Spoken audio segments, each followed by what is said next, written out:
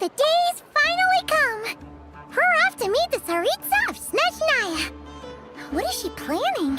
And why does she need the gnosies? Soon, we'll have our answers! Guess this'll be the end of your journey that your sister mentioned. What is she expecting you to find there? Snezhnaya still feels like a long way away. Hopefully, there'll be plenty of time to relax, eat some good food, and have fun before we arrive. But whenever Paimon gets thinking about how our destination is right around the corner, all these questions come flooding into Paimon's head. It makes her so nervous. Yeah. Anyway, enough about all that. We can't start the final leg of our journey with that kind of mindset. Just think. We've fought dragons and sea monsters, defeated creations of the gods, faced prophecies of doom and the threat of the abyss. Heck, we've even been to the moon! With all that experience under our belts, how can we be any more prepared? Sure thing! Now, stick close to Paimon, the best guide you could ever ask for, and let's charge straight for the finish line! Off we go! What about me? Do I get a call out? Whoa! Columbina? You kinda snuck up on us there.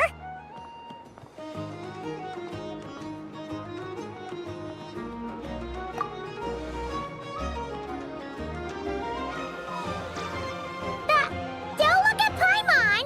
Paimon didn't sell you out this time. Oh, so it was you! Alright, guess there's no hiding it now. All your friends have gathered at the flagship to see you off. I invited Snezhnaya too, but she said she had to go back to Snezhnaya. She must be busy. She had some nasty things to say about you before leaving. Would you like to hear them? She hasn't changed a bit. Alright, let's hear it. If they're heading to Snezhnaya, I'll bet it's to cause trouble for Her Majesty the Tsaritsa. Attending a farewell party for people like that would not be a good look for me right now. Also, please tell them not to count on getting help from a Fatui Harbinger in Snezhnaya. Our time working together was not terrible, precisely, but we're on different sides. So when you get there, don't do anything to make life difficult for both of us. Well, that definitely sounds on brand for her. The attitude, the reasoning. Alright, we'll do our best to keep our distance then. No, you've misunderstood. I think she means that she'd like you to go see her. As long as you don't make things difficult for both of you, you'll be fine. Huh. You really have to read between the lines with Centrone. Go on, get to the flagship. Everyone should be there by now.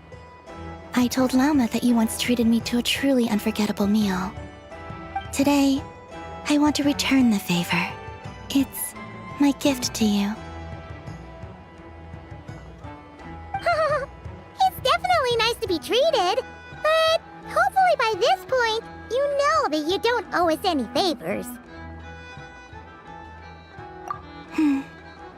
The moon of Nod Krai will always give you a warm welcome.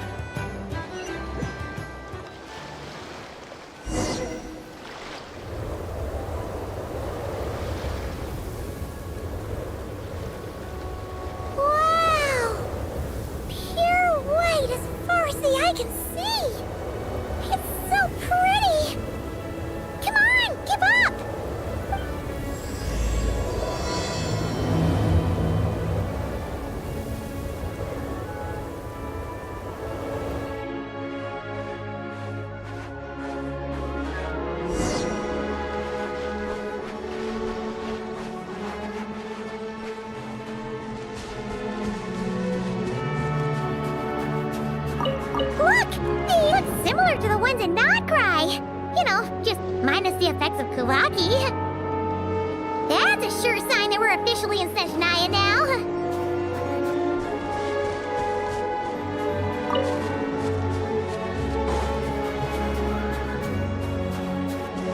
There's gotta be a treasure chest around here somewhere. No adventure is complete without a chest or two.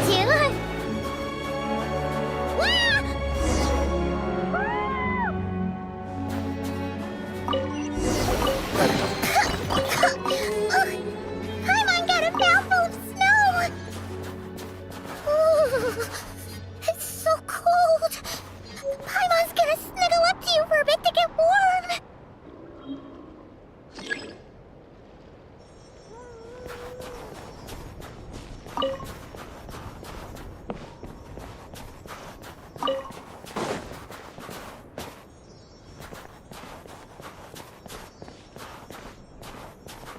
Hey, check it out! Those are bears, right? Aw, look how big and fluffy they are! So cute! Quick, take a picture before the moment passes. Right here. If we get any closer, we might scare them away.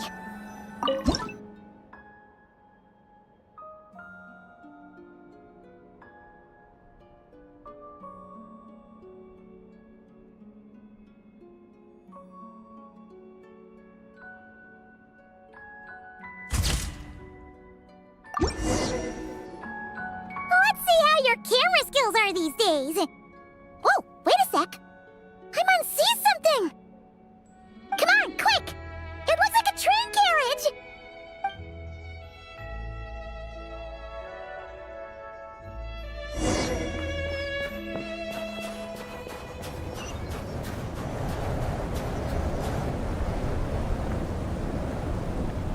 Paimon's heard that Snezhnaya has loads of railways and trains. This must be one of them.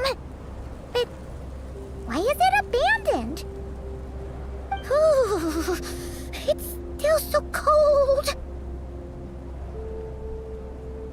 Oh, I don't know. Maybe. Oh, also, is it just Paimon or is the snow getting heavier?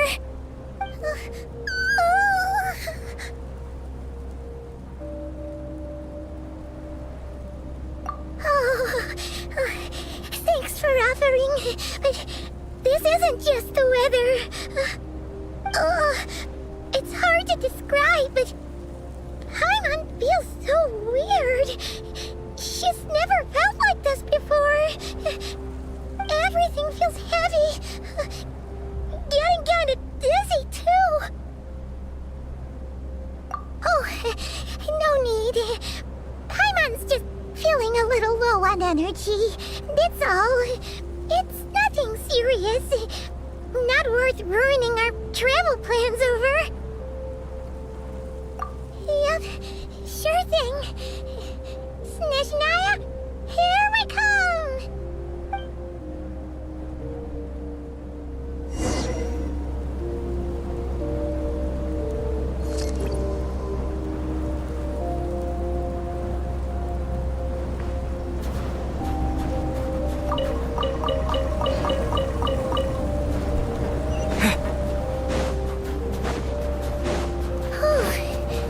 Seems like the snowstorm is getting worse by the minute.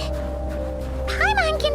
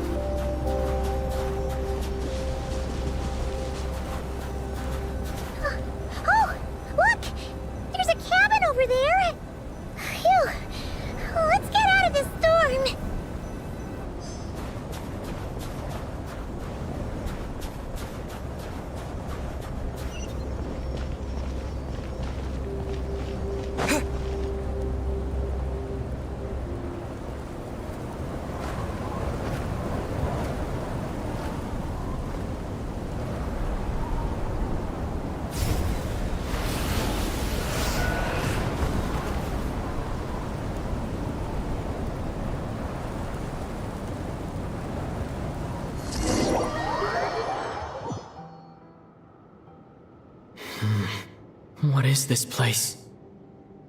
Where's Paimon? I need to find her fast!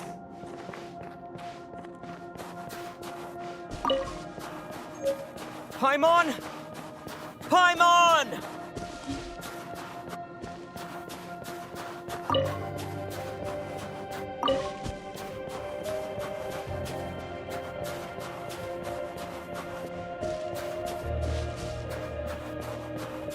That's strange. Where could she be? I guess I'll try further ahead.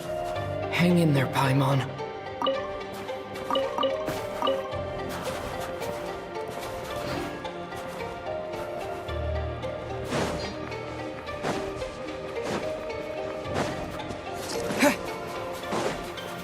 Is that a train carriage? Maybe I can get up from the inside.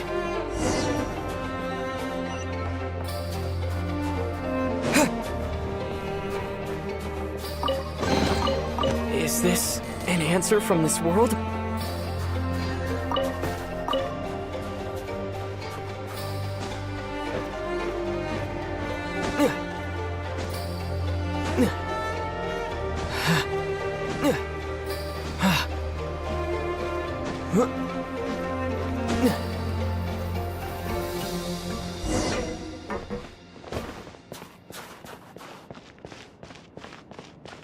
It says here, Kresnik's torch, civilian model.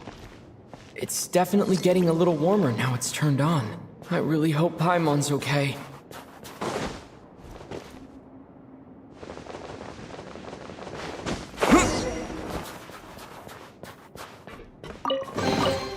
A reward on the road.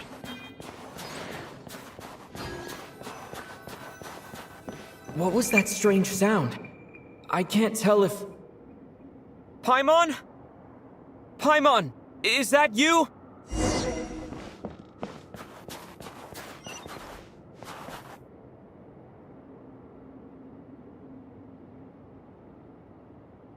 Incoming entity detected. Authorization granted. Initiating original. Hello, Descender, who's reached the eve of tomorrow. Eye of Gray at your service. Time since last activation.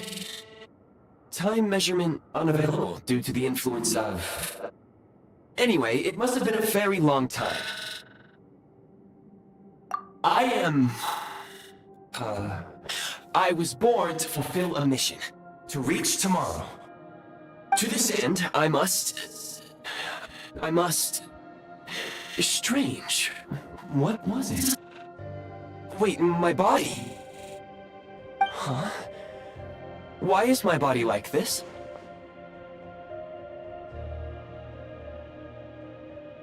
I have been like this since I was created. And yet, I also have memories and an awareness of a physical form that I once had. But this contradicts my current status. Anyway, I was created so that humanity could reach tomorrow. But I am unable to load further details at this moment. Nevertheless, serving humanity remains my primary objective. I have detected a drop in your surface body temperature. You cannot remain active in this state for much longer. In accordance with my preset programming, upon reactivation, I must ask the one who awakened me the following question. Will you accept me, Transcender? I will assist you, protect you, and fulfill my mission until we reach tomorrow.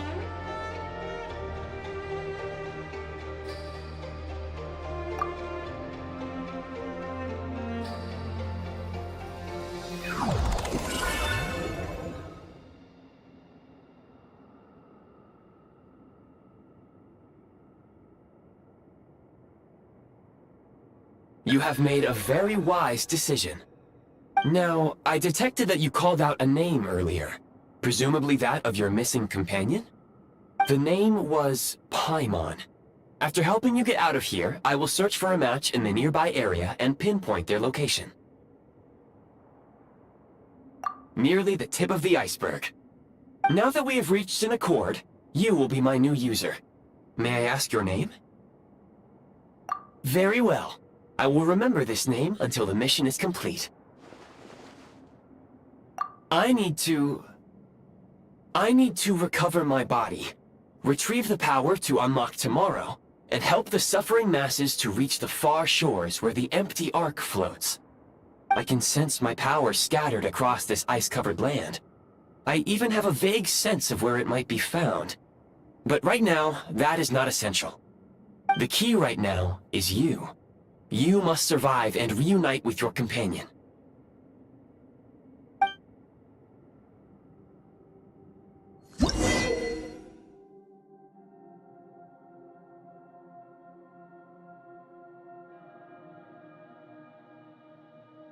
You may now execute the command, Demolish.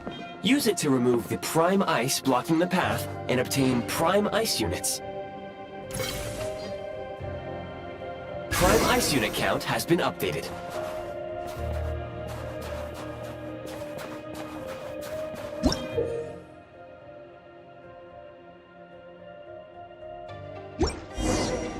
You may now execute the command, Build. Use it to create a prime ice construct to prop up the door.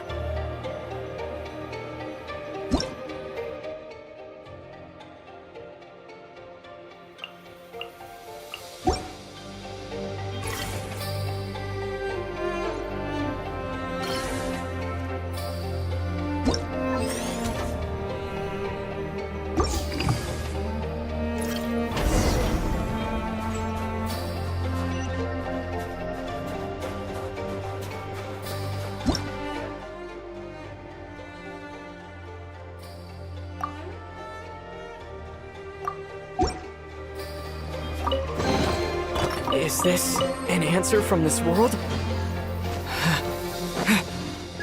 Scanning local environment. Exit has been sealed off with ice. That would not be an efficient approach. One moment. Usable construct blueprint detected nearby. You can use this to clear the solid ice ahead of you more quickly.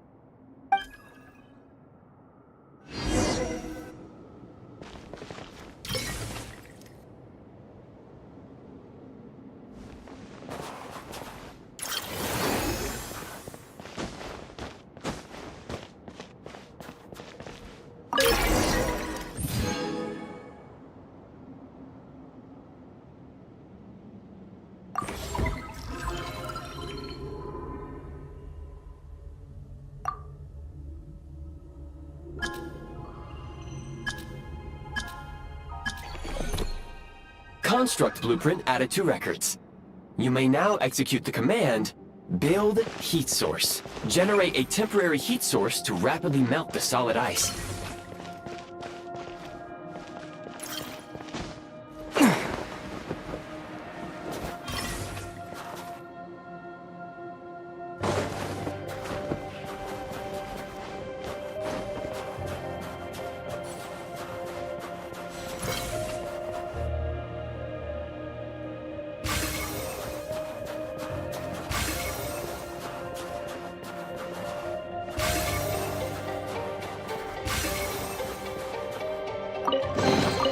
A reward on the road.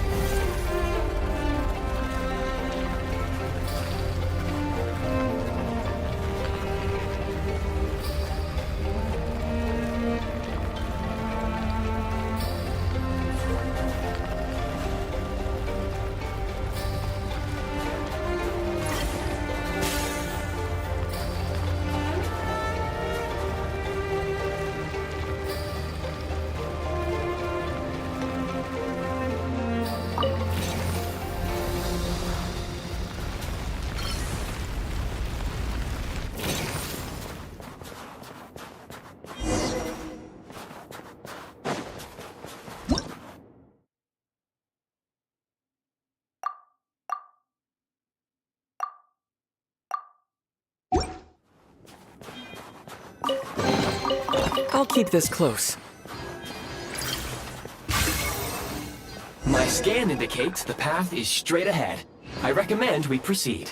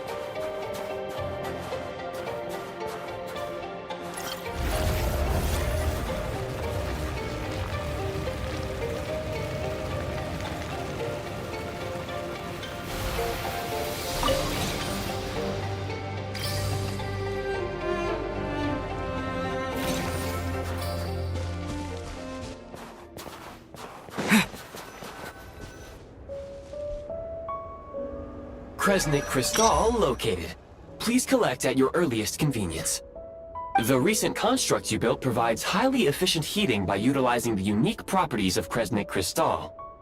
Unfortunately, prime ice constructs have a very short lifespan and cannot be stabilized during the development period. Hence, the authorization to use Kresnik Crystal was granted. That said, I have already forgotten what warmth feels like. Yes. Perhaps then, we can warm ourselves by the fireside together. But for now, all you need to remember is this. If you collect Kresnik Crystal, I can extract the energy within and use it to maintain your body's surface temperature.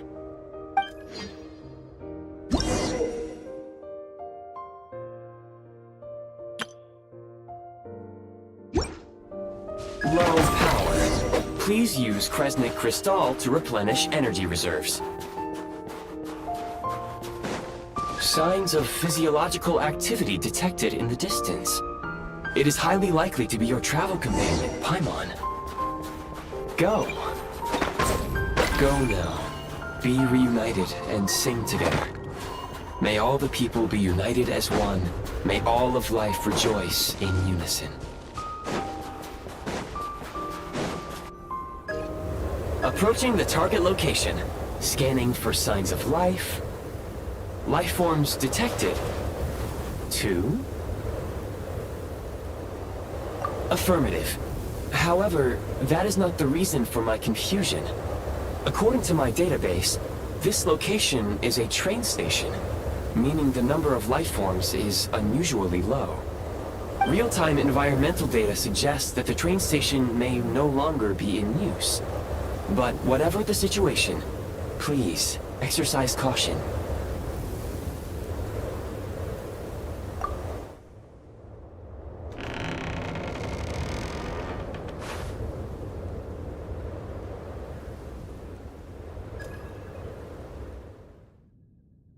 Paimon!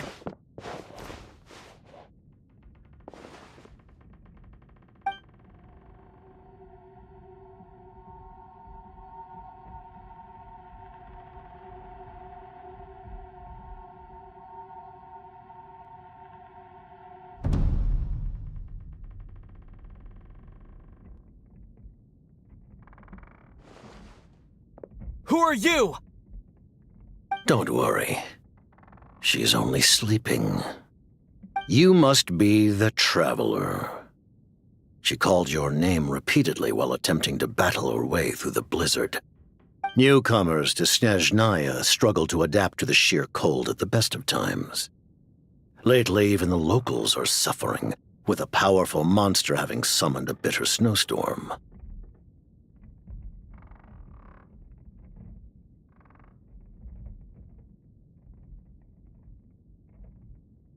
You two must be very important to one another. You should take more care not to get separated. Your eyes. Are you Conrian? There are indeed some Conrians left in this world who survived the cataclysm. But I doubt that is news to you. It would be unwise to interrogate my identity here. Focus your attention on your travel companion instead. We will meet again very soon.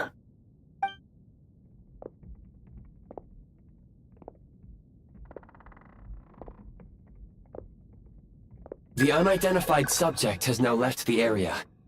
He appears to be an individual of great significance, but my search has yielded no relevant data. I will try searching the database again. Against the odds, your companion is safe and sound. The other person even left a blanket for her.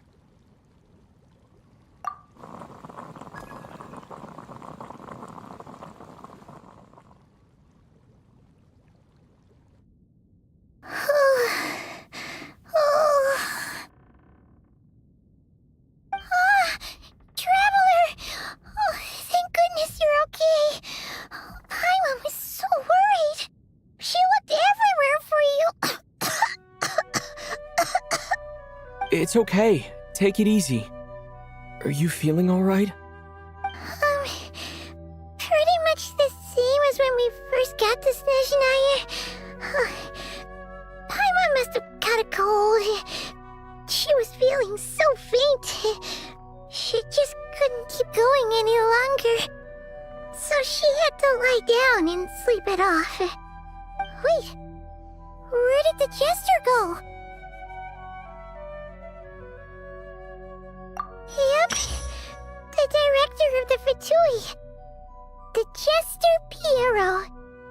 So, you met him? The Jester must know everything about the Tsaritsa's plans. But there's no way he'd tell me just like that. We might well have ended up clashing. Well, he was right about one thing. Right now, the most important thing for me is to take care of Paimon while she's unwell. He had no intention of explaining his motives, and he left in something of a hurry. Hey! What the? Who is that?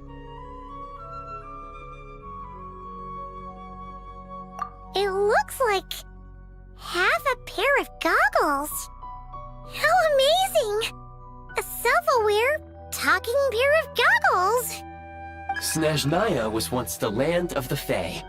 There are many ancient creations here that I'm sure would broaden your mind further still. Mind you, my database is also expanding as we speak.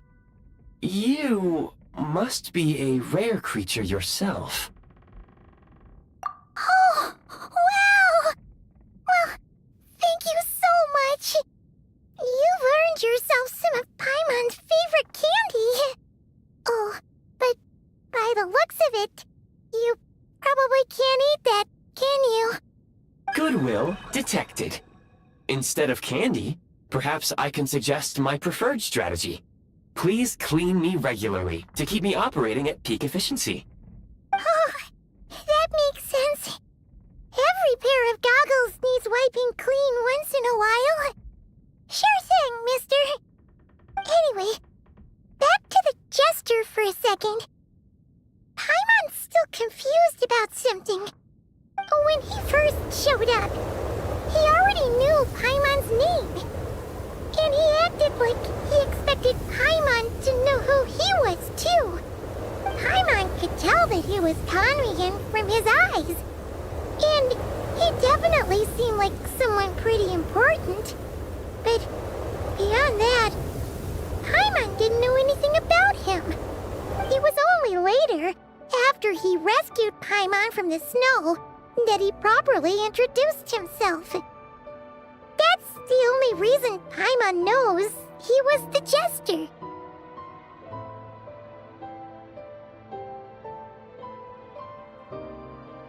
Oh, seems unlikely.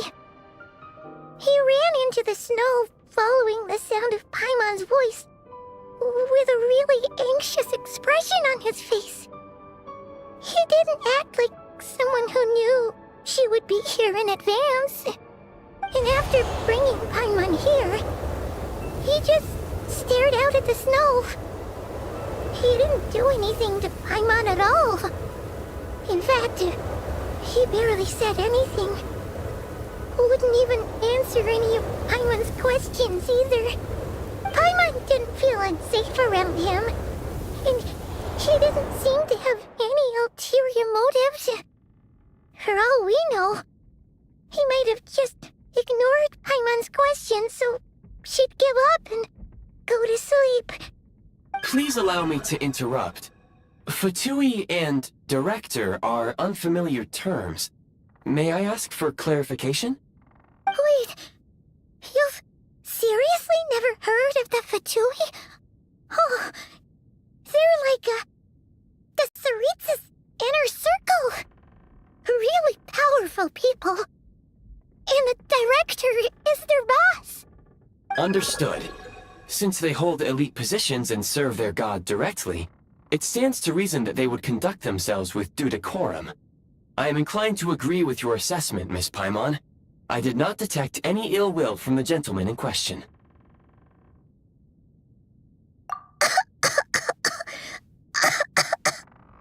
sorry. I shouldn't have encouraged you to talk so much. Paimon, new plan. Let's get out of Snezhnaya for now. We can come back after the weather clears up and you're all better. The Jester mentioned that this snowstorm, being the work of a monster, is worse than most. Even if we made it to Snezhnagrad, we'd still have to wait out the storm before we could do any exploring. Oh, well, it's really nice of you to look out for Paimon, but she doesn't want to hold you back. We were really psyched up for this journey when we first set off. Just think of all the burning questions we have. If we turn back now, who knows how long it'll take before we finally get answers. Further information is required regarding the monster situation. But objectively speaking, there is another, more pressing issue at hand. At this point, we have traveled a significant distance into the blizzard. Were we to turn back now, the road would be extremely treacherous, especially since we would need to travel on foot. If, however, we continue onward, there may be a better solution. Do you remember what I said as we neared this location? I told you that this is a train station. While it has evidently fallen into disuse for unknown reasons, the tracks remain intact. We can break through the blizzard and forge ahead by driving a train. That is the Snezhnayan way.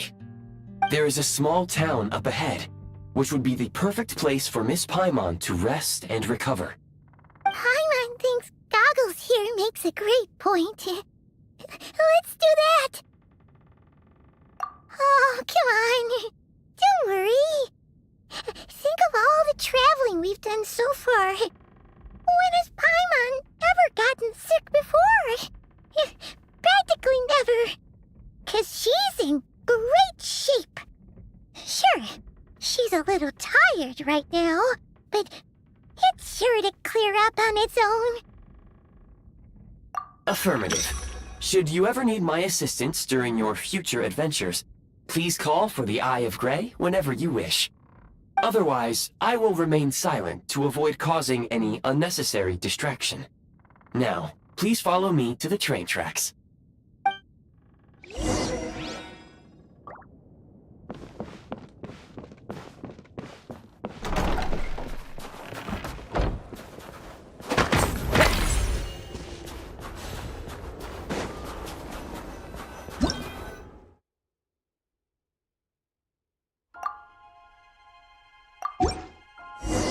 Please confirm when you are ready to depart.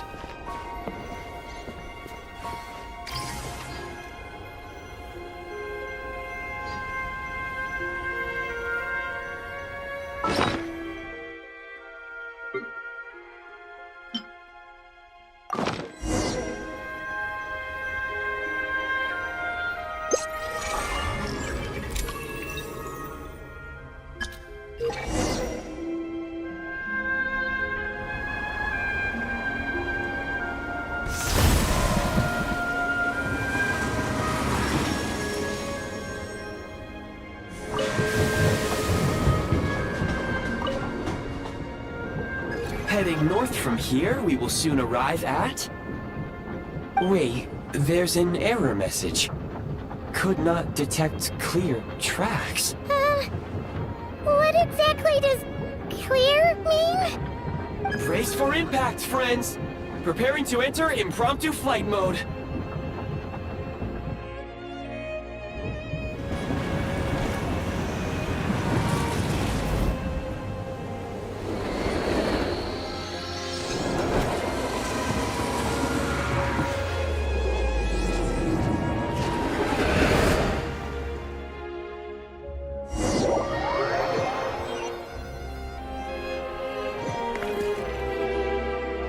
How strange. Not only was the station's status different from my records, but even the railroads and the terrain itself have changed substantially. Yeah. Thanks to your quick reflexes. My sincere apologies for putting you in danger. I'm afraid I'm as confused by all this as you are.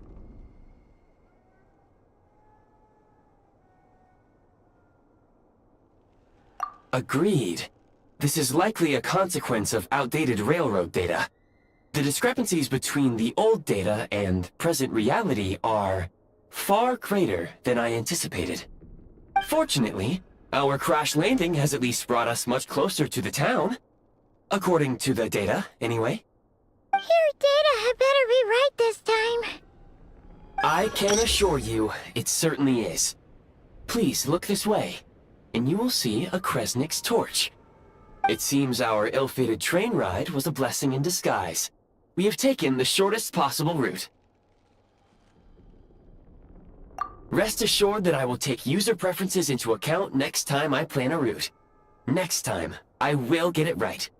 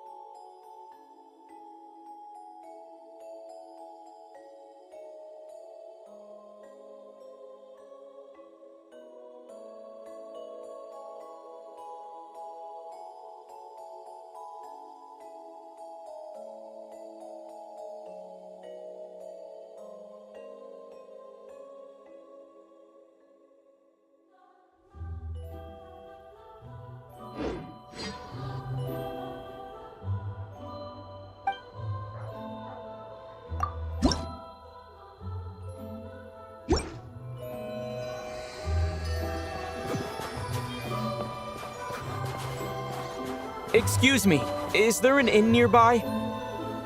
I'm sorry, but they've all closed.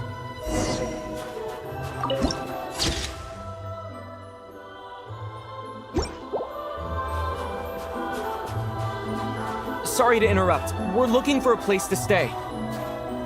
I can't even afford to warm my own house, let alone run a business. Excuse us. Is there anywhere we can stay around these parts? I'm afraid not. You'll have to try your luck somewhere else. All we can do is wait for the next shipment of Kresnik Crystal to get here.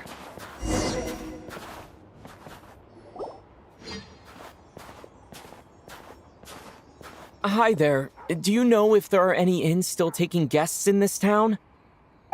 Doubt it. They're probably all closed. No one has enough Kresnik Crystal to heat their own homes, let alone a business. Oh, what a bummer. I clocked you a while back. You adventurers or something? We don't get many tourists in inland Snezhnaya these days. Why is that? Because of the snowstorm?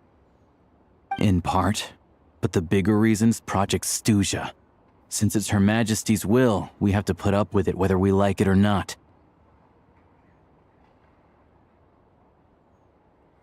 Oh, sorry. I assumed it was common knowledge by now. Basically, the Tsaritsa is planning something big. Something that requires an enormous amount of energy. Even if they used all the surplus Kresnik Crystal in Snezhnaya, it still wouldn't be enough to meet demand. So, the Vecha passed a resolution requiring all factories and households to reduce their energy consumption. The policy has thus been charmingly named Project Stuzha, meaning bitter cold. Bitter cold? So, like, it's gonna be a cold winter, folks? You're all gonna have to find a way to get through it? That kind of idea? Pretty much.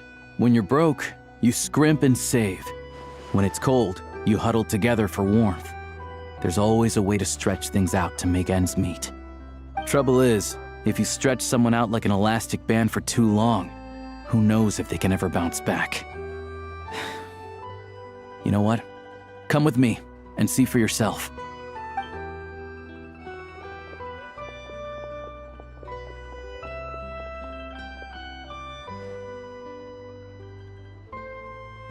Can you please explain to me why the price of Kresnik Crystal has gone up by 1/3 again? Even as our purchase quota has gone down. You only come here twice a month. This won't even last us a week. The supply and pricing of Kresnik Crystal are based on current production volumes and price data. We Fatui are only responsible for delivery and security. I'm not in a position to explain to you how the figures are calculated, but I assure you, they are as fair and reasonable as possible. Oh, so our lives mean nothing to you? How can you expect anyone to survive a single night in this weather without heating?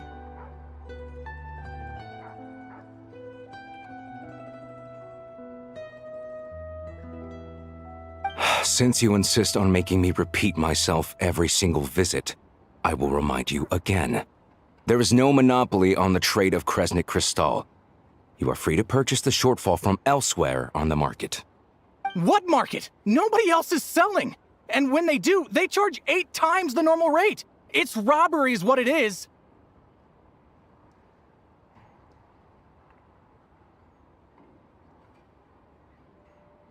Which is why the Snezhnaya Veche passed a resolution to support border communities, without which you wouldn't even be able to buy crystal from us to begin with. So if you're here just to argue, move aside and let the next person in line come forward. Everyone's feeling the cold here. You... All right, everyone, let's calm down for a second. A few words, if I may.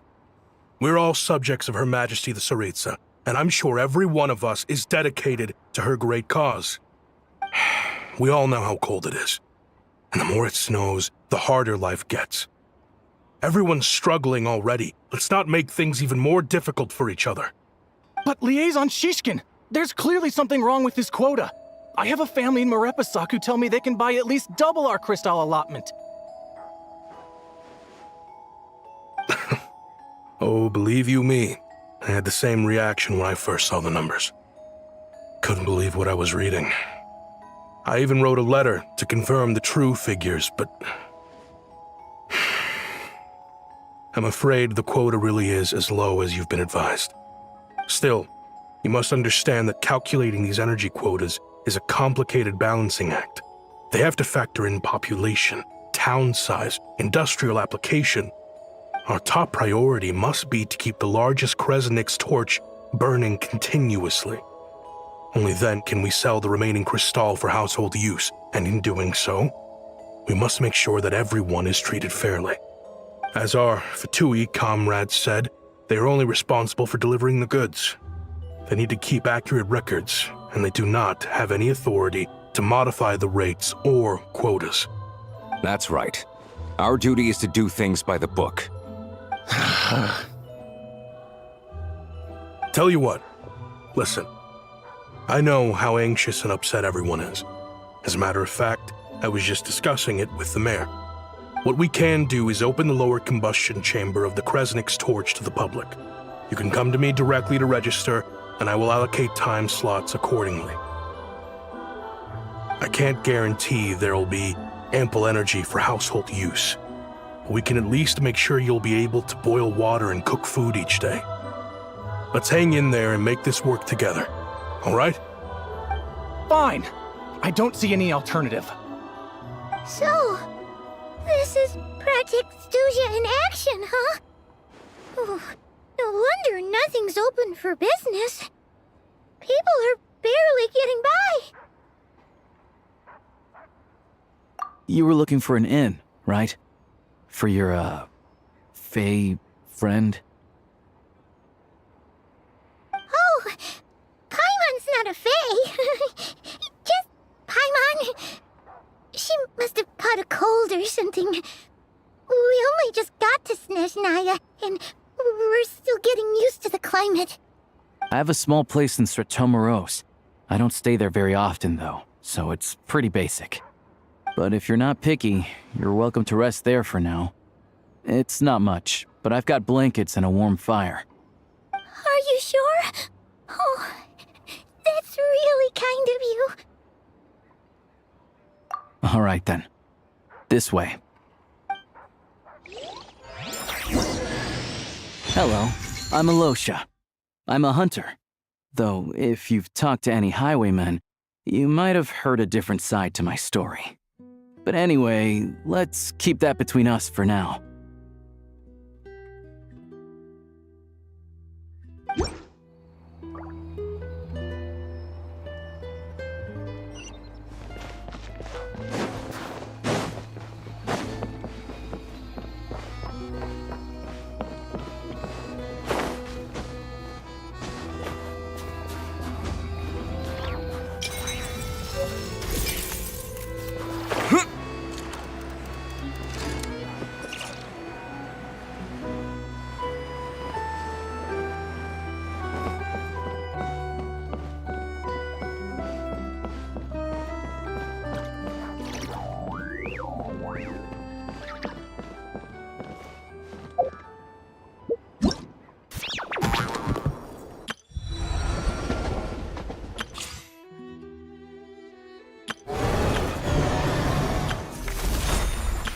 All geared up.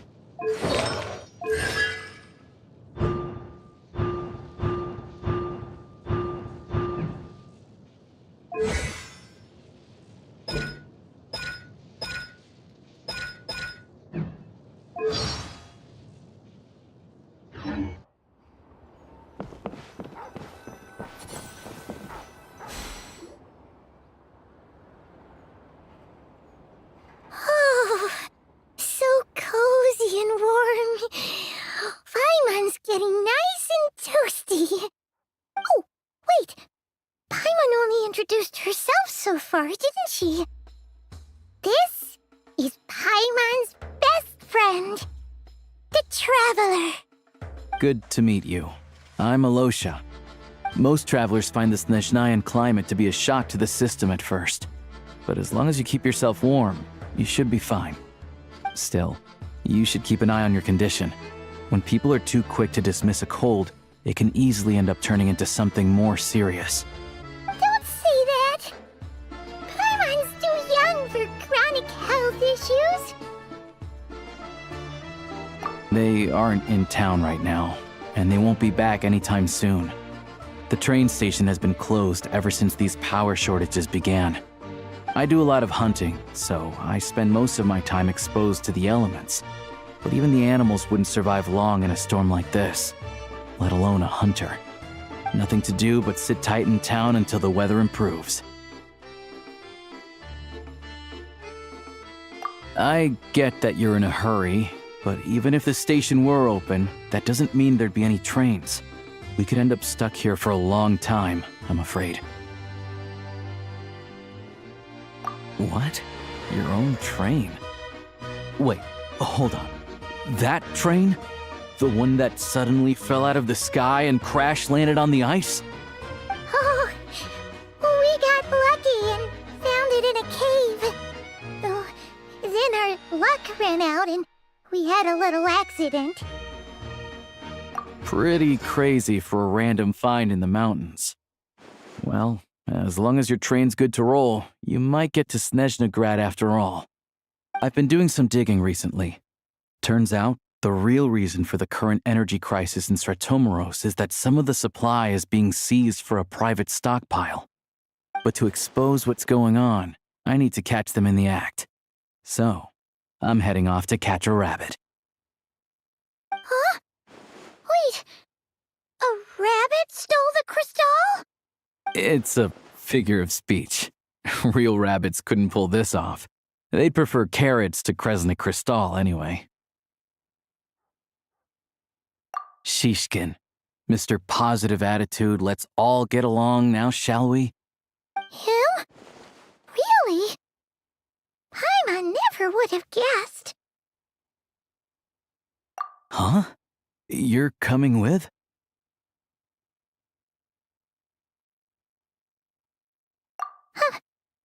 Oh, okay then. Just give Paimon a second to get ready. Alright. Guess there's no point pushing myself. Paimon will stay here and hold the fort then. Be careful, you two. Oh yeah, there's one more introduction to do. Tagarin, get in here. Oh, a doggy.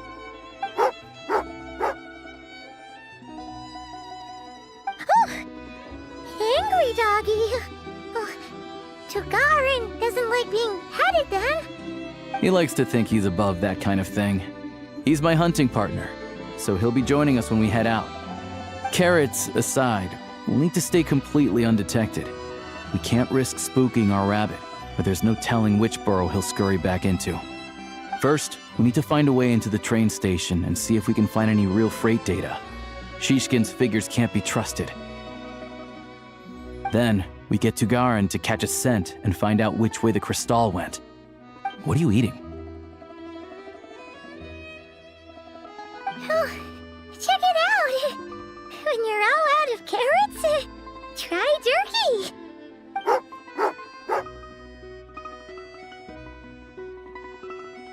Good doggy. Good doggy. A fellow dog lover, huh? Yep. And rabbit lover. Carrots are great too, you know. Good to know. Eat up, Tugarin. We got a lot of work to do.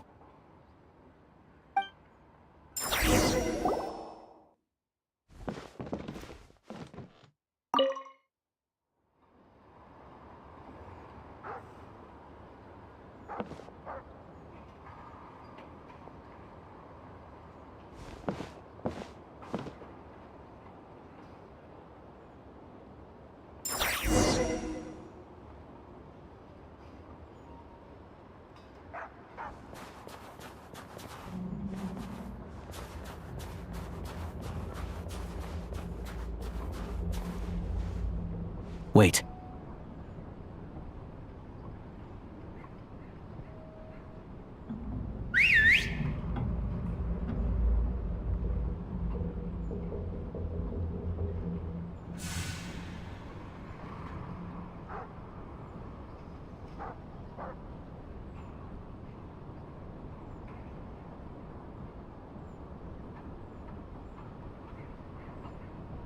Nice work, Tugarin. Come on, we'll go around.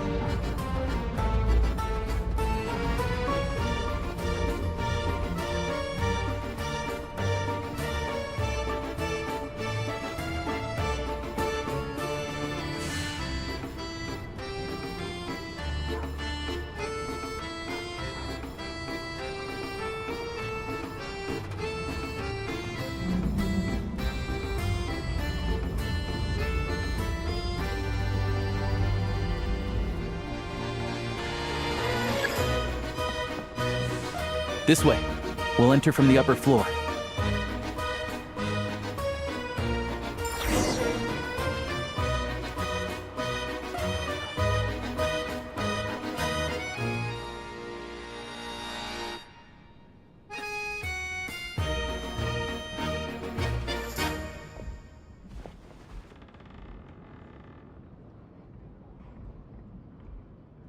There we go. A freight list. Straight from the Fatui. So Shishkin won't have had the chance to doctor the figures. Looks as new as the day it was printed. I guess no one bothers reading these unless they have ulterior motives. Yeah, this is all we need. Come on, let's get out of here. Then go track down the crystal. Tugarin's a keen hunter, and catching rabbits is his specialty.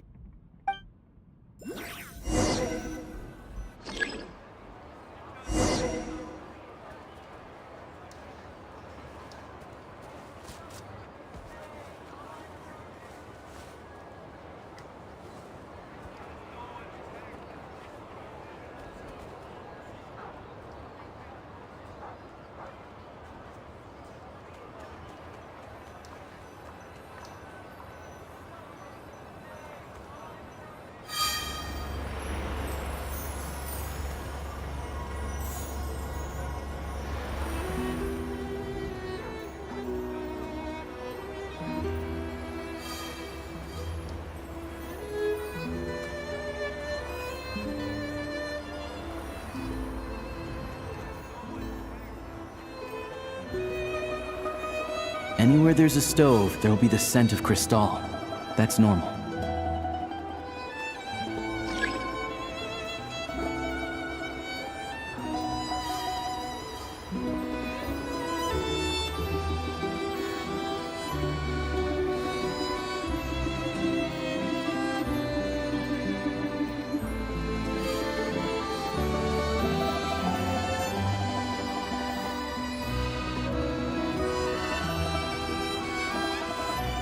But if he picks up the scent of crystal somewhere and there's no stove around, that's how we know something's up.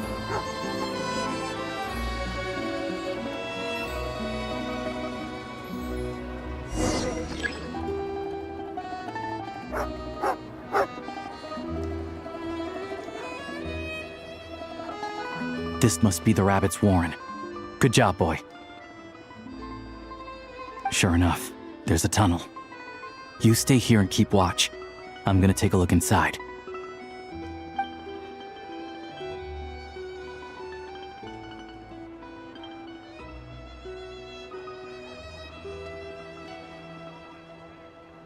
Thanks for looking out for us.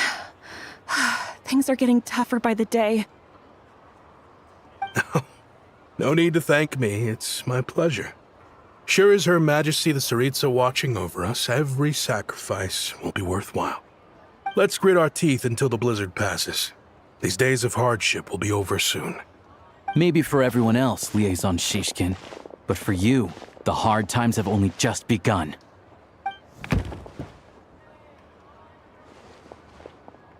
Huh? Who are you? What's the matter?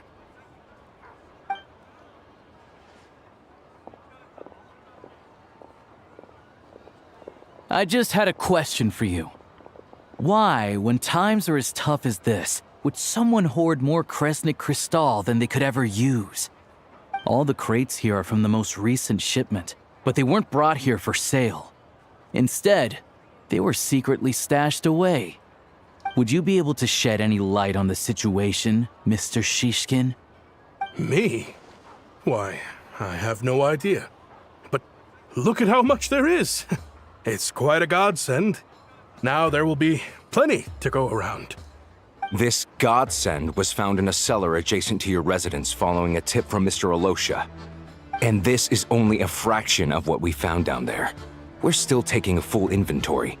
The official figures will be finalized shortly.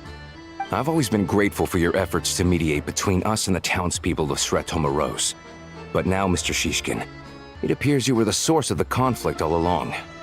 How could you do this to us? We trusted you to have our backs. You've been lying to us this whole time? Hey, I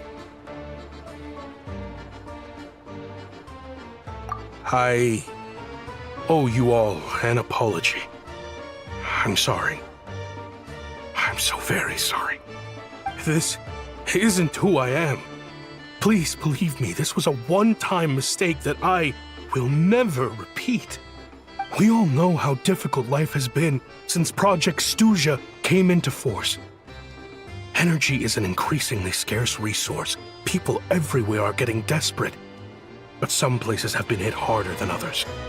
I grew up in Alatir, a small village with no train station. Deliveries of Kresnik Crystal have ceased there entirely. If nothing is done, they're all going to freeze to death. You know as well as I do how downright impossible it is to buy Crystal these days. The thought of my poor mother and father, with no one to help them, I felt so afraid. I watched as energy grew scarcer by the week, all the while knowing that their lives were at risk. Then one day, I looked at the Crystal shipment in front of me, and a terrible, selfish thought entered my mind. Looks like I'm just not cut out to be a criminal. I'm so sorry. Once the Fatui have finished their count, you'll see that the numbers match their waybill.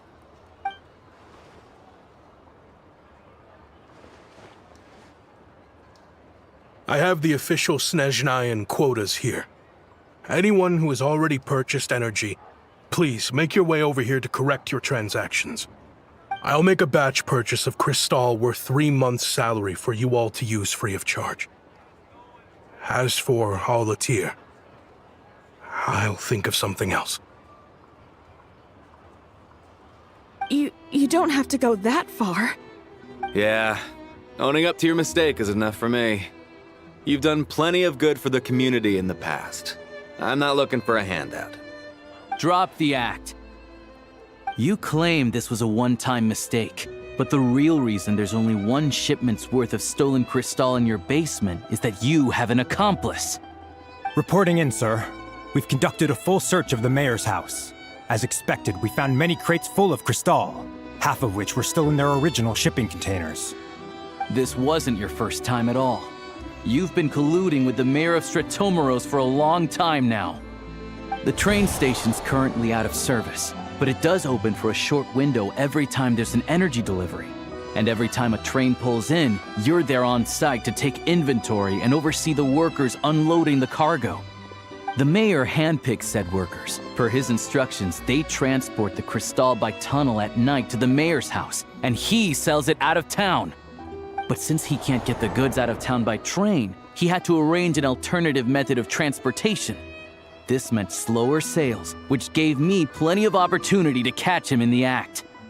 Wait, the mayor's involved in this too? Preposterous. What proof do you have of any of this?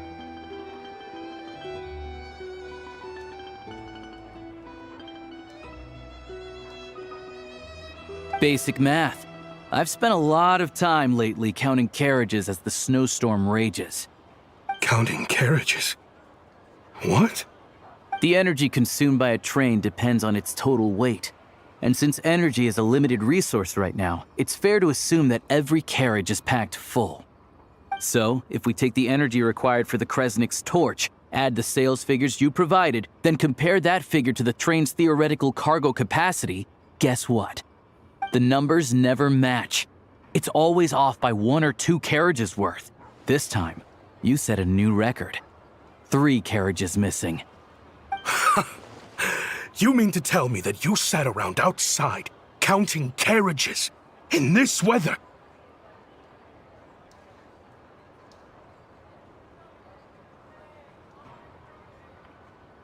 I'm a hunter. I have 2 options. Hunt or starve. Well, I've heard enough. The evidence speaks for itself. Take Shishkin and the mayor into custody and escort them back to Snezhnaya.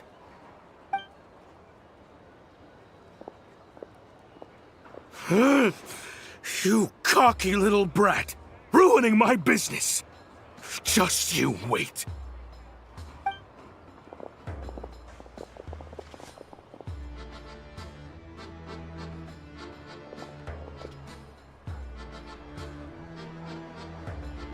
Yeah, something felt off, so I just followed my gut.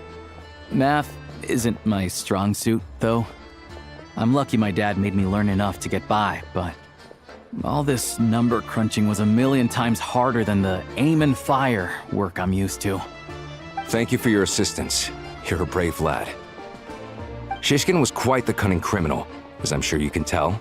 He did all of this right under our noses, and we never suspected a thing. A wolf in sheep's clothing. He had everyone fooled. Even with that sob story he fed us. He was probably trying to keep the mayor out of it, not just mask his own motives. Without the compelling case he put together, even I might have fallen for it. Alosha, was it? Tell me, are you really a hunter? We can go find some wild animals if you want. I'll fire off a couple of shots, and you'll see whether I'm the real deal. I didn't mean to cast suspicion on your identity. It's just...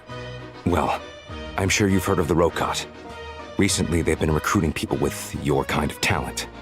They hide in plain sight under false identities, working against Project Stusha, sometimes directly opposing the Tsaritsa herself. They aren't a violent organization, and their goal is to improve the lives of the common folk. But still, as a member of the Fatui, I wouldn't be doing my job if I didn't keep tabs on them. First I've heard of this. I don't really keep up with what goes on in the city. All I know is, people who don't mind their own business in the city end up paranoid about everything. As for me, I just couldn't stand Shishkin.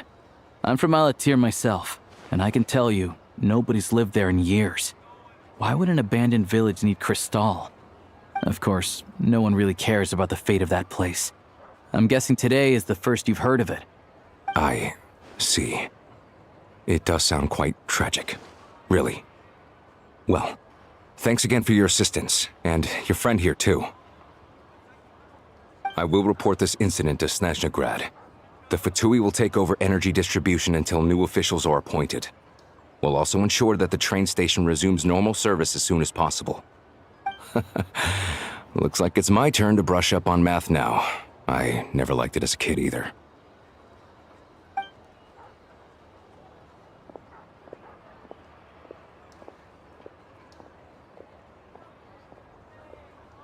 Don't mention it. Isn't the soldier overseeing the delivery supposed to verify the quantity of the goods? Was he just careless? Or was he being paid off too? Who knows? Excuse me. I'll take a share of Kresnik Crystal too. Thanks. I need to take a detour before we head back. There's someone I have to deliver this crystal to.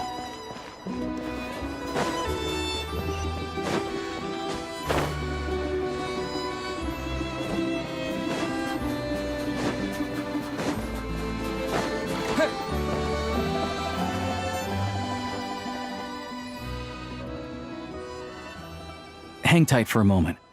This old lady, she doesn't really know who's who anymore.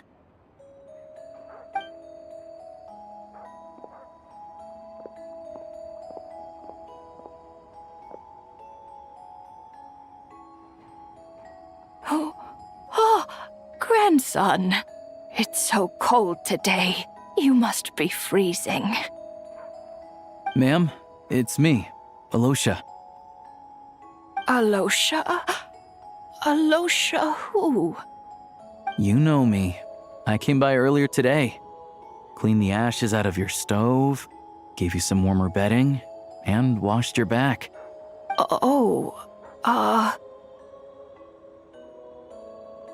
I'm sorry, I don't remember. Now, how often do I get to see my grandson? Come on, take a seat and relax while I fix you something to eat. It's okay. You just rest. I'm fine. Oh, you. It's nice to come and visit your old granny once in a while, isn't it? Sretomaros, a good town. All sorts of things to do and people to meet. And the local officials are good to us. Sit down, come on, take a seat.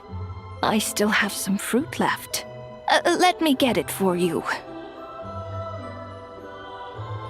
Please, don't get up on my account. You need to rest. Where's the fruit?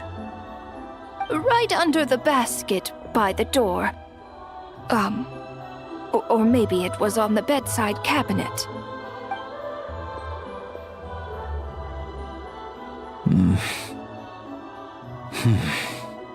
Well, grandson dear, do you like it?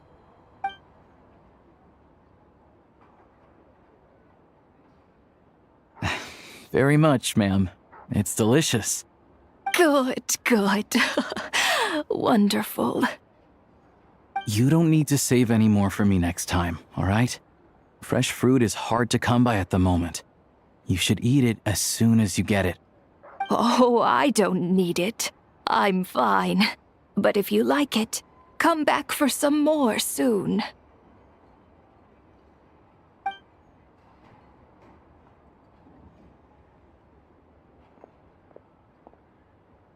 Some kind soul must have given these to her. But she always saves the nicer things for special occasions. I met her at the market back before her health began declining. She was a lovely old lady. We're from the same hometown. Not many people have heard of Alatir. And if they have, it's usually for all the wrong reasons. There's a gang of highwaymen that came from there. Now that it's an abandoned village, it's rare to find anyone who shares fond memories of our hometown. So after we got talking and realized we were from the same place, we decided to keep in touch by letter. I first learned of Stratomoros's energy supply problems from a passing comment in one of her letters. Then, after her health went downhill, I started visiting more often to check in on her. The town's been in decline for a while now, but because of her memory problems, she thinks of it as the bustling, prosperous Stratomoros still in its heyday. That said, I kinda appreciate her optimism. There's not much of it going around in this world of ice and snow. It's fine. Everyone grows old. In Snezhnaya, some people believe that in your final moments, you'll sense a familiar presence by your side. You turn to look at them, but their face is blurry. So you focus hard, trying to make out who it is. And when you finally see their face, the Grim Reaper reaches out and takes your life. She still calls me grandson, though. So at least I'm not a blurry face in her world just yet. Come on, let's get back and see how Paimon's doing.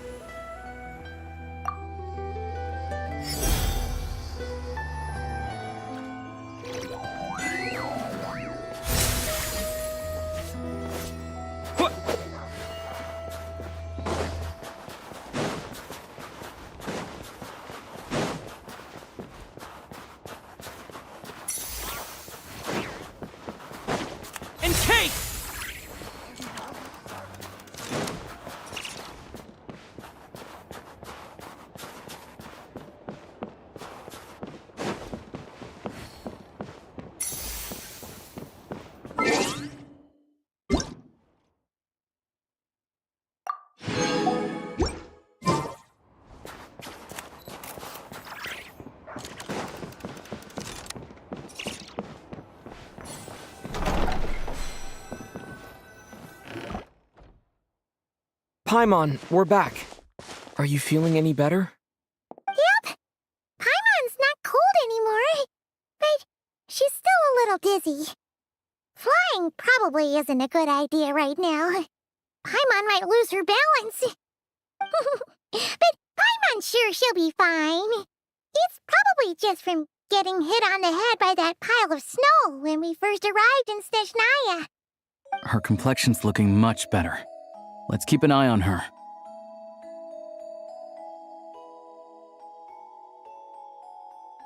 Sure, but about that. How did everything go on your end? Are you all set? Did you have any trouble? I'll explain. It's a bit of a long story.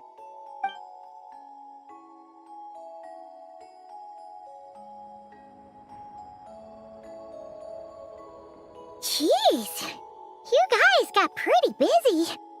Sounds like the liaison officer and the mayor were running quite an operation. Good riddance to both of them. It's a good thing you managed to catch them. So, you said the train station will open again soon, right? And everyone has enough crystal now? Yeah. Well, enough to survive at least. Project Snezhnaya isn't going away anytime soon. People will still have to scrimp and save to make ends meet. Don't know. The goal of Project Snezhnaya is to gather energy for the Tsaritsa, but no one knows where that energy's going. It's never been made public. The thing is, we were told that the project would only last for 6 months, but time and time again, they keep extending it. Extending it?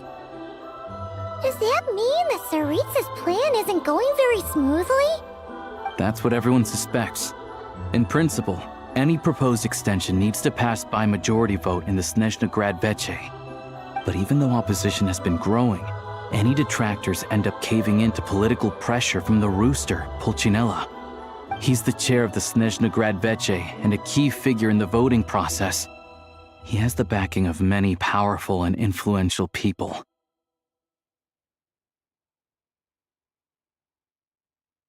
How come the Fatui are picking on ordinary people even here in Snezhnaya?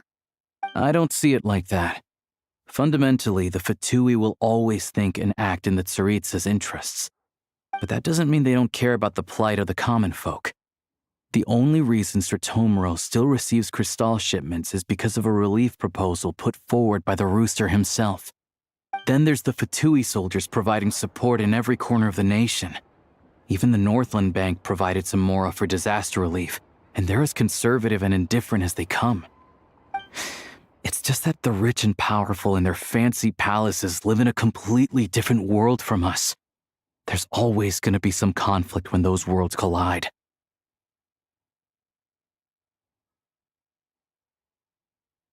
Yeah, well, even though we all believe in Her Majesty the Tsaritsa, there are still many differences of opinion on how best to tackle the big issues of the day. Regular folk don't have an easy way of getting their voices heard in Snezhnaya, while the rich and powerful are either unwilling or afraid to speak out for all sorts of complicated reasons.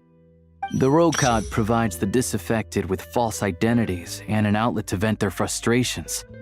Of course, an organization like that exists in a gray area. The moment the Veche think they've crossed a line, there's sure to be a crackdown. But so far, they've been doing their best to help the common folk. Like us, don't you mean? You didn't hesitate to join in. You're not new to this, I can tell. That's because we're adventurers. It's our job to help people out with commissions and get to the bottom of things. Sounds like we're going to get along. So, what's your business in Snezhnaya? Aside from taking your friend to see a doctor, of course. I want to meet the Tsaritsa. It's complicated. I've had run-ins with many of the Harbingers along the way, and I really need to know what the Tsaritsa is up to. Her ultimate goal? What the no-sees mean in all of this?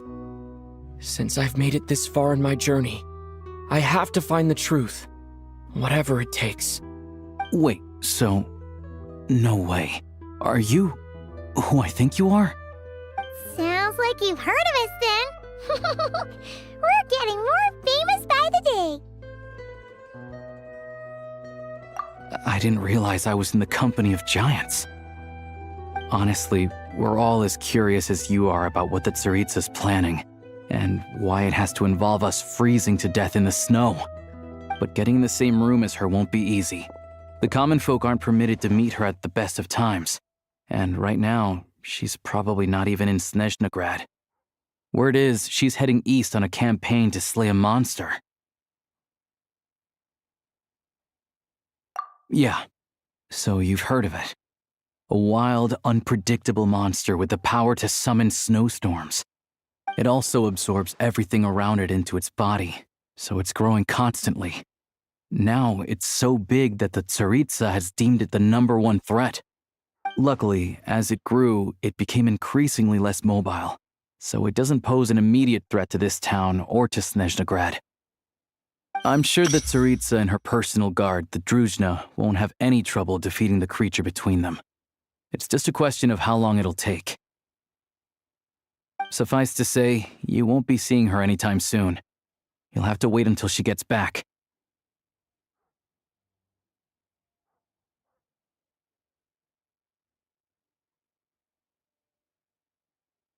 Fair.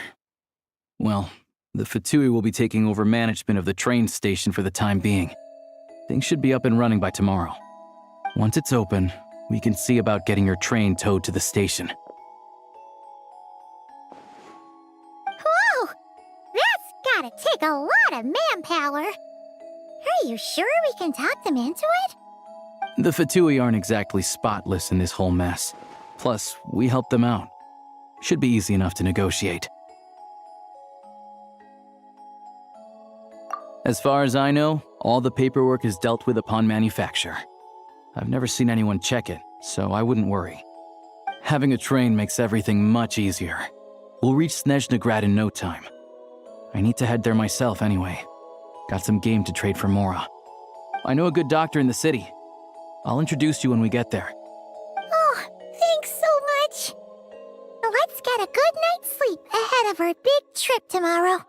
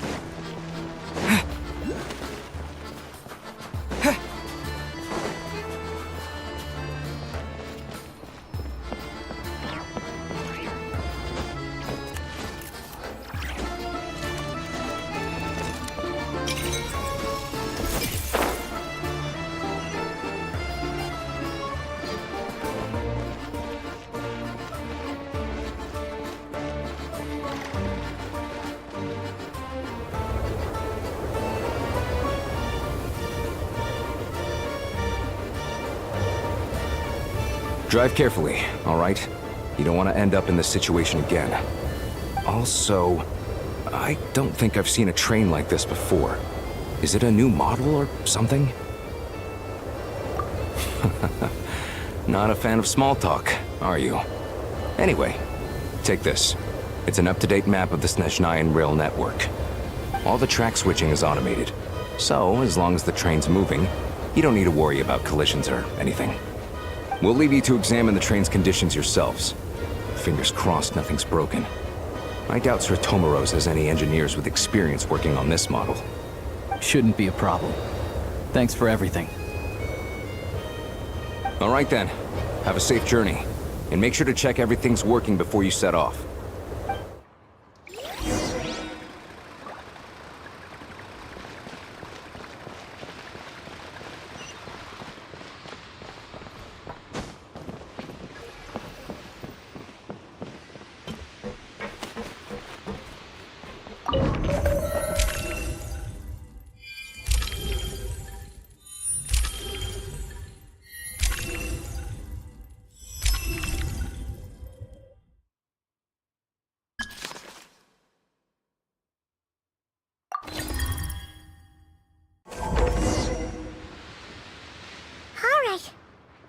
Our destination settings have been applied.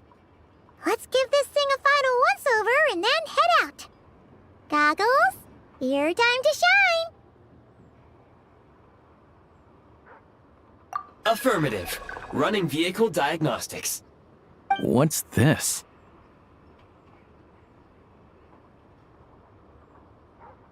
Engine, green. Wheels, green. Frame, Minor damage, but no impact on function. Diagnostics complete. All systems nominal. Neat! Huh. Paimon still can't get over the fact that you just found this tech lying around in a random cave.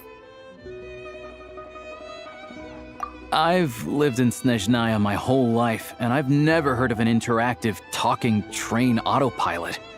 Strictly speaking, I wasn't designed purely to drive trains, though I doubt you have any interest in navigating the practically unreadable operator's manual yourself. All configurations are complete. Should you require any further assistance, please call for the Eye of Gray. Away we go! Oh, nope. Paimon's gonna find a warmer seat.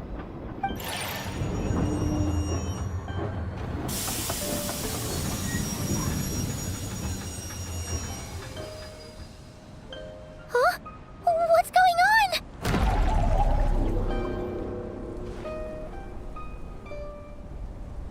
Oh no.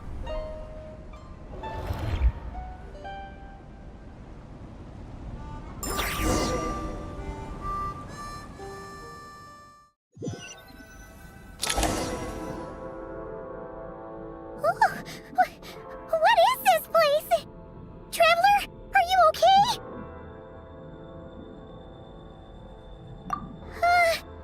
Paimon's still airborne, but it feels like swimming through thick, gloopy water. It's horrible. Just our luck. Of all the things that could have gone wrong. Halosha, you're Snezhnayan, right? Any idea what the heck this place is? It's called the Shadow Realm.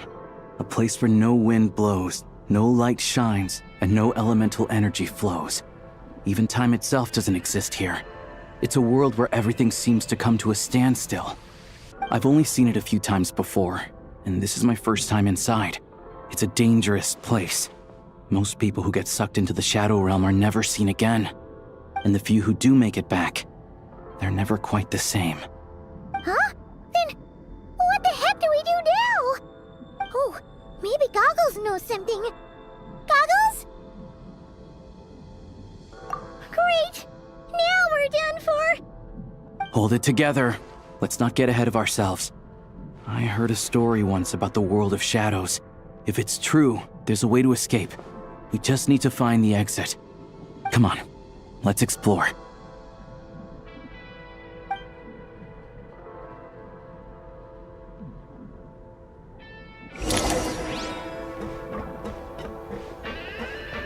Look at these Fatui! It's like they've lost their minds! Their shadows have been devoured. They're no longer amongst the living.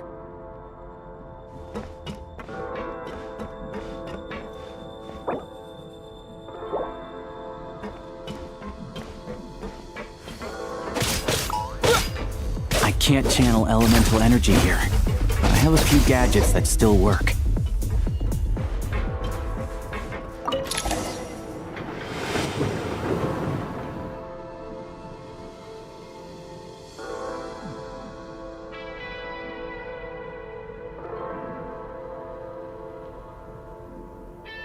Wait!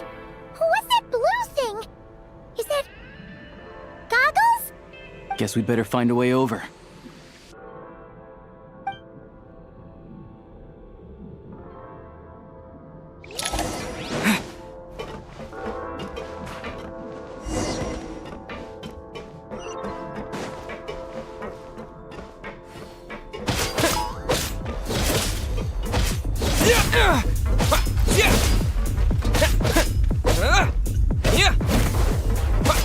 I failed.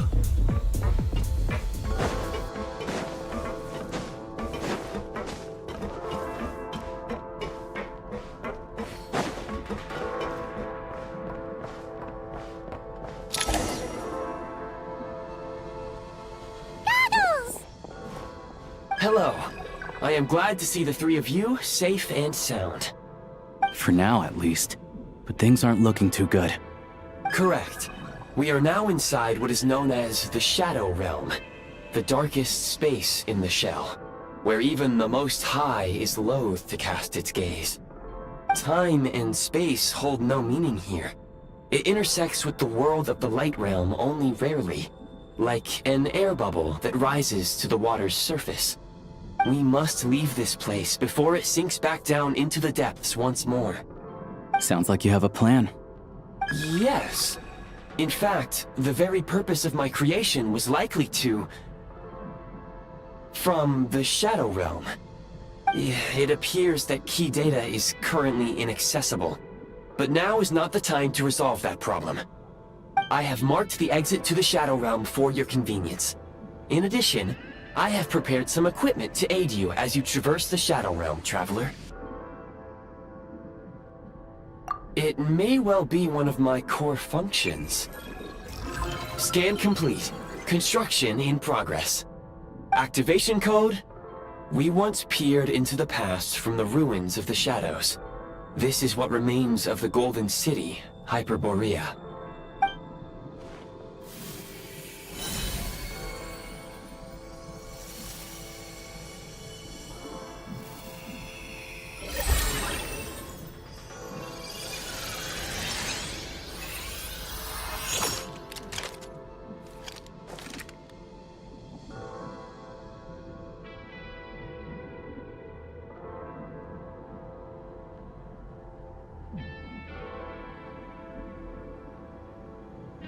Whoa!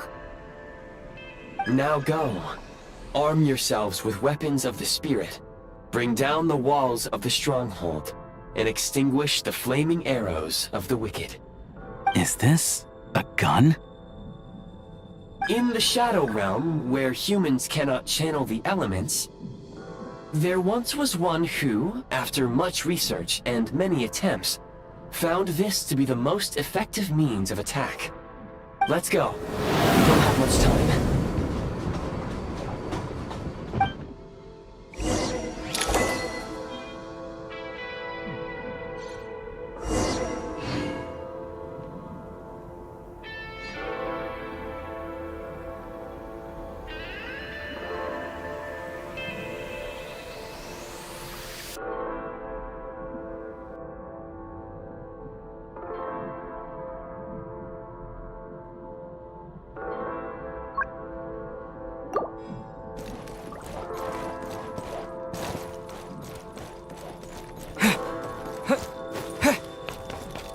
When you encounter small obstacles, you can simply clamber over them.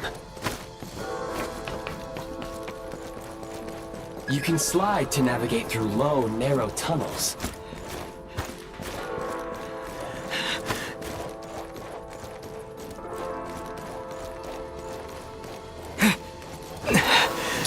Obstruction ahead. You may be able to use the explosives nearby. Shoot the explosives to detonate them and clear the path. Since elemental energy is unavailable in the Shadow Realm, ammunition is an important resource. You can replenish your ammunition at various supply points. For long-range targets, try using the scope to line up your shot. Many hostile units approaching. I suggest a new strategy. Take cover, and pick them off one by one.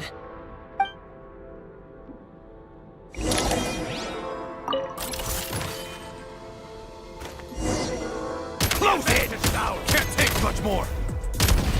Where's the...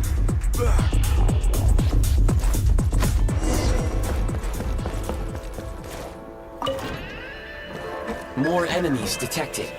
Try attacking with the newly unlocked Assault.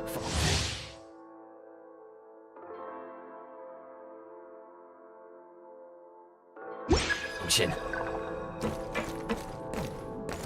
Defenses have been breached! Oh, can't take much more! It's over. Back in business. Mind the rhythm!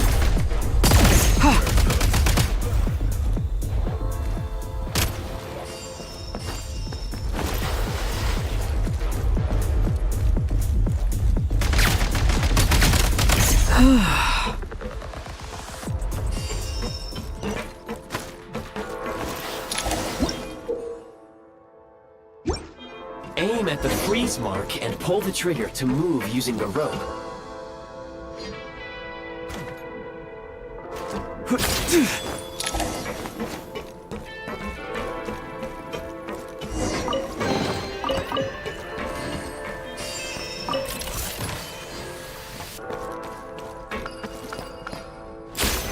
Defenses have been breached! Time to catch my breath.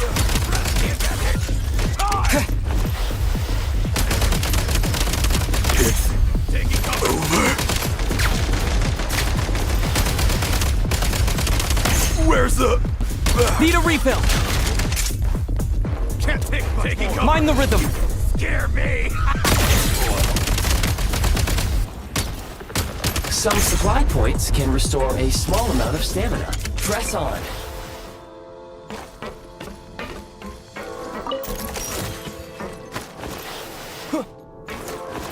You should be able to use the prime ice construct left here to cover long distances.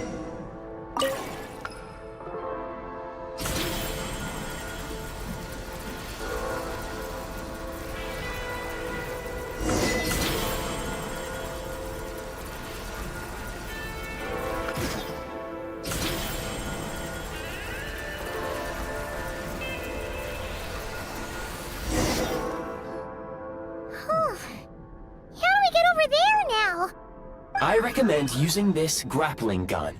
Such devices were originally used to secure structures in the Shadow Realm. If you detach the connected hook, the grappling gun will automatically fire a rope to another nearby hook. Okay. So, we just removed this hook, right?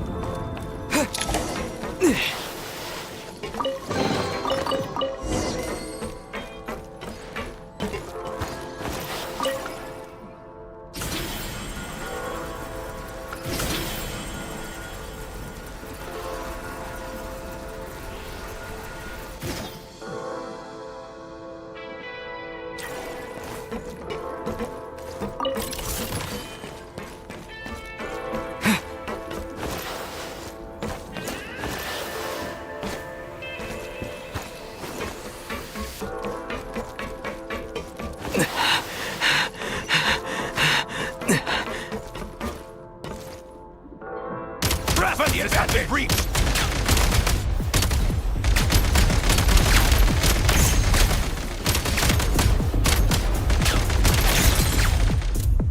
Light him up! Out of ammo! Cover me!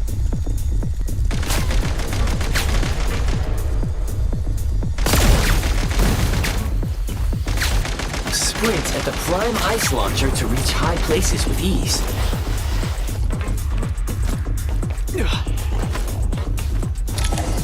Usable munitions detected. Frag crystal.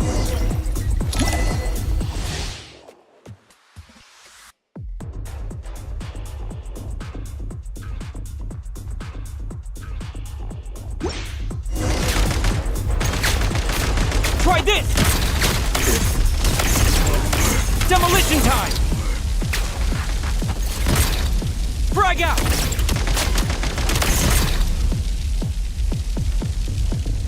Demolition time! Nice! Frag out!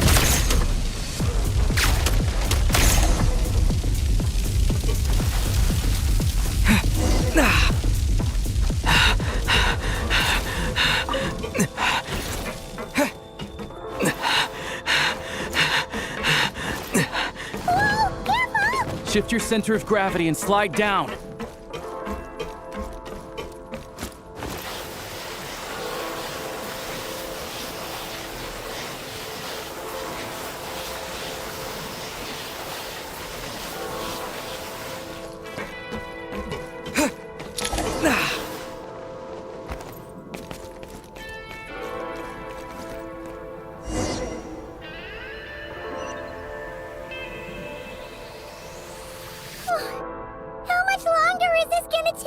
The exit is right ahead.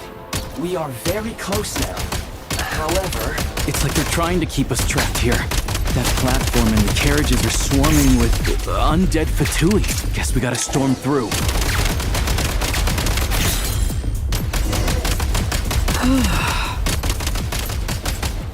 State number 2.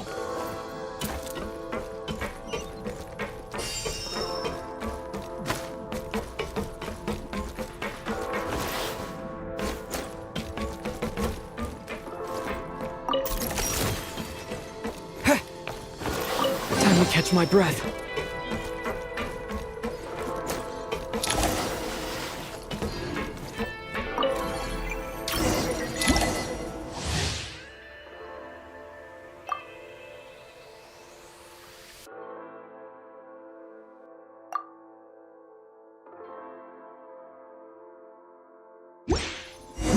You may find switching to assault mode makes your attacks more effective.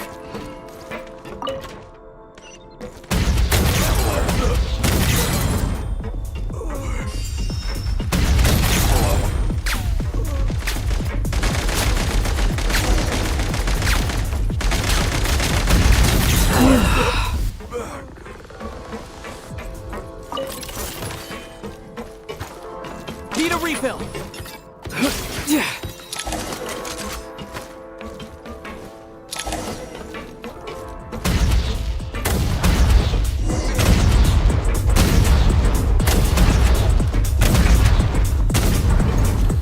Try this! Time to catch my breath.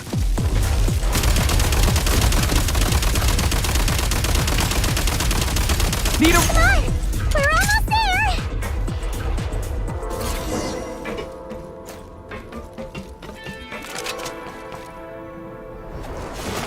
Huh?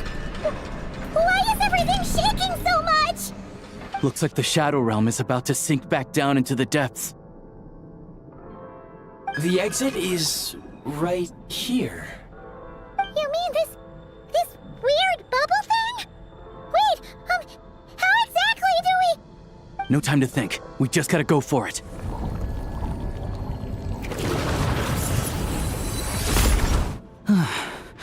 Looks like I was right.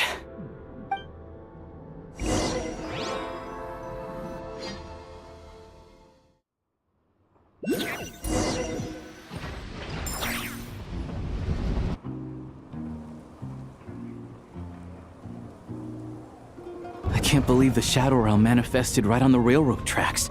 It's almost unheard of. Lucky we made it out. All thanks to you and that awesome gun. Ah, so you have heard of the Golden City before? Yeah, it came up a whole bunch in Nod Krai. You're a pretty neat surprise in that sense, aren't you, Goggles? We had no idea they left cool gadgets like you behind. Make no mistake, it was a team effort. For a first-time firearm user, your performance was quite outstanding, far beyond my expectations. As Alosha said, it is highly unusual for the Shadow Realm to manifest in a place like this, but we should still watch out for similar dangers ahead. Oh, let's hope not.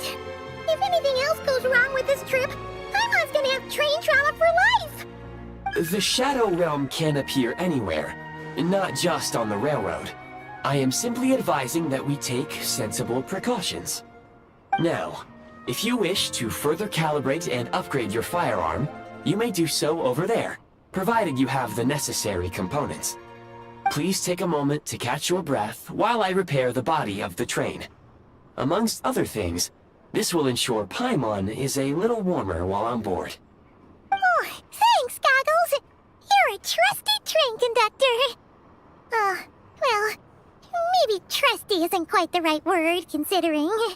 Anyway, at least you get the job done. Yes, of course. And just like the Eye of Grey, I am sure it will be a great asset to you in your future adventures. If not the trustiest, then it will at least get the job done. Let's get some fresh air while the Eye of Grey fixes the train. Yeah, sure. Paimon wants to forget all about the Shadow Realm. It was so creepy in there. Stretching stretching our legs might help take our mind off things.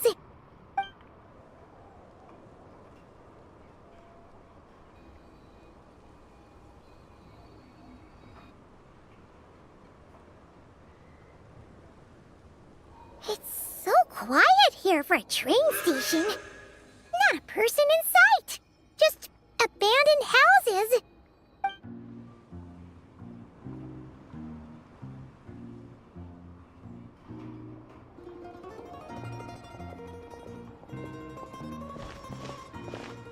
Huh? So much for repair? You've swapped our train out for a whole new model! My plan was to restore the train to its original appearance per my records as quickly as possible. Now that the repairs are complete, the train offers optimized performance and a significantly improved trendiness level. Huh. Didn't know trendiness was a parameter. According to my calculations, parameterization is the most effective way for the Eye of Grey to understand trendiness. Hyperborea, huh? I'm sure I've heard of that in a story somewhere. What an incredible little gadget you are.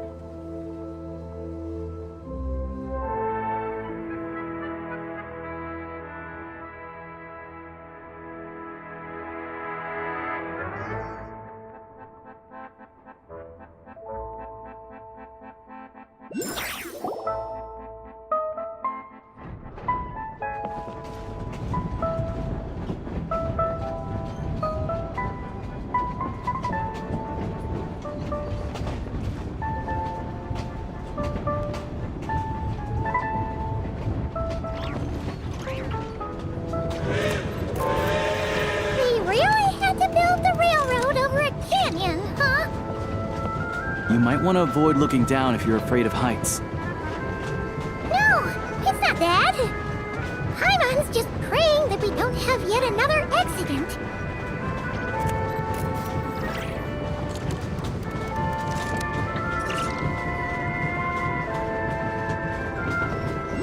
That mountain is breathtaking. Reminds Paimon of Dragonspine. They say this mountain's the domain of a Snegovic lord. A lot of the Snegovic retreated there to live in seclusion, so it's a pretty mysterious place. You hear all kinds of stories. Even the residents of the nearby town of Svietlo-Lidovka steer clear of the summit, and they make a living off of harvesting prime ice.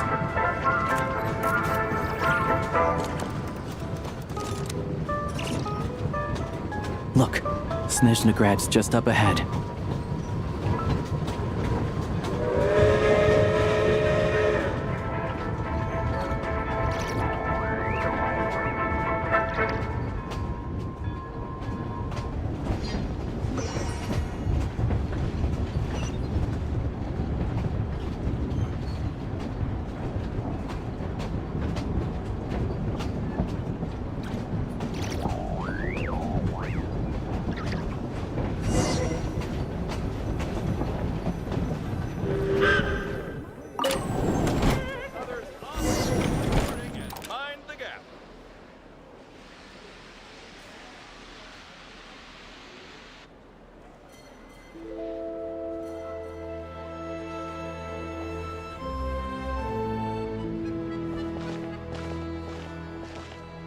Here we are. Welcome to Snezhnagrad train station, the biggest transport hub in the nation. Wow! It's so majestic! Just flying from one side to the other would probably leave Paimon out of breath! It's built for maximum efficiency, but yes, transferring trains here can be a little tiring. In the future, you can use this train station to travel anywhere you want in Snezhnaya. For now, though, come with me. Let's get Paimon checked out. This way. There's a lift car that goes straight to Sapoliarny.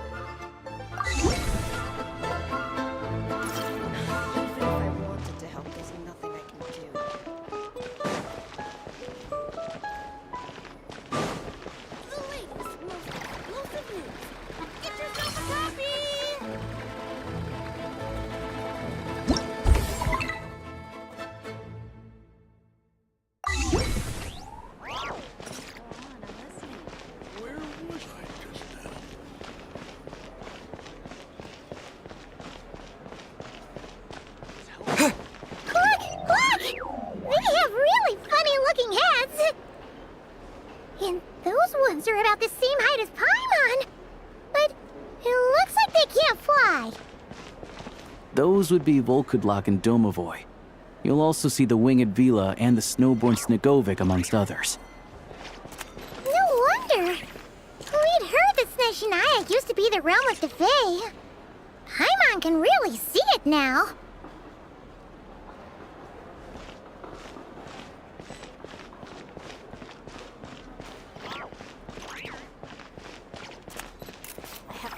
With a foolproof plan.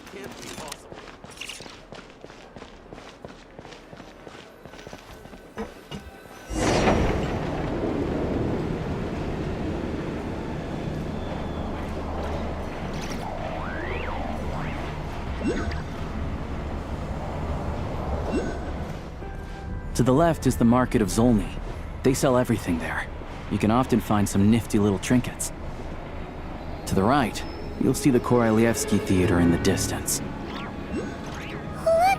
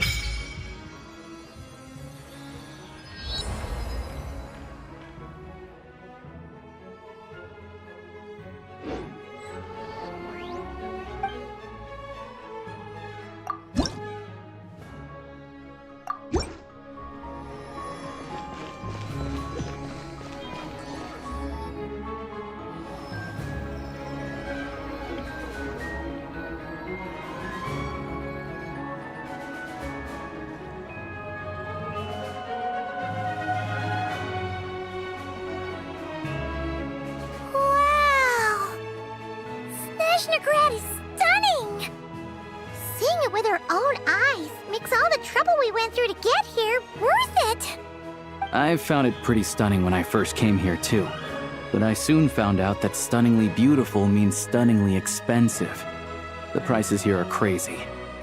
I'm just a small-time hunter, so Zolny is where I spend most of my time. This way will take us to Podvorier restaurant. They offer food and lodging there, so you can get settled in while I fetch the doctor. Is that gonna be stunningly expensive too? Yeah, I mean, there are places to stay in Zolny, but I highly doubt they'd meet your standards. Most of the stoves are out of crystal, the windows are drafty, and at night, four-legged roommates come out to play, sharpening their claws on the roof beams and floorboards. Yep, no way! Not a chance Paimon's staying anywhere like that. Maybe we can split the cost of the room between us? Paimon still has some savings left. Fine then. It's your treat. Paimon will save her money for buying a nice little cake. Don't worry, you'll get some too. I'm glad to see you've perked up. If you find yourselves in the mood for some sightseeing later, there's a few places around here worth seeing. This way leads to Zapoliarny Palace, which serves as the Tsaritsa's audience chamber and also her personal quarters. The adjacent block is kind of a city in its own right. That's Glupov, the headquarters of the Fatui. Inside, there's a munitions factory known as the Armory Palace, producing a constant supply of all kinds of equipment for the Fatui. A lot of important research happens there too. And over there is the Snezhnaya Vecha, where all the big shots meet regularly to make policy decisions. These places are best admired from a distance. I'm sure I don't need to explain why. Yeah, they probably have super strict security. We're not looking for trouble right now. The downtown area is near the center of Zapoliarny. That's where you'll find the restaurants, bookstores, and gift shops. Another place of interest is the Northland Bank, which is over this way. Oh, and I'm sure you'll want to make contact with the Adventurers Guild at some point, right? That's right here. Ooh, speaking of adventuring, we use alchemy quite a lot. Do you know where we can find a crafting bench? No one practices alchemy at Snezhnaya, I'm afraid. Apparently there's some historical reason for it. Oh. We'll just have to use the one on the train then. Kinda inconvenient. Wait, how come there's one on the train if that's Snezhnayan too?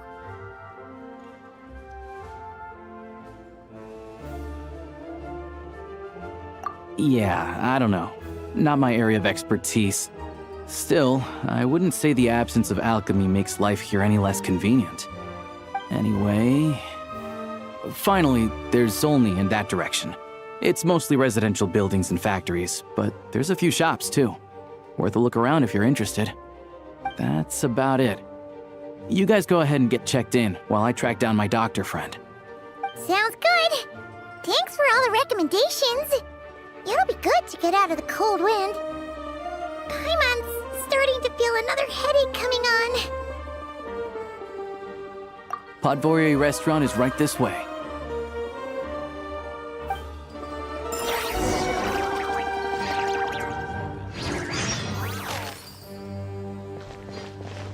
Ad Astra Abyssosque. Welcome to the Adventurers Guild.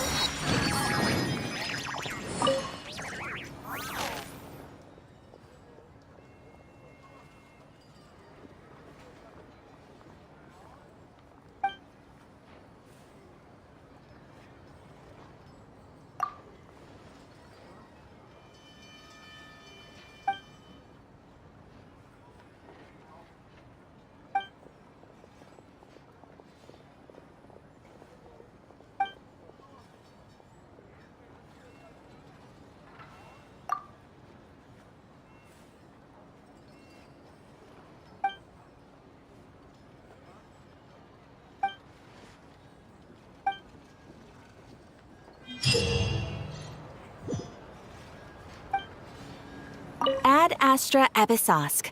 Welcome to the Adventurers Guild headquarters.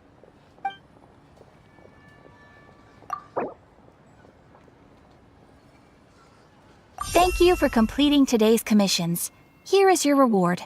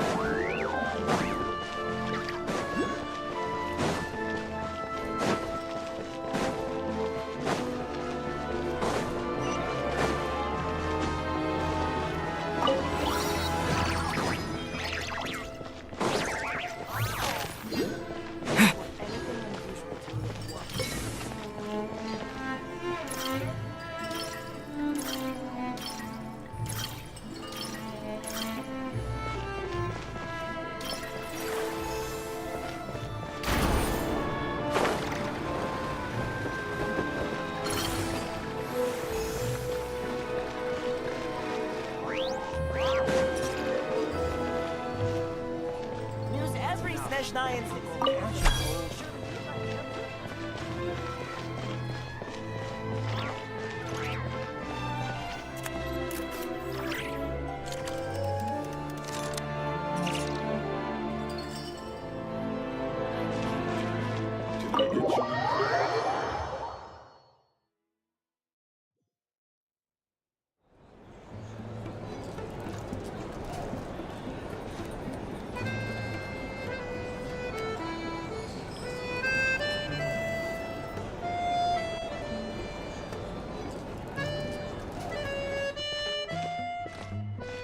Looks like you get what you pay for, huh? Paimon likes this room a lot. Yeah, much better now that we're out of the cold. Oh, thanks for taking such good care of Paimon. Honestly, she feels kind of bad for throwing a wrench in the works. If this were anywhere else, we'd be out investigating and adventuring by now. But instead, we're stuck here waiting for a doctor. You're right. No need to push ourselves too hard for no reason. A lot happened on our way into the city. Let's review what we've learned so far and try to figure out what to do next. Obviously, the million more question is, what is this Tsaritsa planning? Everything else leads back to that.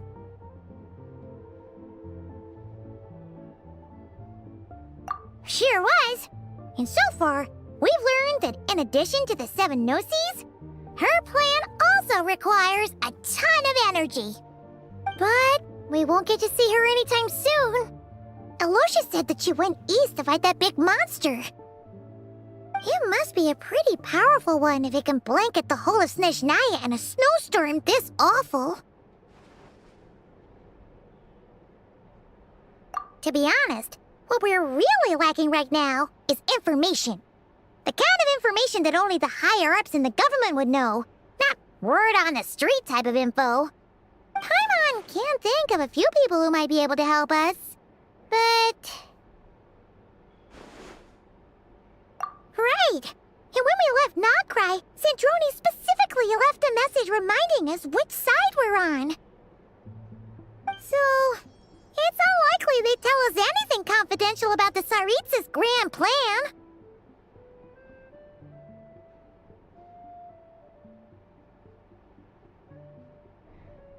Yeah, fair point. Besides, that Glupov place is right nearby. We've got nothing to lose, so it'd be a waste not to go. There's gotta be someone there willing to talk to us, right? Maybe Arlecchino or Sindrone? Or possibly Tartaglia. But it's unlikely we could sweet-talk Arlecchino. Let alone Sindrone. She basically told us to stay in her lane already. Yeah, the last time was all the way back in Fontaine, right? Too bad we missed him in Nod Krai. Apparently, he came to help out. Hello. Is there a traveler and Paimon in there? That's Alosha! Come in!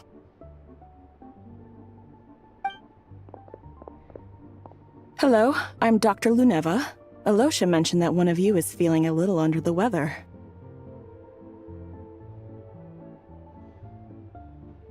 I see. So you're my patient today, yes? And you're a Fae, I presume? Good question. Paimon's not too sure either, but she's definitely not the same kind of Fae as the ones we saw at the train station. Is that gonna be an issue? Not exactly. It's just, I'm used to treating human patients. Fae tend to be far more resilient than even the healthiest and most long-lived of humans. But don't worry, I do have some experience treating Fae. I've even diagnosed plenty of cats and dogs in my time. Safe to say, I have a fairly eclectic range of expertise. It'll be fine. Paimon's basically the same as a human.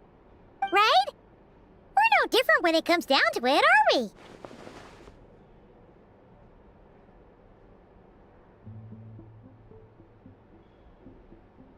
More like you don't eat enough. The more talking you do, the more you need to eat.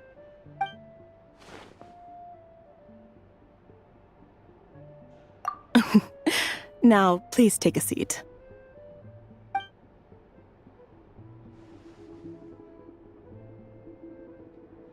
Okay, vital signs are good. Test results are all within normal ranges. I don't think it's anything serious. More than likely, you've just caught a cold. I can give you some medicine to tide you over, but as long as you rest properly for the next couple of days, you should feel better. Make sure to keep an eye on your temperature, though. If you find yourself with a persistent low-grade fever, or if your symptoms don't improve, just contact me again. Sounds like there's no cause for alarm. Thank you, Doctor. You're very welcome. Just doing my job. I'll leave you in peace now. Time to visit my next patients. Take care. You heard the doctor. Best you rest up here for a couple days. No sightseeing for the time being. All right, then. Guess we've got no choice. Let's just treat it as a short vacation. I have to get back to it. If you need anything else from the doctor or me, go to the Hunter Trade Station in Zolny. The boss there knows how to reach me. Hey, no big deal. You saved my life in the Shadow Realm. This is the least I could do. See you around.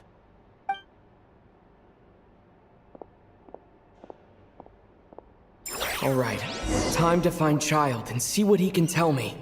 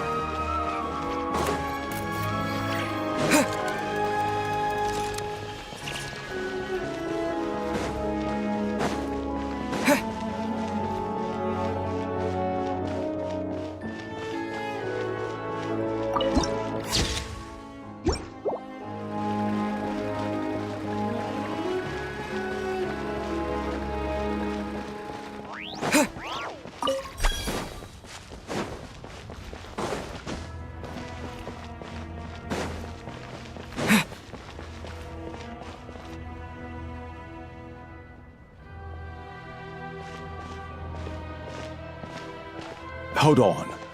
Please display your invitation letter or permit. Glupov does not accept meeting requests without a prior appointment. You'll have to apply per the advertised booking process and wait until your invitation letter is issued. Might I ask who you're hoping to visit? Another one who thinks the rules don't apply to them. I don't understand why people think they can just talk their way in here. You don't just show up and land a meeting with the Harbinger. But I have to go through the motions for protocol's sake. Honestly, it's such a waste of time asking when I already know what the answer's gonna be. Wait a moment. I'll pass on your message. If Child is unavailable, you'll have to go through the proper procedure.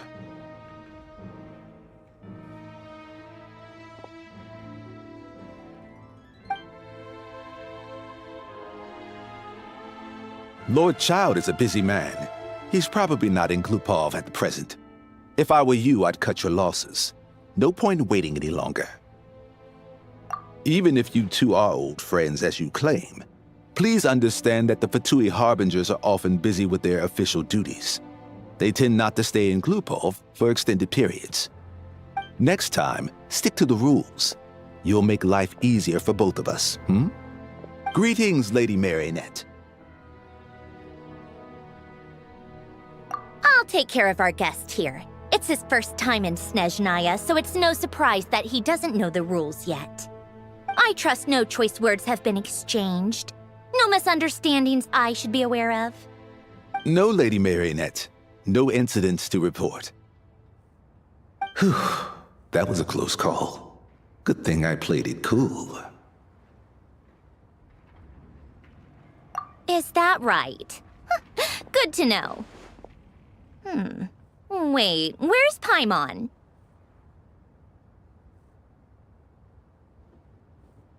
Under the weather? That's hard to imagine. She's always buzzing with energy. I take it she's still adapting to the climate. Happens to a lot of people. It's even colder here than in Nod Krai. Has she seen a doctor? I can get you one if you need.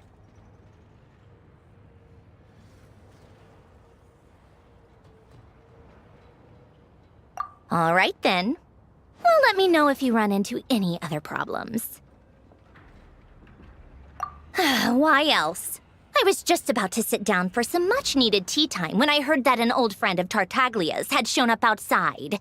No appointment, nothing.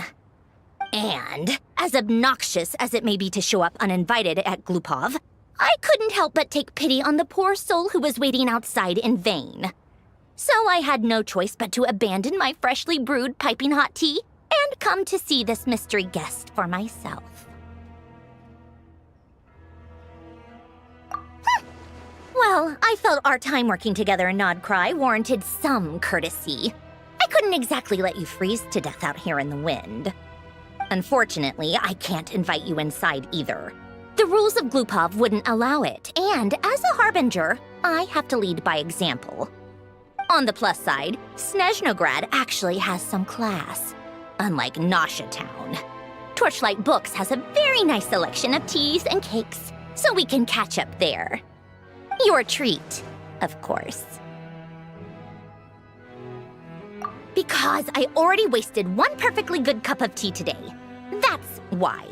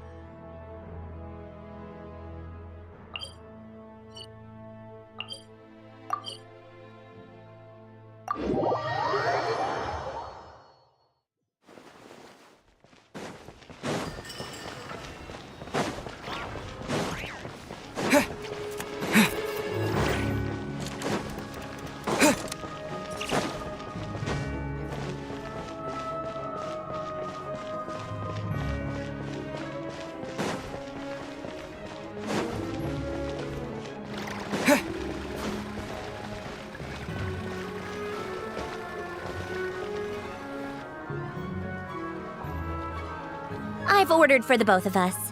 No objections, I assume. I'm sure you trust my taste.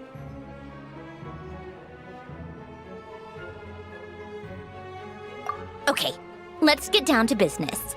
I'm guessing you don't actually have any urgent business with Tartaglia, per se. You just want information, right?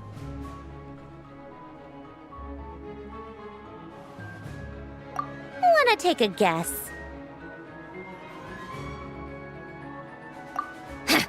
Of course you'd say that. You shouldn't underestimate Counselor Tartaglia, you know.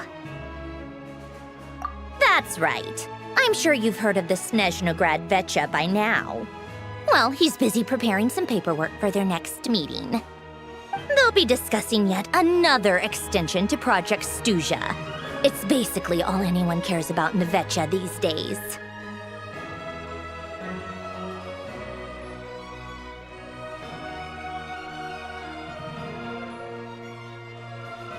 Yeah, he's more of the shoot first, ask questions later sort, isn't he?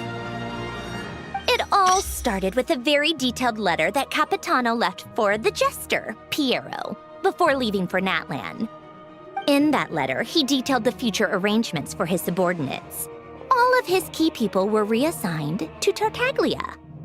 I guess he'd already prepared to leave us for good all the way back then. But Piero didn't reveal the contents of the letter until the events in Natlan had concluded. That was his reaction, too. Why me? With a bewildered look on his face. He'd always assumed Capitano looked down on him.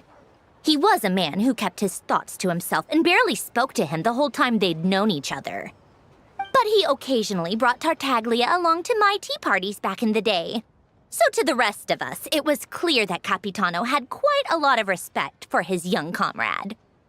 By the rest of us, I mean my tea party regulars. Arlecchino, Rosaline, and...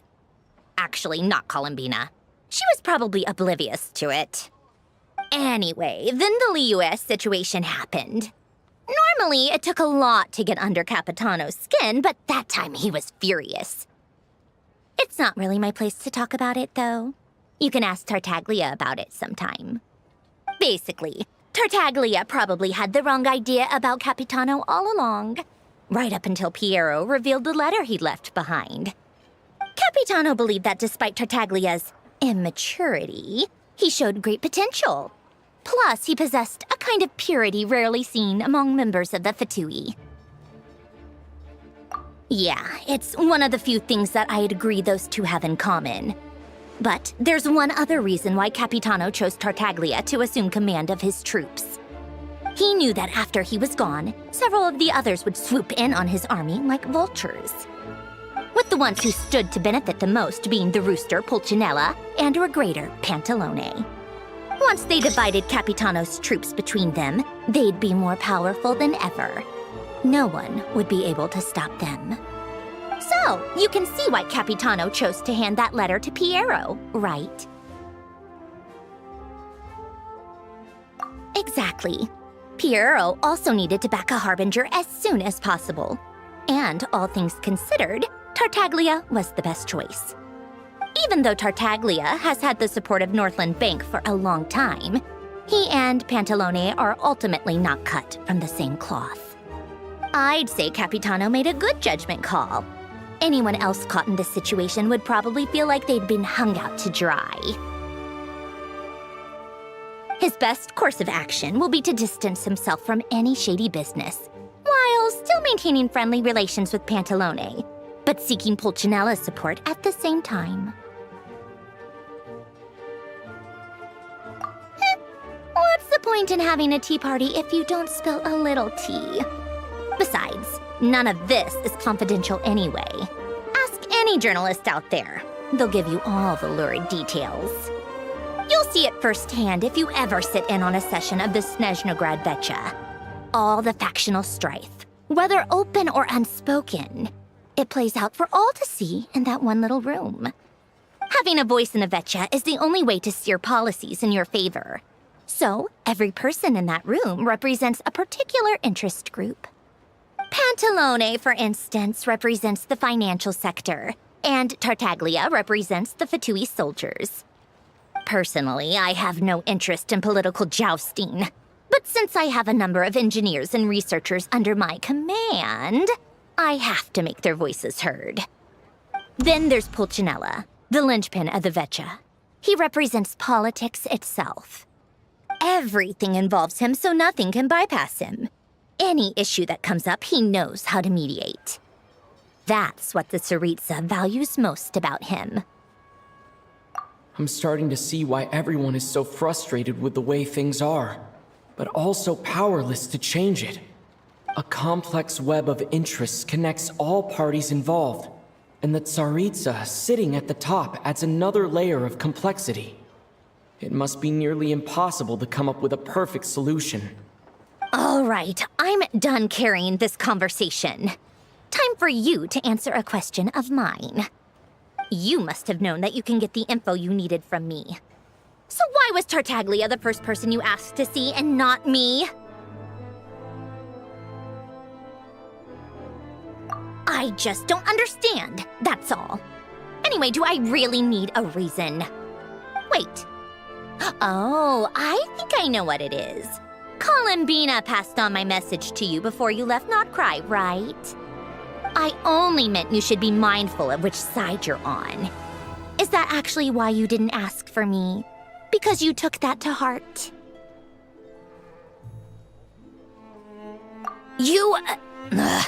Fair enough. It's not your fault. I blame all these politicians I've been hanging around with lately. Always beating about the bush when they talk.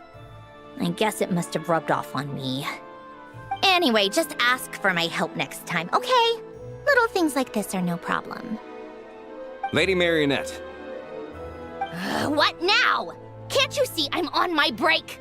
Whatever it is, just leave it on my desk. I'll look at it later. Sorry to disturb you during your break, ma'am, but I'm afraid it's an emergency. Isn't it always? I've told you before, fixing the tracks and transporting ice blocks does not constitute an emergency. The equipment in Svietlo-Laidovka is in urgent need of maintenance. With how the weather's been recently, we suspect that the cause is a buildup of snow, exceeding the maximum weight limit. The supports on one of the machines broke and fell, awakening a dormant beast and leaving many of the ice miners trapped in a nearby ice cave. Luckily, Odette's team was nearby and launched a rescue operation, but we're still facing a severe manpower shortage for both the rescue and engineering teams. I guess that's it then. Our tea party will have to end here. I'm the only engineer you'll need.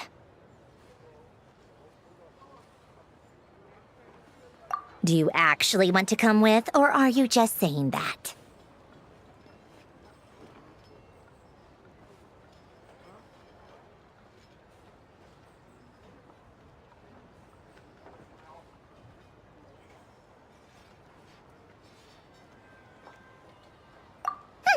Nice of you to return the favor. I'll have a couple of people look after Paimon. They can let her know that you had to step out for a while. Given how urgent this is, I'm sure she'll understand. And honestly, I'd rather have your help than anyone else's. Between your skills and experience, you'd be reliable help. Then let's go. You, take 2 people to Pavoyer restaurant. Find his room and watch it like a hawk until we get back. If anything happens to Paimon, you'll be answering to me. Yes, Lady Marionette.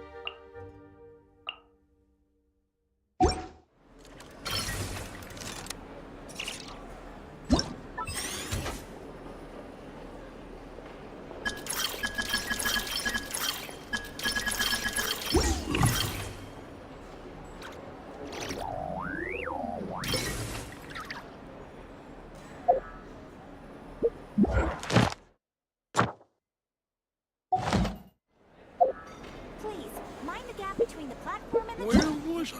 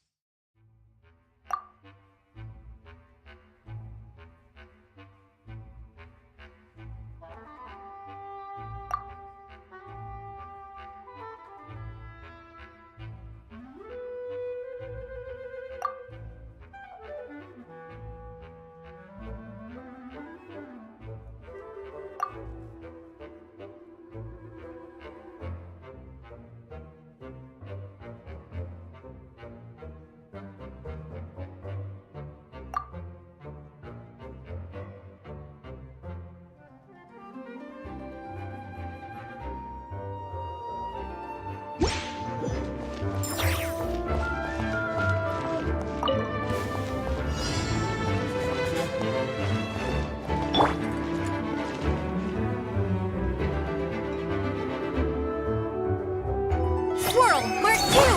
Shadow Surrendering everything. Crystalline Adagio.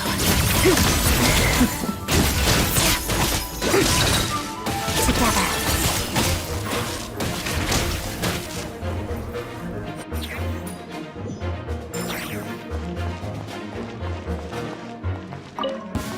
Yeah. Dog eat dog! One down! Lots of the snowflakes.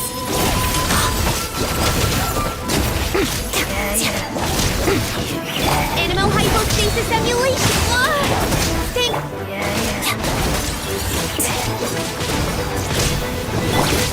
A spot of tea time entertainment! Huh.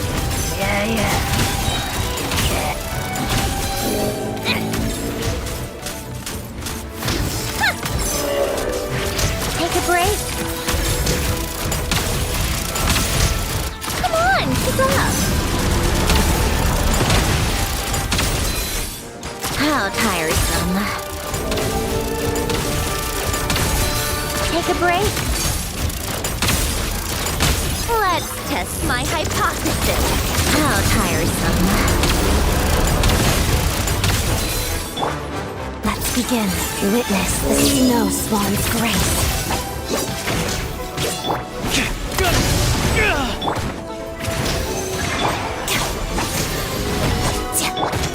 Take a break.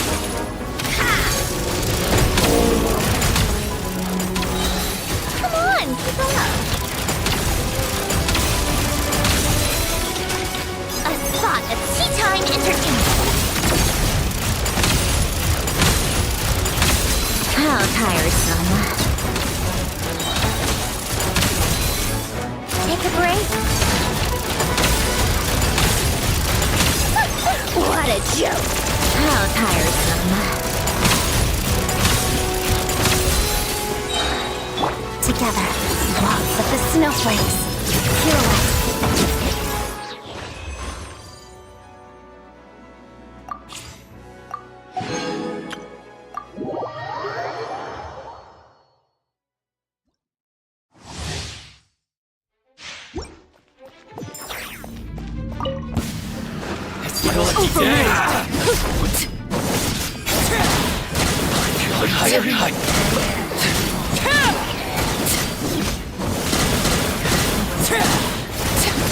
This is where you fall.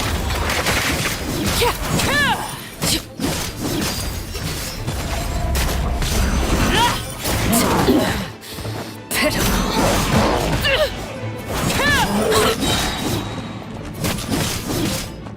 Witness my rise. Rain outlines your fate. Rain cutter. Transfixed.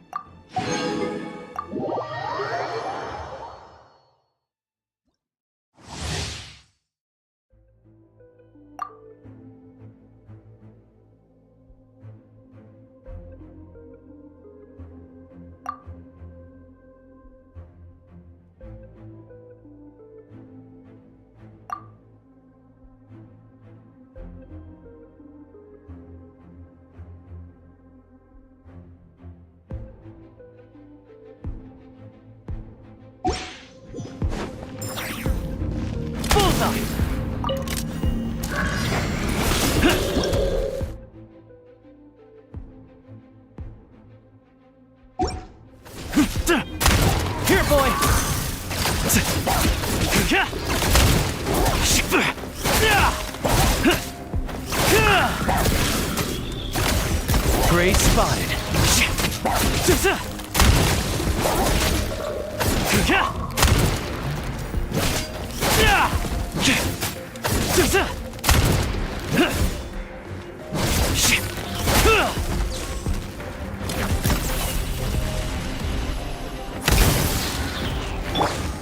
Come on, keep up!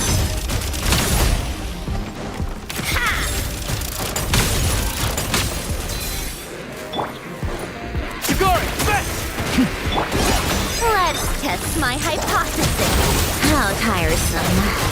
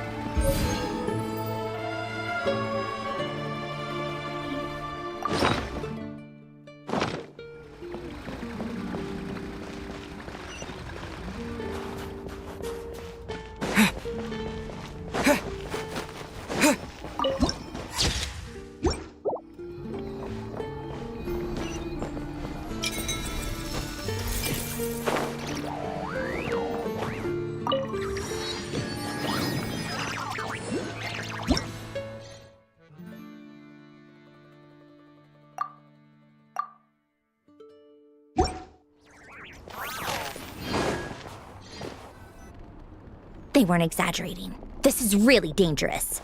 It's a good thing only one of them broke. From what I've been told, most of the trapped miners are over in that direction. Yeah, you do that while I check the rest of the equipment. I'll evacuate the people around here as I go. Meet me back here as soon as you're done.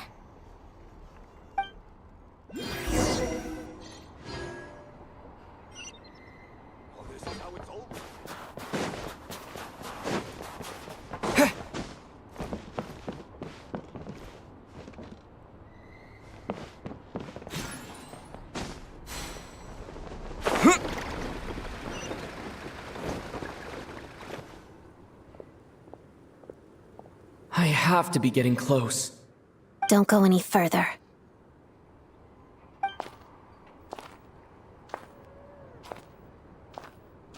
It's too dangerous here.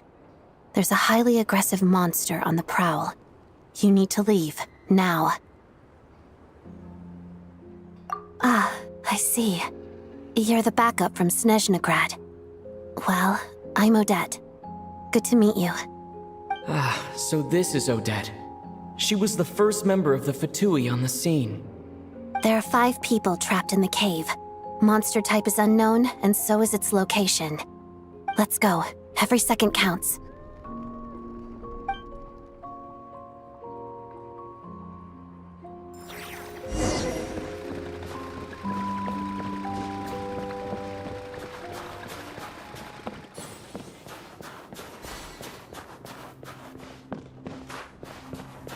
Careful. Something's moving.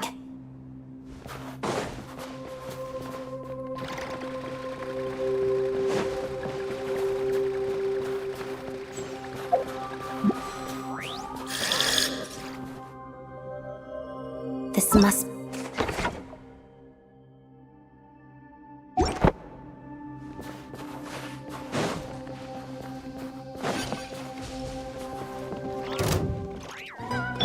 Let's begin. Yeah.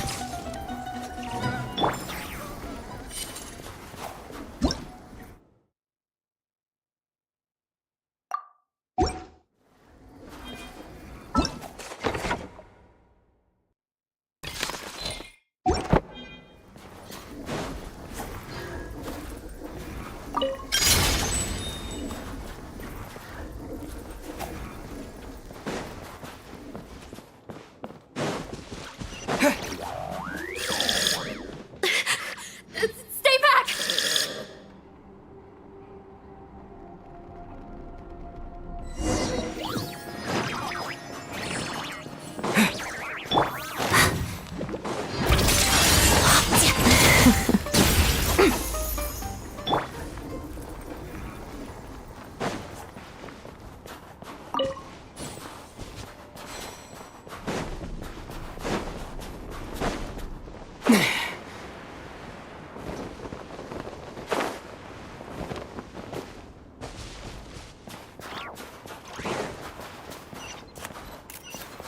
I see them.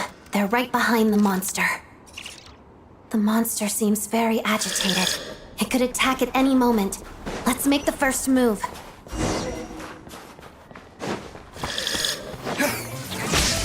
Thunderclap! Crystalline Adagio.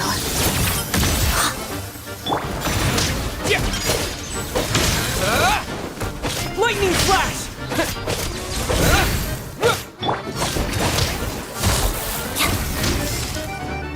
Let's begin. Harada.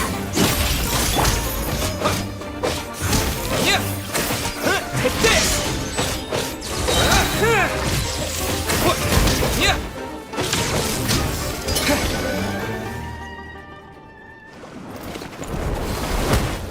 Oh, thank you for saving us. We'd have been monster fodder otherwise. Thank you. Thank you. You're welcome. You should be safe now. Follow this route out. He and I will stay behind to watch the rear. Thank you. Come on, let's go. This way.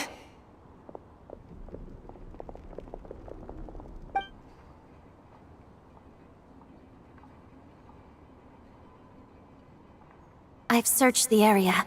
Pretty sure the monster made a tactical retreat. Yeah, but with us here, it won't be coming back anytime soon. It may be small, but don't be fooled. It's a ferocious beast. People are just food in its eyes. It's lucky we got here when we did. The trapped miners have been successfully evacuated. Time for us to leave. Wait, this place. There's something unusual about it.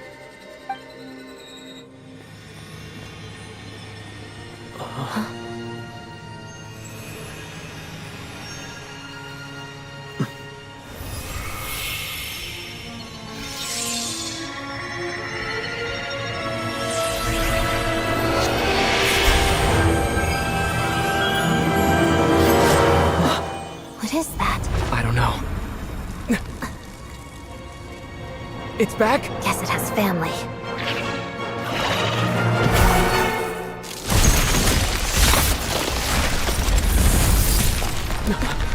This way. Run!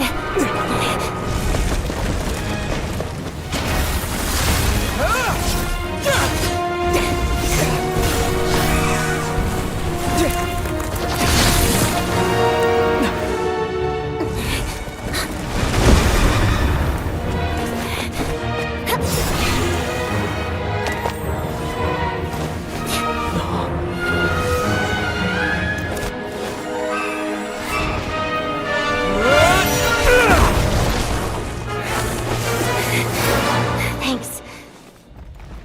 Let's get out of here.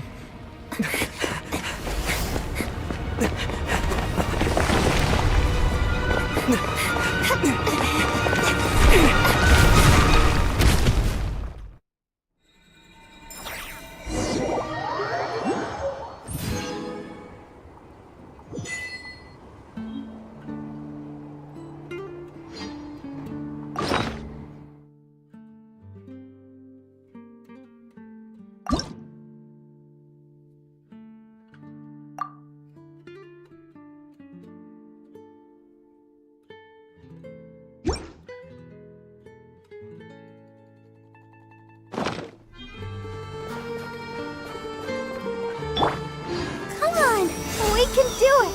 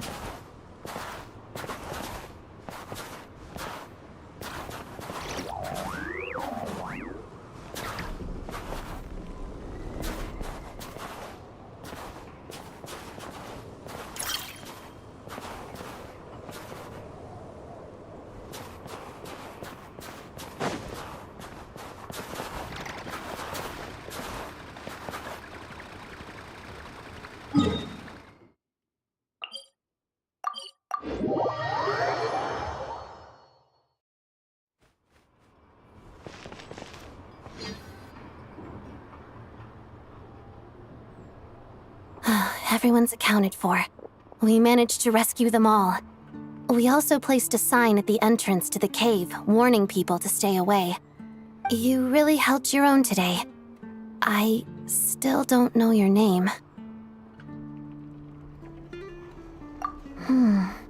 Don't think I've seen you before. I'll remember the name. All right then. See you around. Hello, Lady Marionette. I hear the rescue operation was a great success. I knew I could count on you. What brings you here, Odette? Here for a performance? No, a Fatui mission. I happened to be nearby and heard the crash.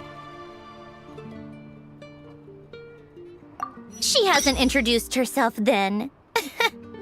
Odette is the prima ballerina of Snezhnaya. She's quite the celebrity. If you ever hear people mention the two crowning jewels of the Korolievsky troupe, they're talking about Odette and the prima donna, Vodianitsa. On top of that, Odette's also a rising Fatui star. It's looking likely she'll inherit the title of the Fair Lady. She learned all her combat skills from Rosaline herself. Used to be one of her most valued subordinates, too. You flatter me, Lady Marionette. If she's Rosaline's protege, that makes me... Never mind. There's no need to bring it up. No point making things awkward. How's progress on your end, Lady Marionette? Equally successful. I finished reinforcing all the equipment. Took me a little longer without Polonia's help. But the outcome is the same, of course. Even if the heavy snowfall summoned by that monster lasts for another 3 months straight, this equipment won't give way. All right, now that we're done here, it's time to get out of this blizzard. Sure, but Snezhnaya will send someone to investigate and draw up a relief plan. And I guess I'll have to write the incident report myself this time, since it involves a mechanical malfunction. First, Pantalone needs to approve the budget, then Pulcinella has to sign off on the plan. Once they've argued it out and reached a compromise, we can move forward. That's the rough process anyway. Could take anywhere from a couple of weeks to a couple of months, depending on how smoothly it goes. Yup, nothing we can do about it. There's a whole stack of incident reports like this back at the office.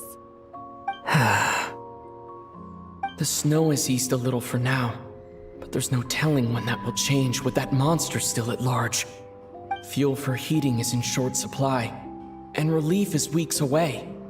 There's no immediate threat to life, but still, it just feels like there should be a better way. Hey, quit daydreaming. Let's get back to Snezhnaya. When did you get a new sword? I found it in a cave. It handles pretty nicely. You have a strange affinity for secondhand swords.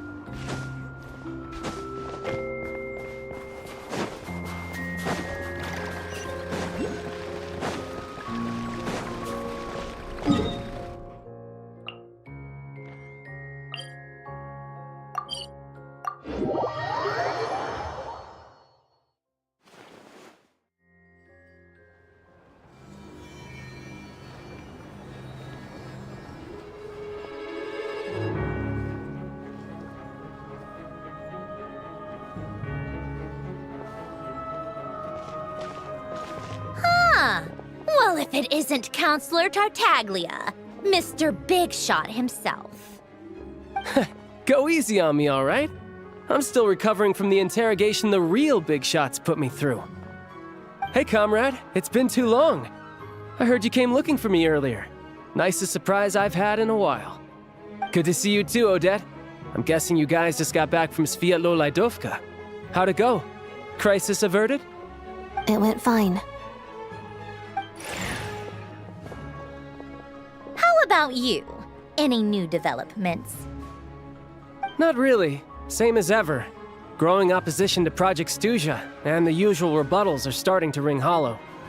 The results of the mock vote were pretty dire. Pulcinella was fuming. I've never seen the old man so angry.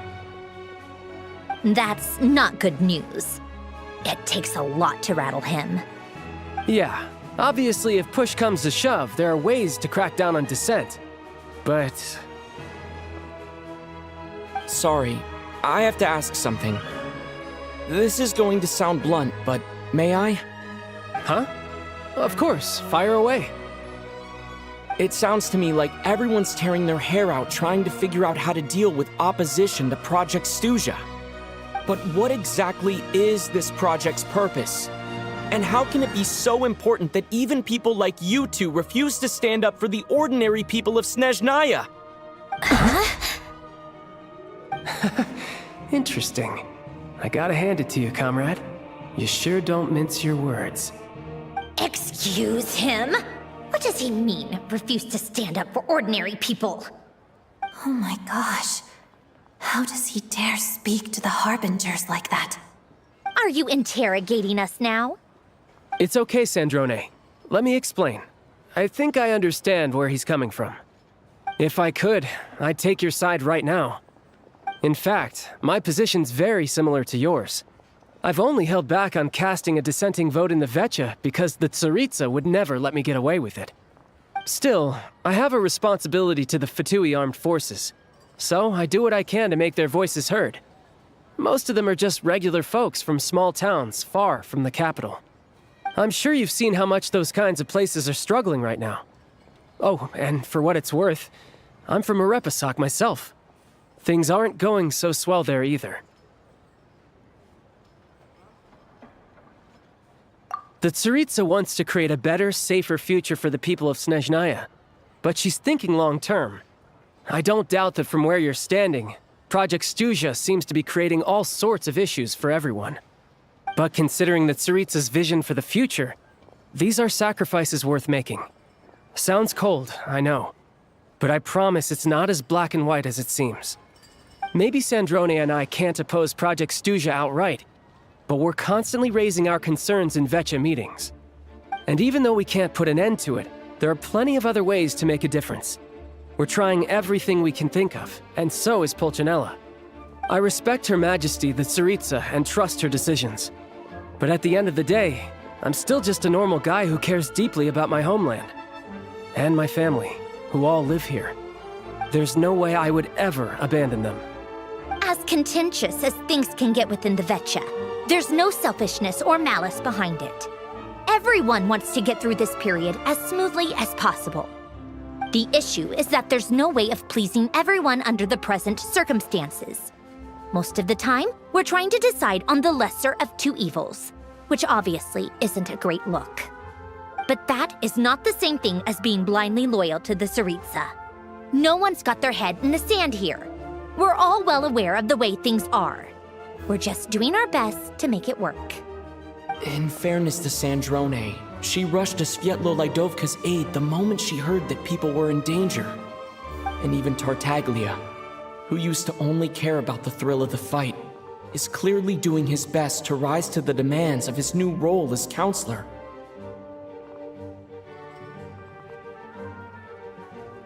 Hey, come on. There's only so much we can say, so don't press us too hard. Look, I know how untenable the Tsaritsa's position looks if you don't understand her motives. Maybe you've heard already, but she's currently leading her army on a campaign to the east to defeat the monster that's been causing these brutal blizzards. Striking that monster down will be a significant step in dealing with the present energy crisis. As laser-focused as she is on realizing her lifelong ambitions, she's still putting time and energy into taking down this powerful monster. To me, that says a lot. If she thought Snezhnaya and its people didn't matter in the grand scheme of things, why would she waste her time on something like this? Thanks. I meant every word I said, though. I wasn't just trying to placate you. I've already done more than enough diplomacy for one day. I still think this adventurer raises a very important point. Our two Harbingers have made their positions very clear. But there are many others in the Vecha who must feel trapped and forced to vote against their conscience. I think it's a very valuable quality to be willing to speak one's mind, despite the risk of offending powerful figures.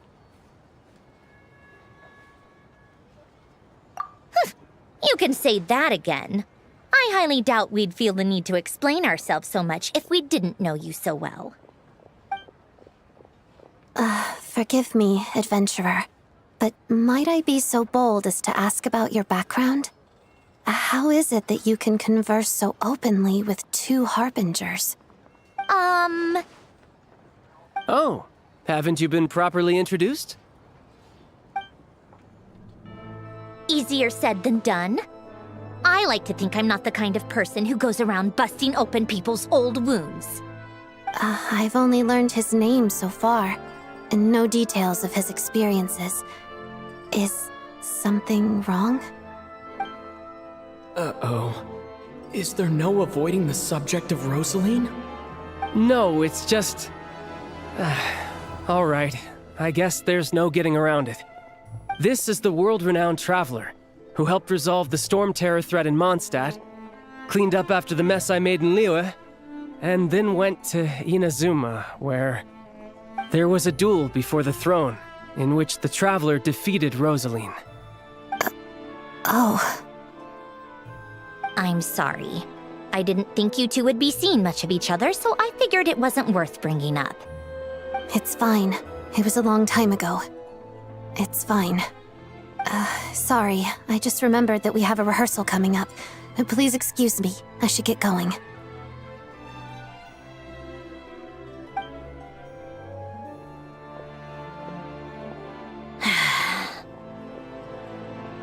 I've mentioned this to you before, remember? She was Rosaline's most valued subordinate. But they didn't actually get along. Not that Rosaline was really the type of person to make friends, but death has a way of resolving a lot of conflicts. Don't let it weigh on you. Like she said, it was a long time ago. It's in the past now. Odette has a very different personality from Rosaline. Give her some time. I'm sure she'll work through it. Oh, by the way, where's Paimon? It's not like her to hide away. She hasn't been feeling well, so she's resting at Podvorier Restaurant. I got a couple of my people to look after her while we were gone. Oh, right. Sorry to hear that. Poor thing. Reminds me of when Tonya was little.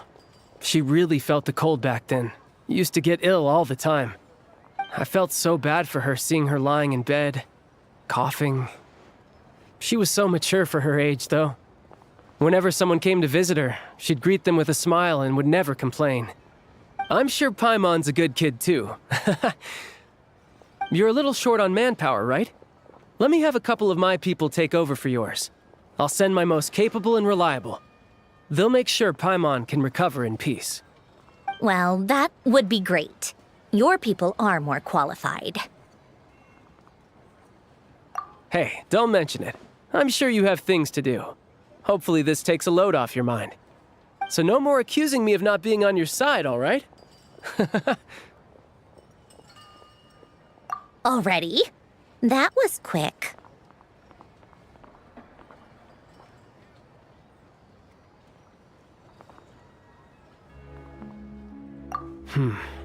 I'm afraid I can't help you there. Our director's recent movements are confidential. Even we're not in the loop. If you hadn't told me, I never would have known he'd gone south. I assumed he'd been in Glupov this whole time. Well, I guess I'd better go sort out Paimon's security situation. I have some other work to catch up on at Glupov anyway. Me too. I have an incident report to write up. Let's leave it there for now. I guess everyone's in a difficult position. But Tartaglia's right. I have things to do. Things I want to do. And things I ought to do. To start with, I should ask Alosha if he knows any way to help Svietlo Lydovka.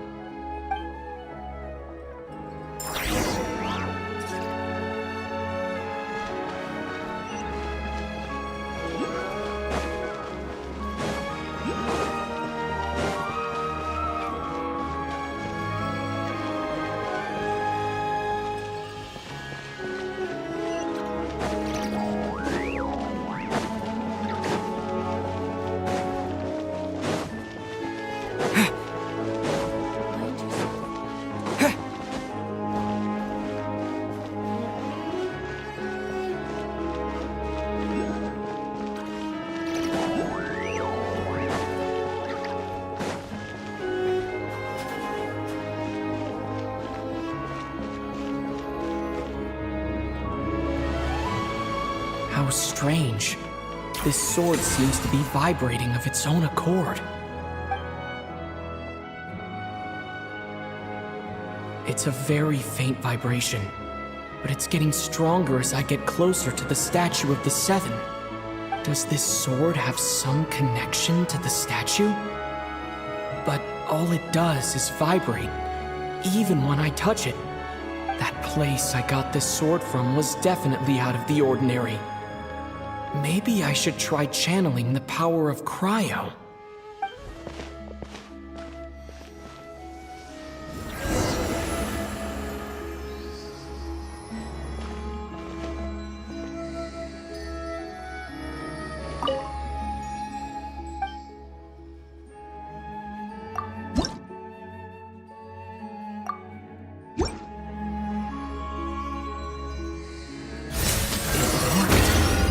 There really is something special about this sword.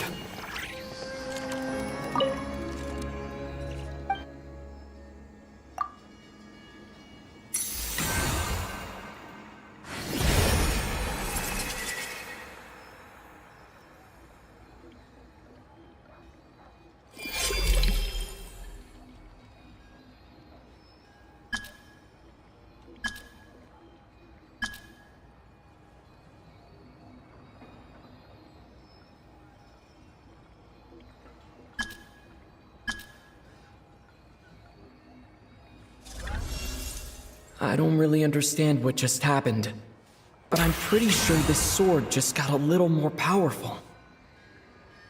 I'll have to try the same thing again when I come across another statue of the Seven. In the meantime, I'd better go find Alosha.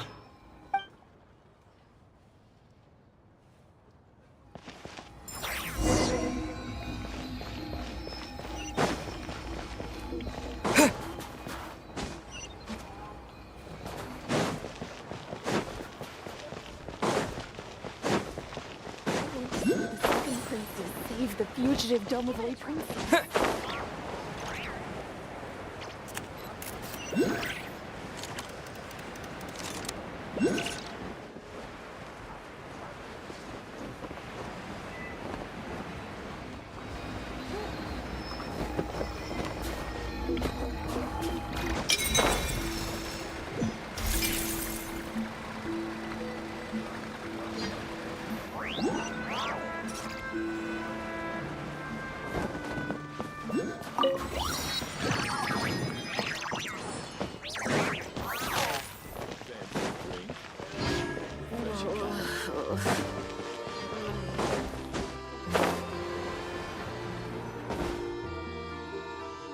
Hello there. How can I help? Ah, sure thing. Give me a second. I'll go fetch them for you.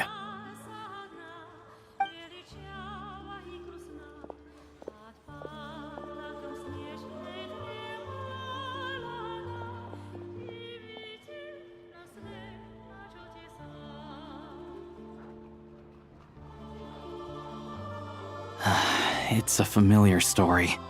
I've had similar experiences.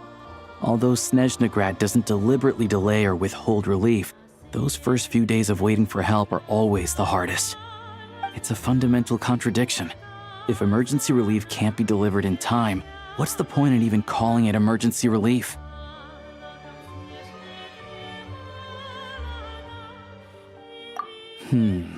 Not necessarily. I think there's a good chance that Kresnik Crystal from Stratomeros will start flowing into the market. When we resolve Stratomeros' energy issue, it's like we open the floodgates. A huge backlog of Crystal is now available to the townspeople. There's no way they can use it up at once. A lot of them will probably stockpile it and slowly work their way through. Probably a good idea, since energy prices are only going to keep rising. But there will always be people who urgently need Mora. Exactly. At the current prices, selling Crystal is an easy way for an ordinary person to make a fortune. Hey boss, how much do I have left in my account? 1 second, let me check. So, you're planning on buying the Crystal out of your own pocket? Yeah. I don't know if I have enough, so I'll chip in a little extra and buy as much as I can afford. No, it's fine. You're new to Snezhnaya, and you have your own living expenses to worry about. Besides, you're already providing the train.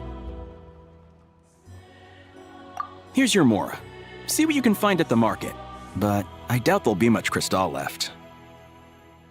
Yeah, well, can't hurt to take a look. Let's see. Huh?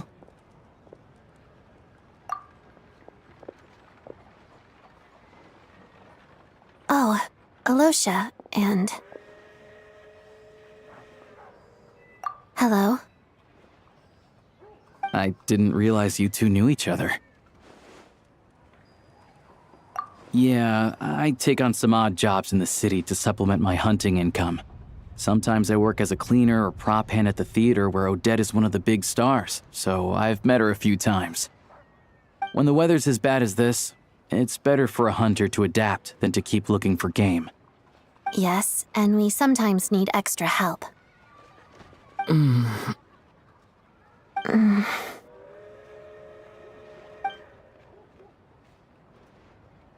Wait, why is the atmosphere so awkward? I thought things went pretty smoothly in Svietlolaidovka. So, what brings you here, Miss Odette? Looking for some new props? No. After I got back to the theater, I couldn't stop thinking about the situation in Svietlolaidovka. It bothered me so much I couldn't focus on my dancing. So I decided I'd come here and see if there's anything I can do. You too, I presume. I suppose that's why you're here. I didn't feel comfortable expressing my true opinions in front of the Harbingers. Not least because ordinary Fatui like me don't even know what Project Stuzha is all about. Without knowing the full picture, I can't make sense of it. And at some point, if things aren't making sense to me, I can't just keep going along with it. So many people feel the same way. They wish they could do something, but all kinds of reservations hold them back. Explains why groups like the Roadcott are springing up to fill the gap. Yes. Well, that's one option. But there are risks to consider with organizations like that. The Fatui does not encourage their activities. Right, because things can get out of hand, and it's hard to hold the right people accountable when they do. I've heard about a few cases like that. Sandrone said Odette was on track to inherit the title of the Fair Lady. If so, she'll be able to find out what Project Stuzha is really about. Still, it's probably a little soon to ask her about that. There may be more to the story. What's on your mind? I think we can both agree that no matter which side you're on, it can't stop you from doing the right thing. Where there's a will, there's a way. I know what Rosaline did while she was abroad. You made the right decision, so no hard feelings. So, what's your plan? Oh, we were gonna buy some crystal. I heard there's some on the market right now. Funny. I had the same idea. In that case, let me pay. I can claim it back as mission expenses. The real issue here is that government relief is behind schedule. Surely it makes more sense for the state to cover these costs than for us to pay out of our own pockets. True. It's a huge expense after all.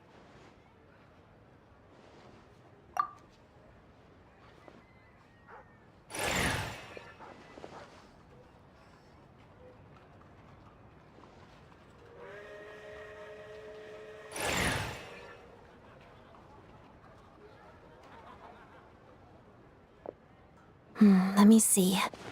I'll take it all, please. And I'll be needing a receipt. Right. Choose mission budget under the expense category, but be sure to specify emergency rescue operation in the description. Otherwise, the normal reimbursement limit will apply. Let's book this train. Regulations say that if we need to transport Kresnik Crystal during Project Stuzha, extra carriages can be added 1 hour before departure.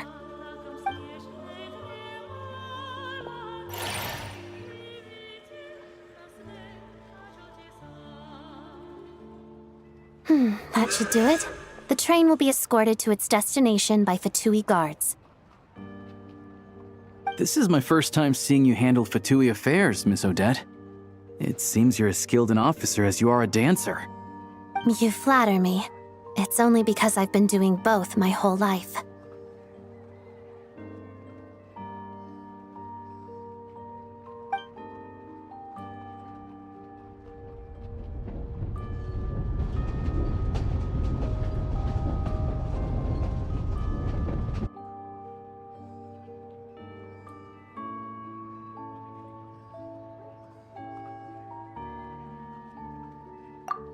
Anyway, I bet you've been non-stop today, am I right?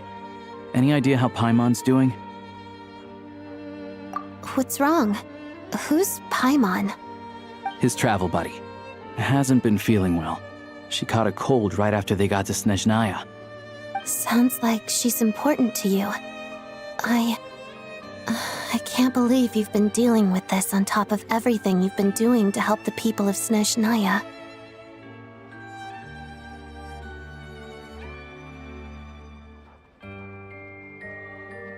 I've got nothing going on right now, so I'll join you. I want to see how she's doing. May I come too? I have some candy that someone gave me back in Svietlo-Laidovka. Plus, I know a little bit about relieving cold symptoms.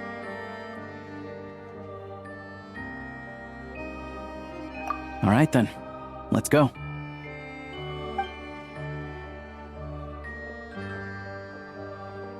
I still don't know what the deal is between these two, but at least the tension seems to have vanished. A good sign, hopefully.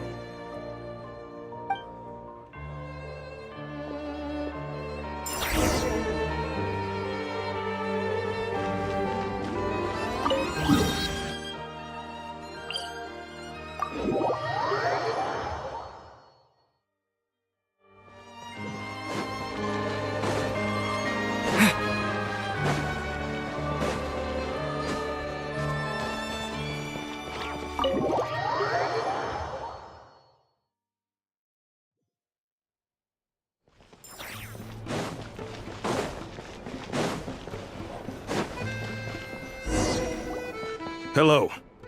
Sorry, but there's a sick person recovering in this room. Can I help you? What happened?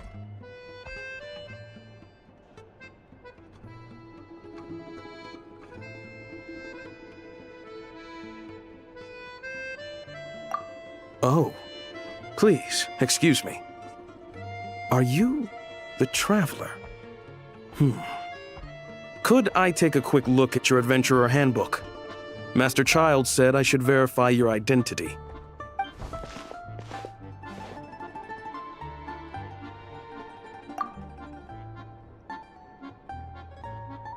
Ah, it's really you.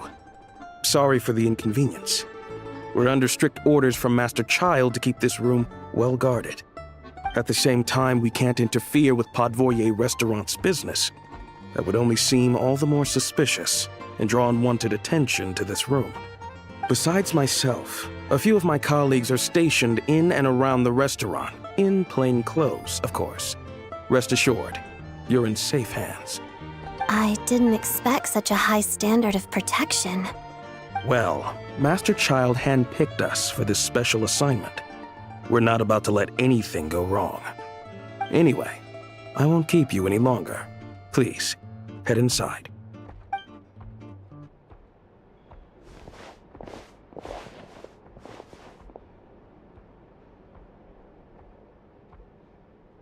Traveler! Oh, Osha, you're back! Oh, hey! Who's our new friend? Hi, I'm Odette. The Traveler and I crossed paths a few times. Another friend from the Fatui, huh? You're practically a member yourself by this point. Paimon's definitely on the mend. We should be back to our usual travels in a few days' time. Seems like that doctor was right. It's just... Paimon's limbs are still feeling a little chilly. I have just the thing. Whoa! What's this? Is that... a flame inside an ice cube? Wait, is this real ice? How's it not melting? And how does the fire keep on burning? All keen observations. You're right. This is called core ignis. Whenever I've caught a cold in the past, I found I recover much more quickly if I place this by my bed. You're welcome to borrow it. Awesome! Wow! It's so nice and warm! Oh, it's like magic. Your name was Odette, right? How did you two meet again? Looks like she's in pretty good spirits. That's a relief. Any progress with your investigation yet?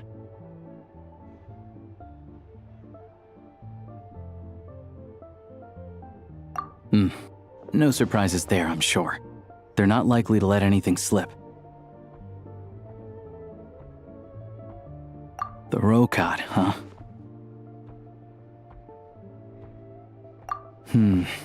Let me think. Members of the Rokad keep their true identities hidden, but I think there might be someone I can introduce you to. Leave it with me. Meet me at the Korolyevsky troop tomorrow, and I'll tell you how it goes. Would anyone like a drink? I'm gonna head to the bar. Paimon will have... maybe some hot milk? Yeah. Paimon's in the mood for something warm. Enough with the secret chat, you two. Let's catch up properly in a minute. Paimon wants to know everything that's happened today. It'll be kinda like tabletop troop. No reason why listening to a story can't be an adventure.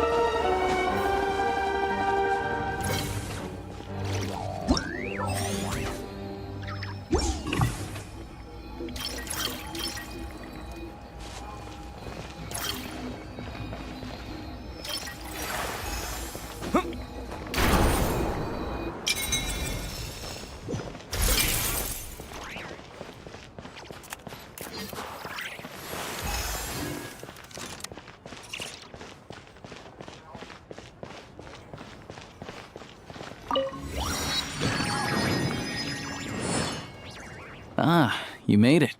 I've got some tickets, and I managed to set something up with the Rokot. It'll have to wait until after the show, though.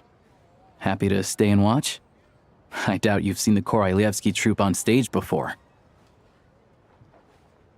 Pleasure. Here, this is the way in.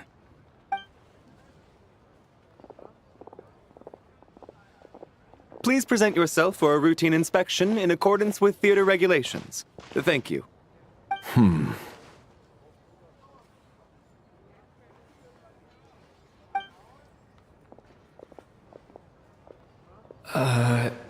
Is that guy with the Fatui?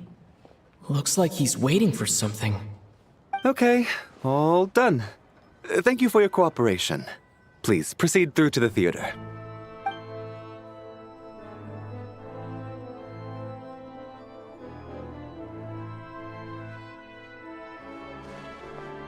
What's up? Everything okay?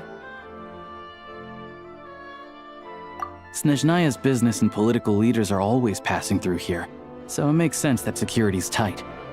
Still, it's a little unusual to see the Fatui's Armory Palace guard here.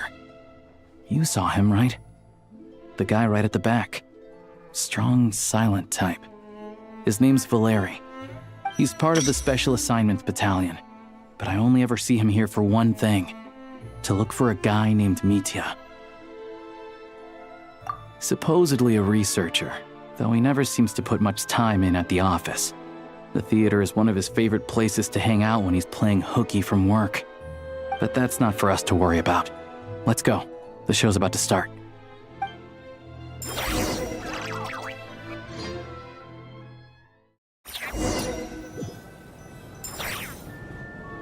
What do you think? Pretty impressive, huh?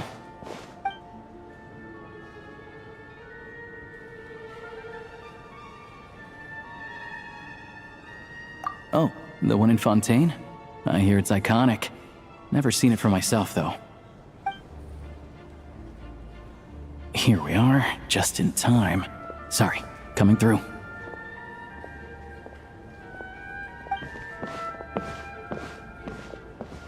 Ugh. If you're gonna show up late, keep your mouth shut. What's his problem?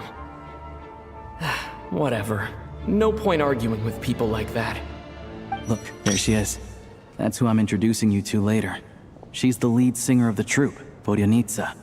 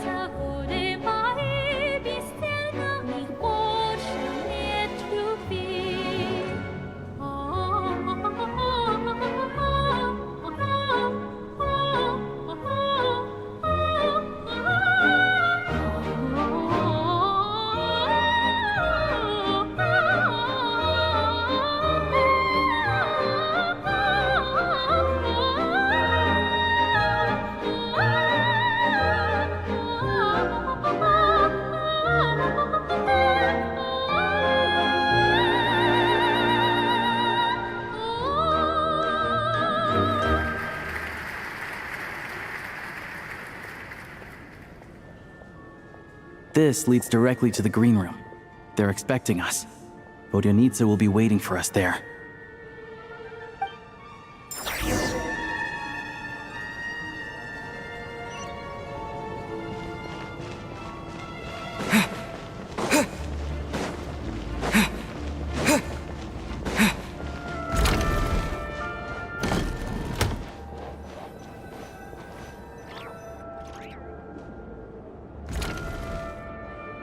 Hey there. Excuse me. Ugh! Can you believe it? I am so mad right now. Come in. Oh, it's you two. Huh? You know each other? Oh, wait. Is this who you were telling me about? The one you met yesterday and couldn't stop thinking about? I never said that. Yes, you did. Why are you denying it? It was right before I went on that rant about the moody factory owner. Oh, I remember it so clearly. Might I ask what brings you two here? Oh, I just brought him here to see the show. And when it finished, he was full of praise for Vodionitsa's performance. So I thought I'd try my luck, see if we could get the chance to chat for a bit. Maybe get an autograph? You work here.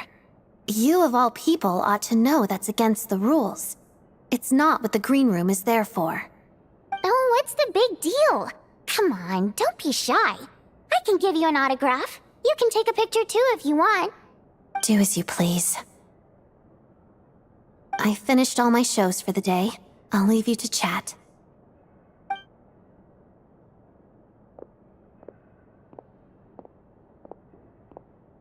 I wasn't making that stuff up, you know. Odette's just too proud to admit it. She thinks very highly of you, and so do I. You did the right thing in Svietloladovka. We're good. Odette's out of earshot. I'll lock the door. Confidentiality, of course.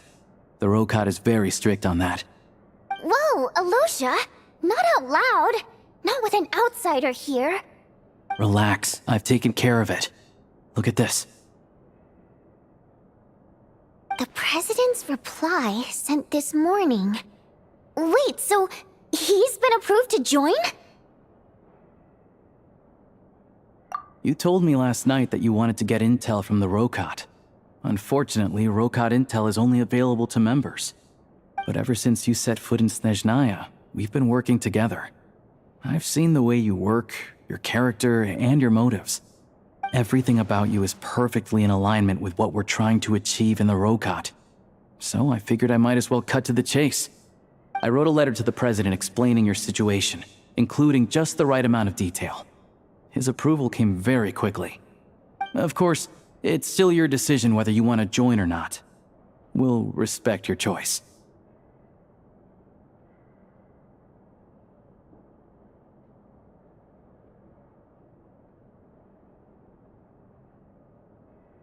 Well, assuming Odette was telling the truth and she didn't misjudge you, I guess we don't need to worry about you blowing our cover.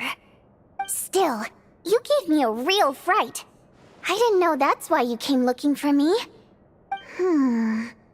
So, that stuff you said about admiring my performance, was that just because Odette was here? Did you actually mean it?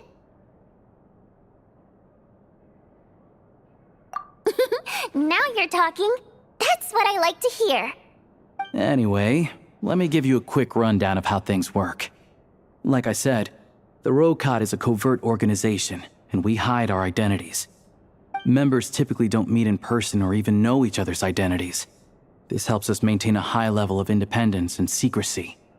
Because of this, members are basically free to decide their methods without constraints, so long as the outcome of any activity doesn't violate the organization's principles. After all, we don't have any ostensible contact with each other. This way, if anything goes wrong, no one else will be implicated. Beyond the freedom to choose how you operate, it's also your choice whether to act at all. We have plenty of members who have yet to take any action. In short, joining the Rokot in and of itself won't place any restrictions on your activity in Snezhnaya. There's a code of conduct you can read if it interests you. But basically, as long as you don't plan on using your anonymity to go around doing evil, you'll be fine. I tried reading it 5 or 6 times. Never made it all the way through. Even the most lackluster script makes for more interesting reading. Great. Then I'll go grab an official application form. Be right back.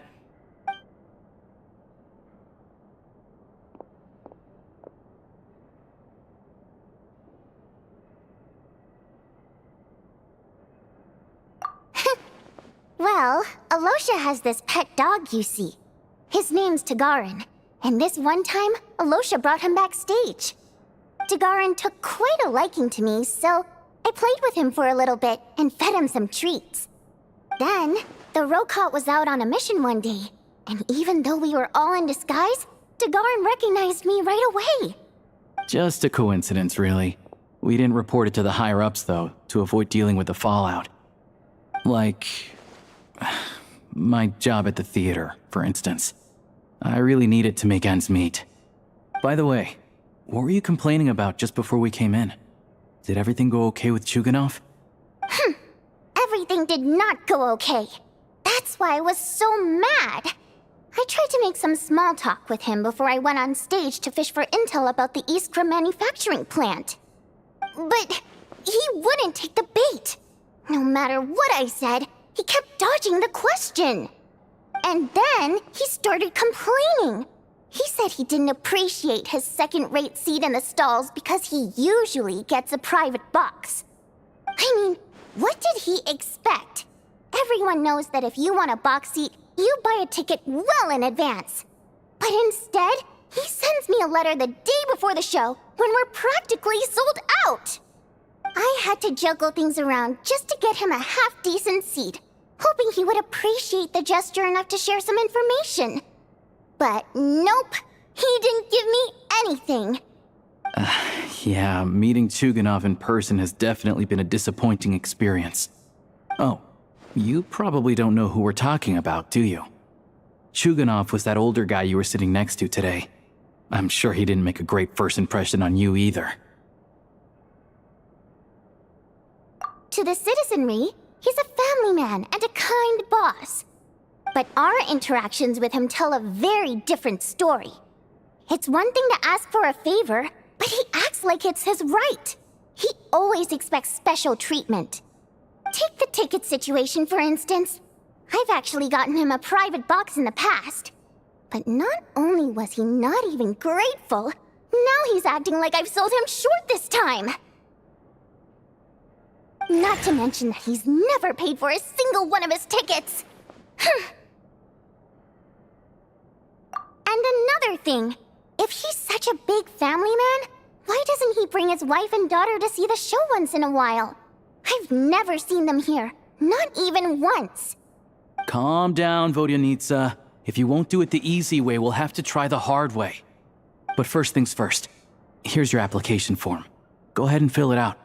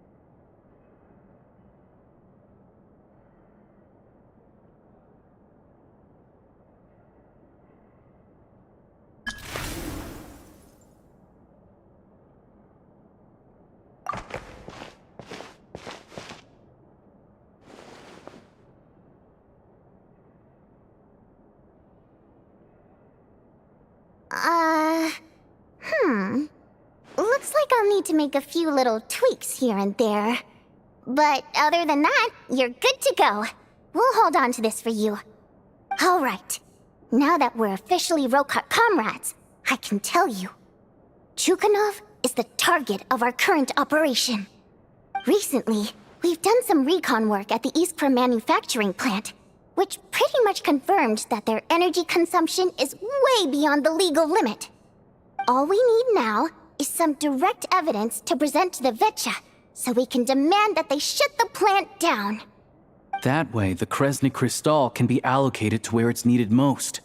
I was hoping he might let slip during one of our chats, but he's too tight-lipped. We'll have to find another way. I'm meeting another regular theater goer tonight, Mitya. but Valeri's here too. And he's probably looking for Mitya. So he may end up being a no-show. Don't you worry. He must know how to dodge Valeri, or he wouldn't be showing up on time for every performance. Mitya is a renowned energy expert. Although we can't get any direct evidence of the excessive energy consumption at the plant, we can accidentally let the information slip to him. The authorities should take someone like him seriously.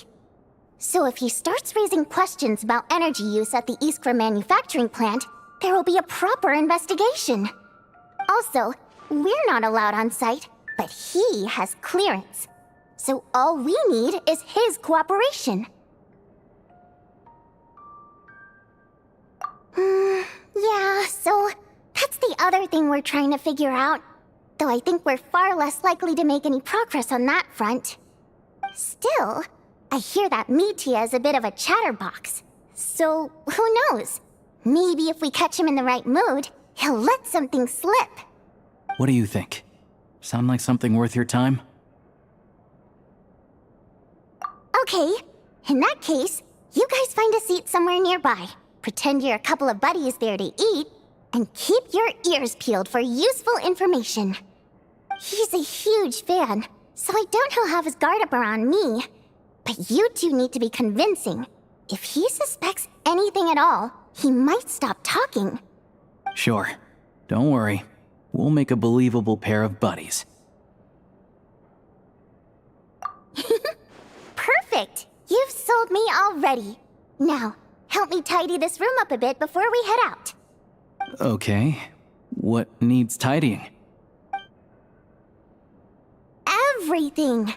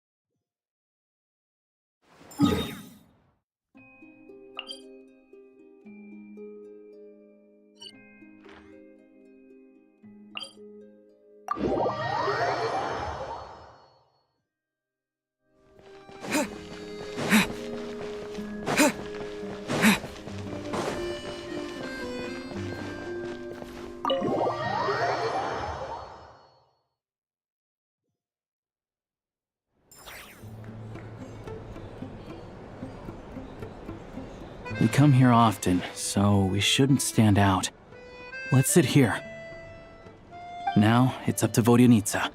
Let's see how the conversation goes.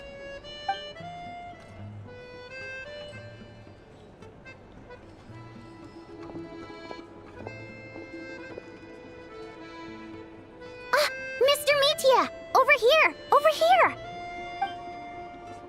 Oh, sorry. I got a little held up on my way here.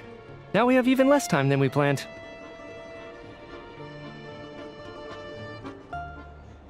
Go ahead and order some snacks and drinks. Whatever you like. Let me see. According to my schedule, we still have 25 minutes left. You're really pressed for time today, huh? I was imagining this would be a leisurely chat. If you'd prefer, we can always reschedule for another afternoon when you have more time. No need. Getting to meet the lead singer is a very precious opportunity for me. I'm not about to pass it up. I've already had to decline your invitation several times because our schedules rarely align. If I don't grab this chance while it's here, who knows when the next one will come around? Well, it's very kind of you to make time just for me. I'm not too sure, to be honest. But Snezhnaya is full of weird and wonderful things like that, so people tend not to bat an eye. I'm sure the same will go for the Eye of Grey and Paimon. The reason I invited you out for tea and a chat today was to get some feedback from a true fan of the theater. Well, I genuinely have nothing bad to say. No matter how many times I hear you sing, it never gets old. It always seems fresh and new somehow. Maybe it's because the more times I listen, the more details I notice. Or maybe you simply improve with every performance, delivering it better each time. Thank you! I'm delighted to hear that! Could you give me any specific examples? Oh, yeah. The piece you sang today, for example. Beneath the Frozen River? Hey, what's with you? I'm just praising a good performance. I always used to find that such a bleak and lonely song.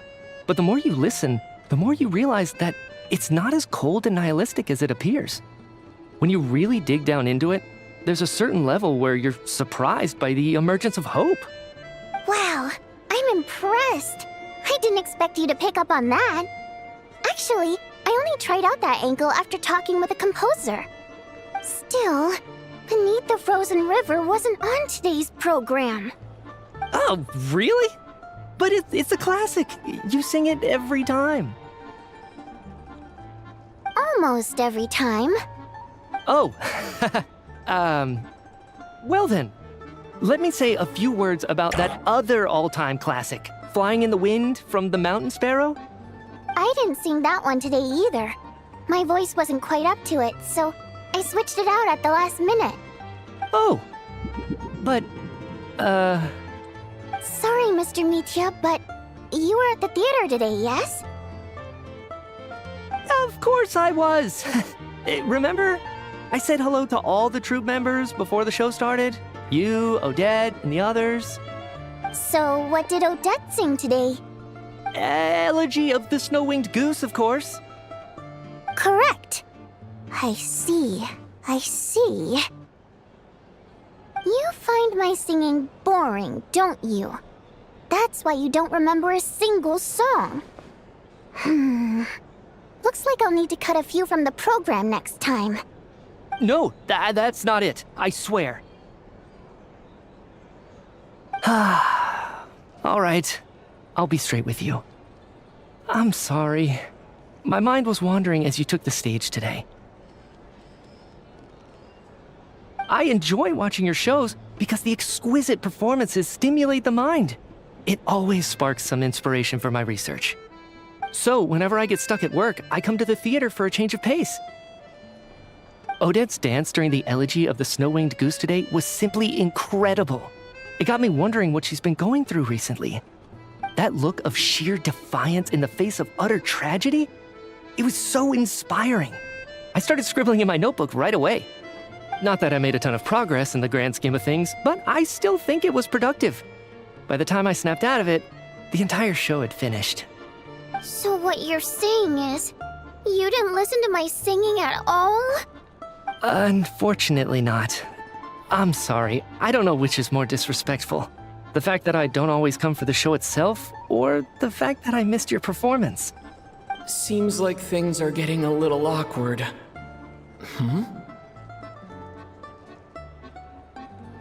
Mitya just stepped into a conversational minefield. If there's one thing Vodyanitsa doesn't like, it's people who show disrespect for her performance. This meeting was so hard to set up. Don't tell me it's already falling apart. It's fine. I suppose this is affirming in its own way. At least, it shows that our performance really touches people's hearts, right? Don't let it bother you. It certainly doesn't bother me. She's showing a lot of restraint. Well, I'll be sure to let Odette know how much you adored her performance. Please don't say that. I always love your performances too. It's just that inspiration struck at the wrong time today. I'm usually all ears. I know, I can tell. That's why I value your opinion. I'm sure some people can't stand it when others praise their coworkers right to their face, but not me. No, sir. Fair enough. I still feel kinda bad though. But you know what I really can't stand? People who only show up to the theater to pretend that they're cultured. Makes me sick to my stomach. Oh yeah, 100%. There are too many of those people around.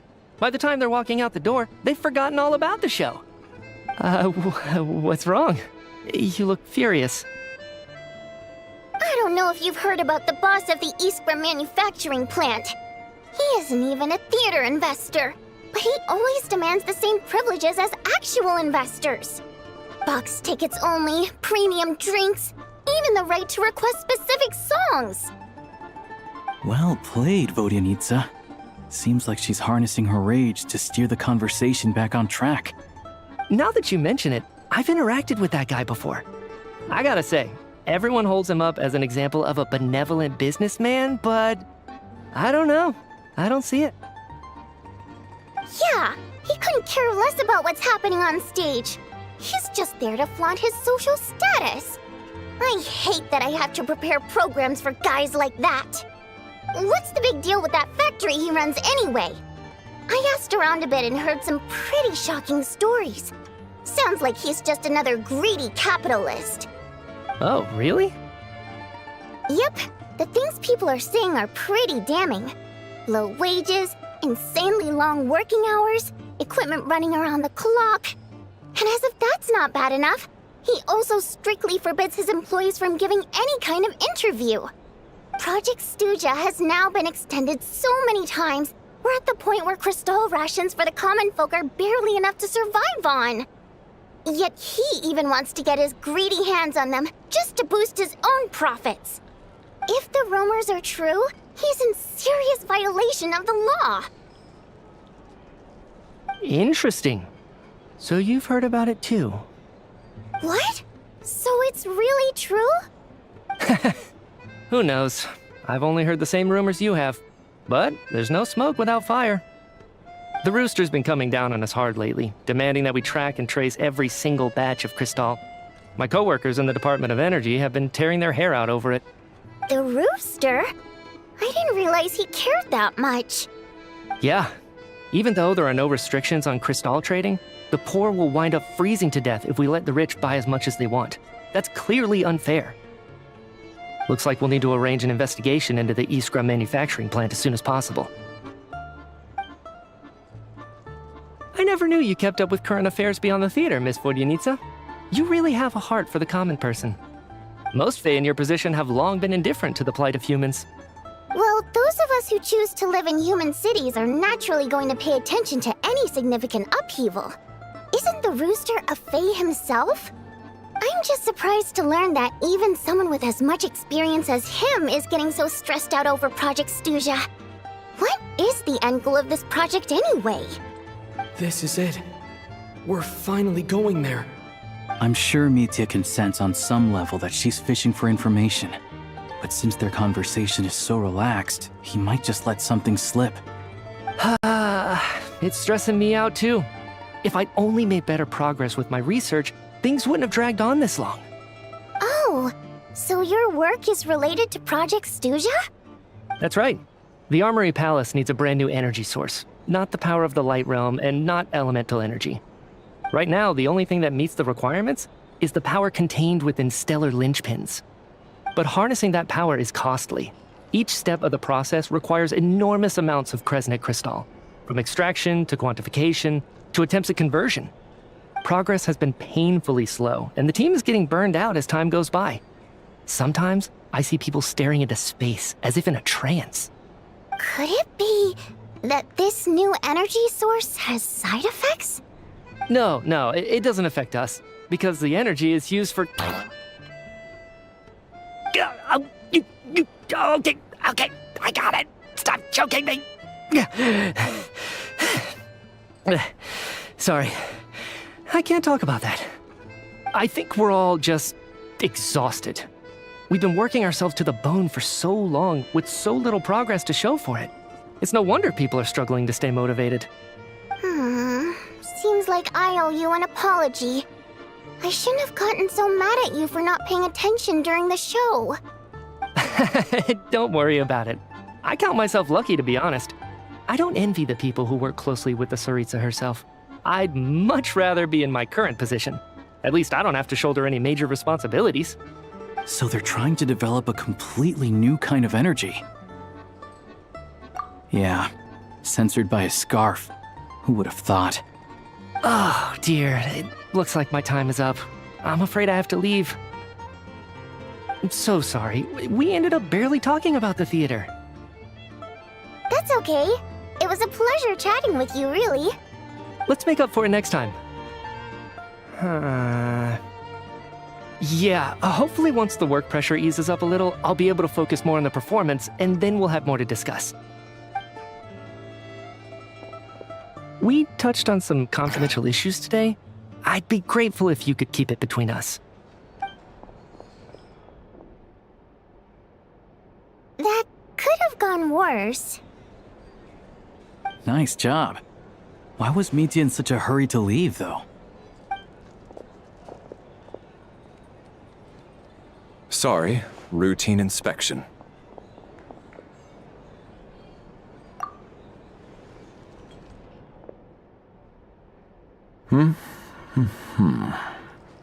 Okay, let's go. So he wasn't rushing to get back to work. He must have calculated that Valeri would find him here in exactly 25 minutes. That's frighteningly accurate. One of the main duties of the Special Assignments Battalion is to ensure that important figures stick to their schedules. All right, time for us to get going too. Excuse me, check please. We'll settle our check too, then. Oh, hello there. Mr. Mitya paid the check before leaving. He also asked me to pass on a message. He said it was an honor to share his tea break with Miss Vodyanitsa and her two friends. Wait. So he knew we were here all along? This raises a lot of questions. Did he deliberately mention the new energy source so that we'd overhear it? Maybe his work isn't confidential after all. Maybe the key here is the purpose of this new energy. I guess that's the next thing to look into.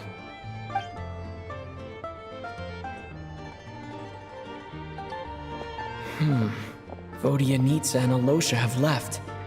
Time to head back and call it a day.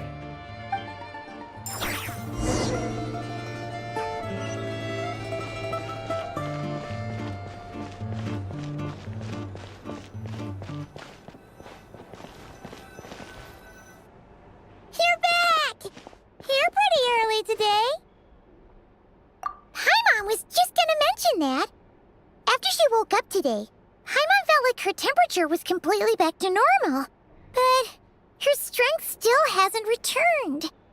Still, there's some good news. Paimon thinks she might have figured out the source of the problem.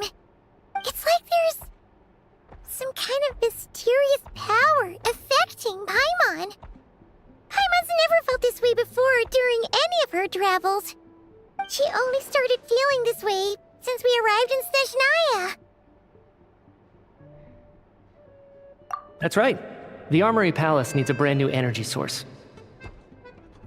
Could that have something to do with this? What is it? You're making that face again. You know, the one you get whenever you have a light bulb moment?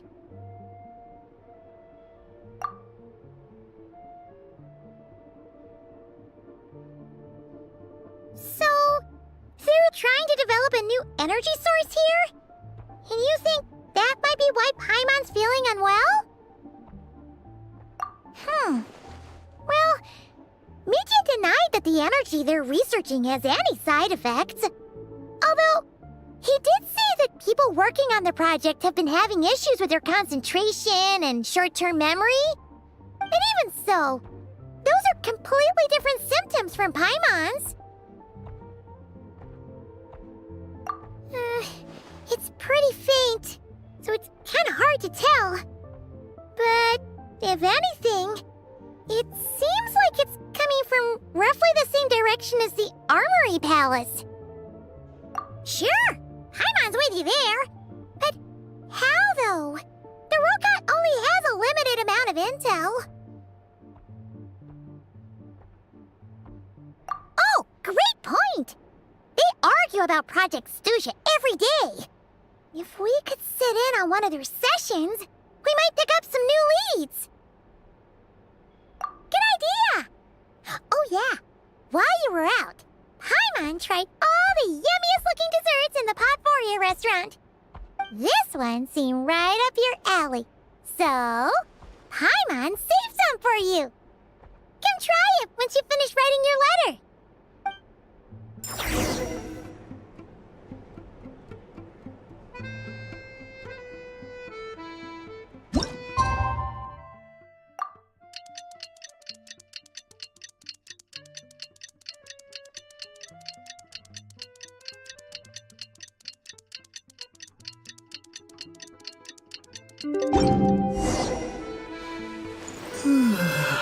Alosha replied.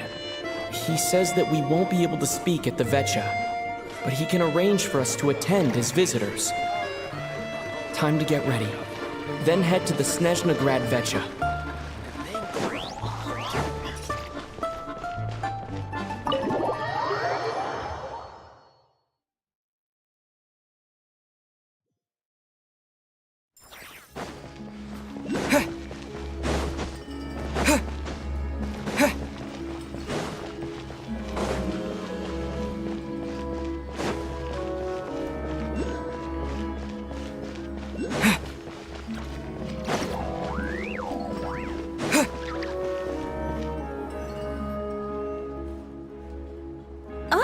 Miss Vodyanitsa, prima donna of the Korolievsky troupe.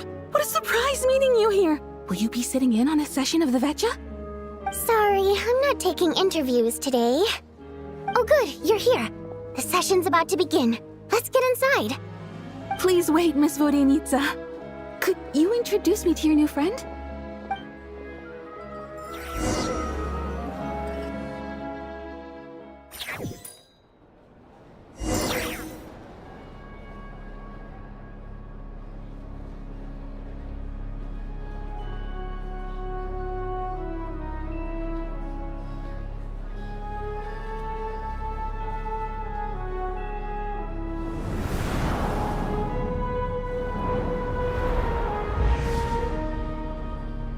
In summary, the energy management commitments made for the outgoing period have been delivered upon.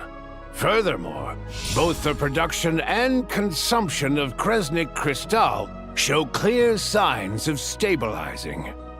The relevant agencies have assessed the present circumstances and determined that the status quo can be sustained until the next period.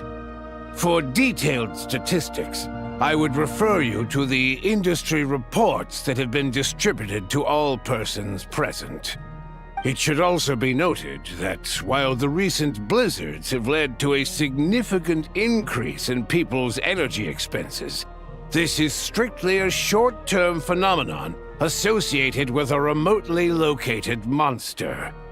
Her Majesty the Tsaritsa is giving her full attention to this matter. We should have every confidence that it will be dealt with swiftly and conclusively. A financial report on disaster relief is also present in this report, courtesy of Pantalone. They cover the same old ground every single time. The rooster never seems to mind, but everyone else is getting tired of it. There's a general lack of trust. People aren't seeing any tangible benefits that affect them directly. Of course, none of that will be reflected in any of the reports on the table. Yeah, if it weren't for these hard copy documents, I could have at least made something up.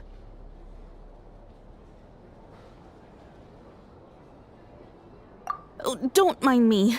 I'm just out here trying to hit my interview quotas. Bring out the kvass. Ever read it? Best-selling newspaper in town. If I remember correctly, you guys don't even have a sales permit. You have to sell from stalls on the street. Okay then, best-selling street stall newspaper in town. Still counts.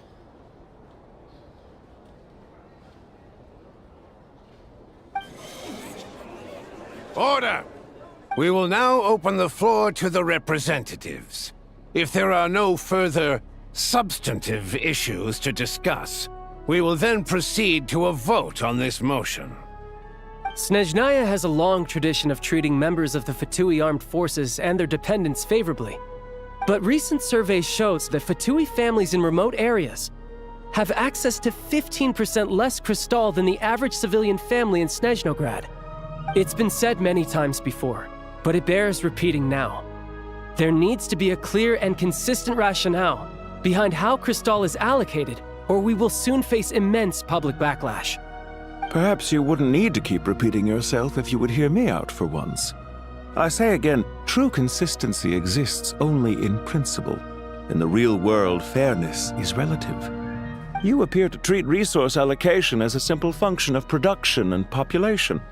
So what about when the equipment used in production breaks down? Have you factored that into your equation? And do you even know how long it's been since Snezhnaya last conducted a census? If I knew the answers to questions like that, I'm sure I'd be a very wealthy man. And I doubt I'd be going by child. I'd like to bring the focus back to the specific issue I raised. Or do you wish to deny that favorable treatment for Fatui dependents is our long-standing policy? It's easy to be a critic when there's no accountability. That seems to be a running theme in the anti-Project Stuja cohort. Defeat the ringleader and all other problems will magically resolve themselves. That's what they seem to think. But in case you aren't aware, not one jot in my report would change whether Project Stuja continues or not. So you have no intention whatsoever of finding a solution to this problem? On the contrary, I'm the only one here who ever brings solutions. Child opened by speaking up for the armed forces. Regrator struck back with style and a war of words ensued.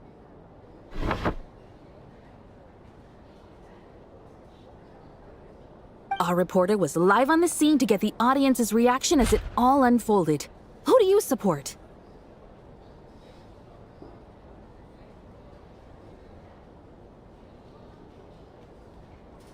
The people have spoken! Child received raucous applause from the crowd as he pushed Regrator onto his back foot with a relentless barrage of questions. It had to be seen to be believed. Now you see why they don't have a sales permit. However this reporter wants to spin things, I haven't forgotten that Tartaglia was representing the Northland Bank when we first met in Liyue. So surely, their relationship can't always have been this strained. You two are getting off topic. Let's focus on what the data is saying. Mr. Pantalone, may I speak on your behalf? Oh, please do. I'm more than happy to save my breath. Crystal distribution policy undergoes modifications with each new period. The ultimate goal being to find the most reasonable method of allocation, which I believe is what Mr. Tartaglia also seeks. But I fear many may have been misled on this topic by extremist activists. To clarify, Project Stuja is not the root cause of the problem. It is merely a framework for resource distribution. The most recent reports all point to Snezhnaya's resilience and adaptability during this period of fine-tuning, and give clear indications that a distribution framework is improving with each iteration. To make drastic adjustments without first considering the risks would likely do more harm than good. It would be a waste of the hard-won experience we've gained to date. Renowned scholar of finance, Arapov spoke up to clarify the fiscal logic, clearly alluding to social organizations like the Rokot in his words. With the notorious Lelex still active to this day, should the Rokot be held responsible? No, there is someone else to blame. She's just rephrasing what Mr. Pantalone said. The Rokot are the critics he accuses of taking no responsibility for their actions. As for Lilik, you won't have heard of him yet. He's currently the most famous member of the Rokot. Well, more like infamous. Ending Project Stuja has become an obsession for him. Unlike the more decent ones among us, he believes that votes in the Vetcha are all that matter. So whether it's threats, coercion, or bribery, he'll use whatever means necessary to get people to change their vote. And since we're already on the subject, what do you think of Lelek's methods? Are you for or against?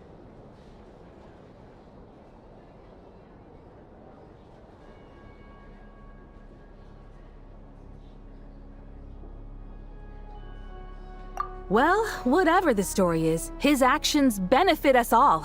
We stand with Lelik. At least someone here wants to take this discussion seriously. I've been considering that issue myself. What you really need is more precise regional data, right? I think it would be easiest to let the Fatui handle it, since they're already in charge of Crystal shipments anyway. We may as well get them to collect some data while they're at it.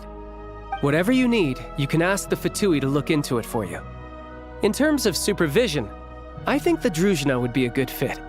I had hoped to discuss this with Miss Vesna, but sadly, she's not present. I will be happy to take a note of your suggestions and present them to Commander Vesna for a decision upon her return. The Commander has always taken a keen interest in Project Stuzha. However, given the Druzhna's demanding workload, I'm afraid it may prove difficult for them to provide any practical support. Let us refrain from jumping to conclusions until a concrete and actionable plan is in place. My apologies, Lord Rooster. There are numerous issues to address here, including manpower, time sensitivity, and reporting lines. Nevertheless, I support drafting a proposal. Follow the usual procedure, and it can be raised as a new motion for all parties to evaluate at the appropriate time. In that case, I'd like to share one thought before the proposal is drafted. The issue of time sensitivity was raised just now, which I presume relates to the official reports. In fact, the Energy Commission already collects regular statistics on each urban center and its surrounding area. Would these be of any use? That's a good idea. I read every issue of Sviet Lolaidovka's report, and although my focus is mostly on the section about equipment operation, the energy consumption statistics also yield a lot of insights. Be that as it may, does no one see an issue with using local data to determine Crystal quotas? In the long term, it seems like a very risky solution. Not if they are used purely for reference. So long as we have the report from the Northland Bank's headquarters to corroborate it, no one will be able to fool me. Very well then. It appears that this arrangement is acceptable to all parties. Yeah, sounds good to me. The members reached a provisional consensus on the issue of improving treatment for Fatui soldiers.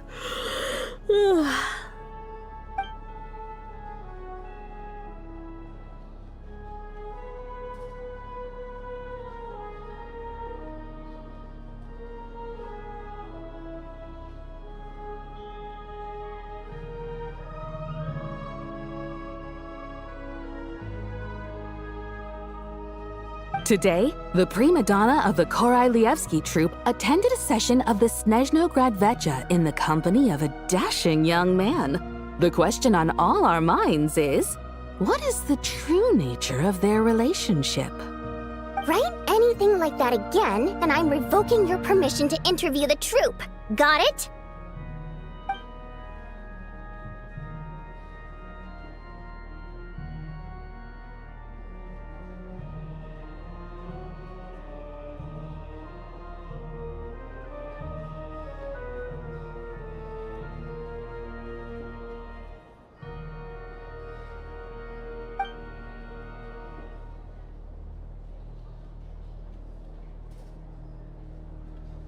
Now then, if there are no further contributions from those present, we shall proceed to the final vote. Hey, check it out! What made him vote against?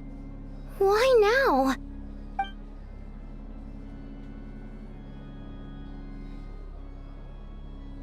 The votes have been tallied.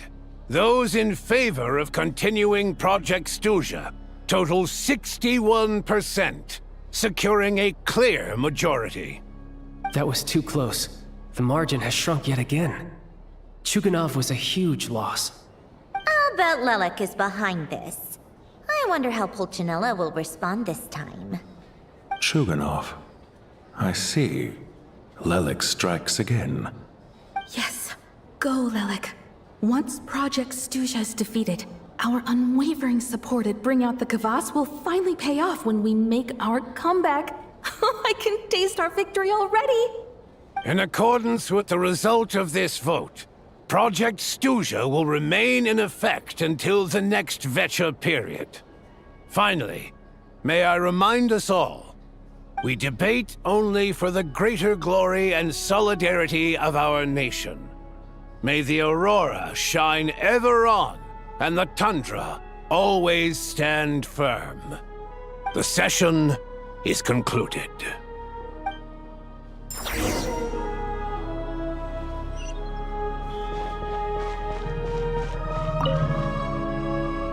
I have to say, I really wasn't expecting Chukhanov to vote against Project Stuzha. Well, in principle, Snezhnaya's business and political elites ought to be the ones least likely to oppose it.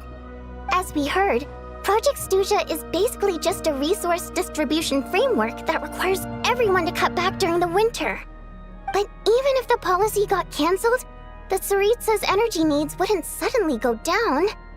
The extra demand from the public would have to be filled from somewhere.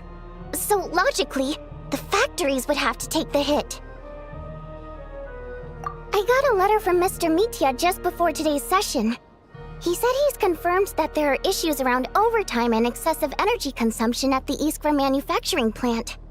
In a situation like this, once the Rooster receives the report, he'll order the factory to halt production and submit to an investigation before issuing a penalty. But that's a week-long process, and thus didn't make it onto the Vecha agenda this time. I don't think he suspects anything so far. Exactly. And as you know, he's a very selfish person. I was originally gonna try and flip him after he received notice of the official sanctions. My plan was to convince him that the whole thing was completely unfair. Rather than just sit back and take the hit while his factory stopped production, he'd be better off voting to end Project Stuzha. At least that way, no one else would be able to make any money either, because all the factories would suddenly have more limited energy to work with. But now, he's already voted against it, which means someone must have used more forceful means to change his vote, just like with everyone else who flipped. Yeah. No one knows why Lilac is so obsessed with ending Project Stuzha, but by the looks of it, he's inching closer and closer to success. Lilac must have strong motivations, given how he'll stop at nothing to achieve his goal. Maybe he knows the full truth of Project Stuzha. Maybe my next step should be to focus on him. Oh, right. What are your plans for the rest of the day? Shall we head out? Hey, comrade. I noticed you were here during the debate. I didn't take you for a political enthusiast. Greetings, Harbingers. I just happened to have some free time today, and my new friend here thought it might be fun to check out the Vecha. Ah, Odette must have introduced you. Looks like you two are getting along pretty well. I'll leave you to catch up. I should head back to the troop. Sure. Break a leg and all that.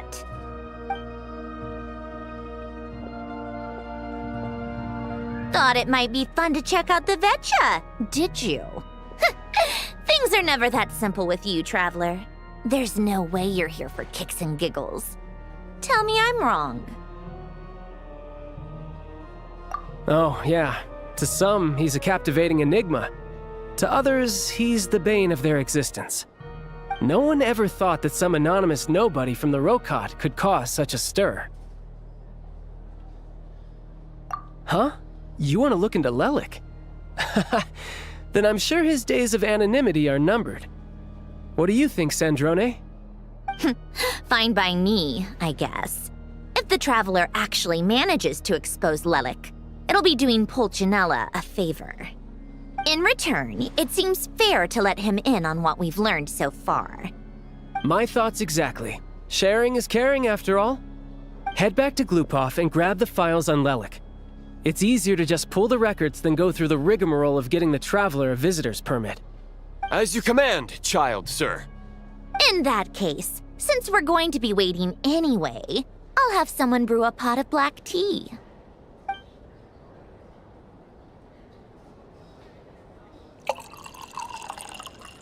One common thread among the many incidents Lelik has been involved in is that the victims are all too scared to share any real information about him.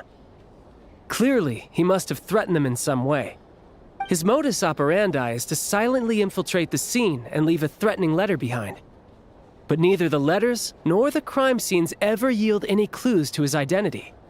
So all these files have to offer are short statements by the people affected. They don't give us a lot to go on. If nothing else, it shows we're dealing with a trained professional who's versed in counter-surveillance. Yes, and to that point, he often strikes in highly secure locations. The victims are high-ranking and influential people who take their personal security very seriously. Somehow, Lelik slips right into their rooms without making a sound. There's never any eyewitnesses, nor the slightest trace of a break-in. If he can get in and out undetected, it means he can strike without warning. Not that that's ever happened so far, but the thought is enough to scare these people sleepless.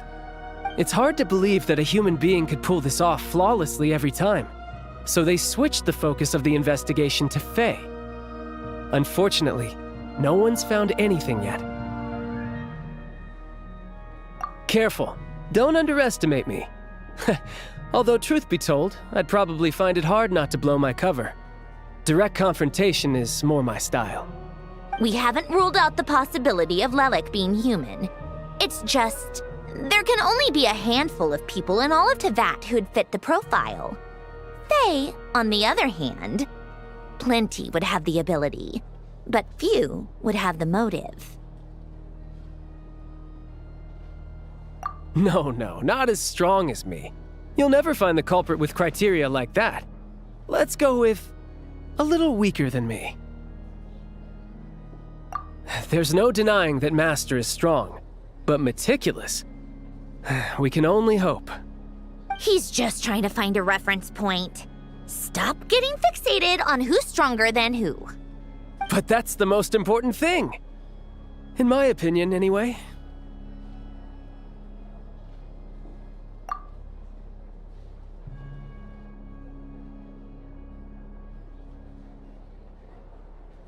Odette?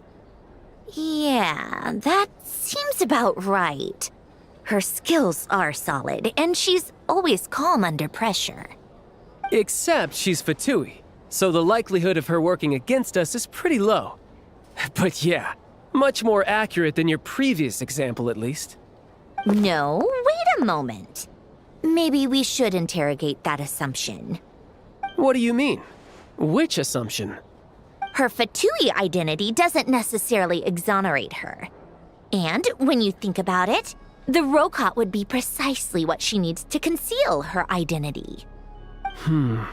Plus, she wouldn't need to be such a pro at covering her tracks. She'd already know where the Fatui will be and when, so she could choose the perfect time to act. Oh, yikes.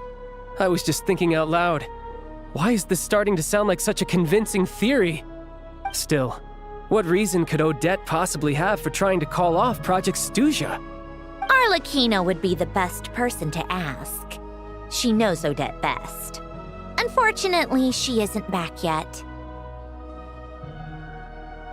Rosaline used to open up to her in private about her struggles with Odette.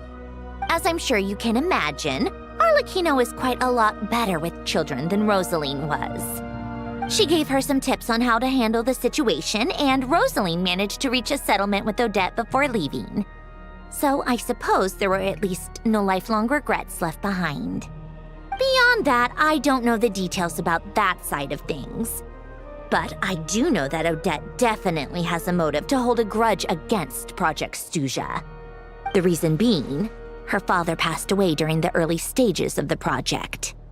That was back before it had been named Project Snezhnaya, when things were still being worked out. But in essence, it's remained the same ever since. Huh, the more you know. Rosaline was always so self-centered. I never understood why she started paying so much attention to Odette.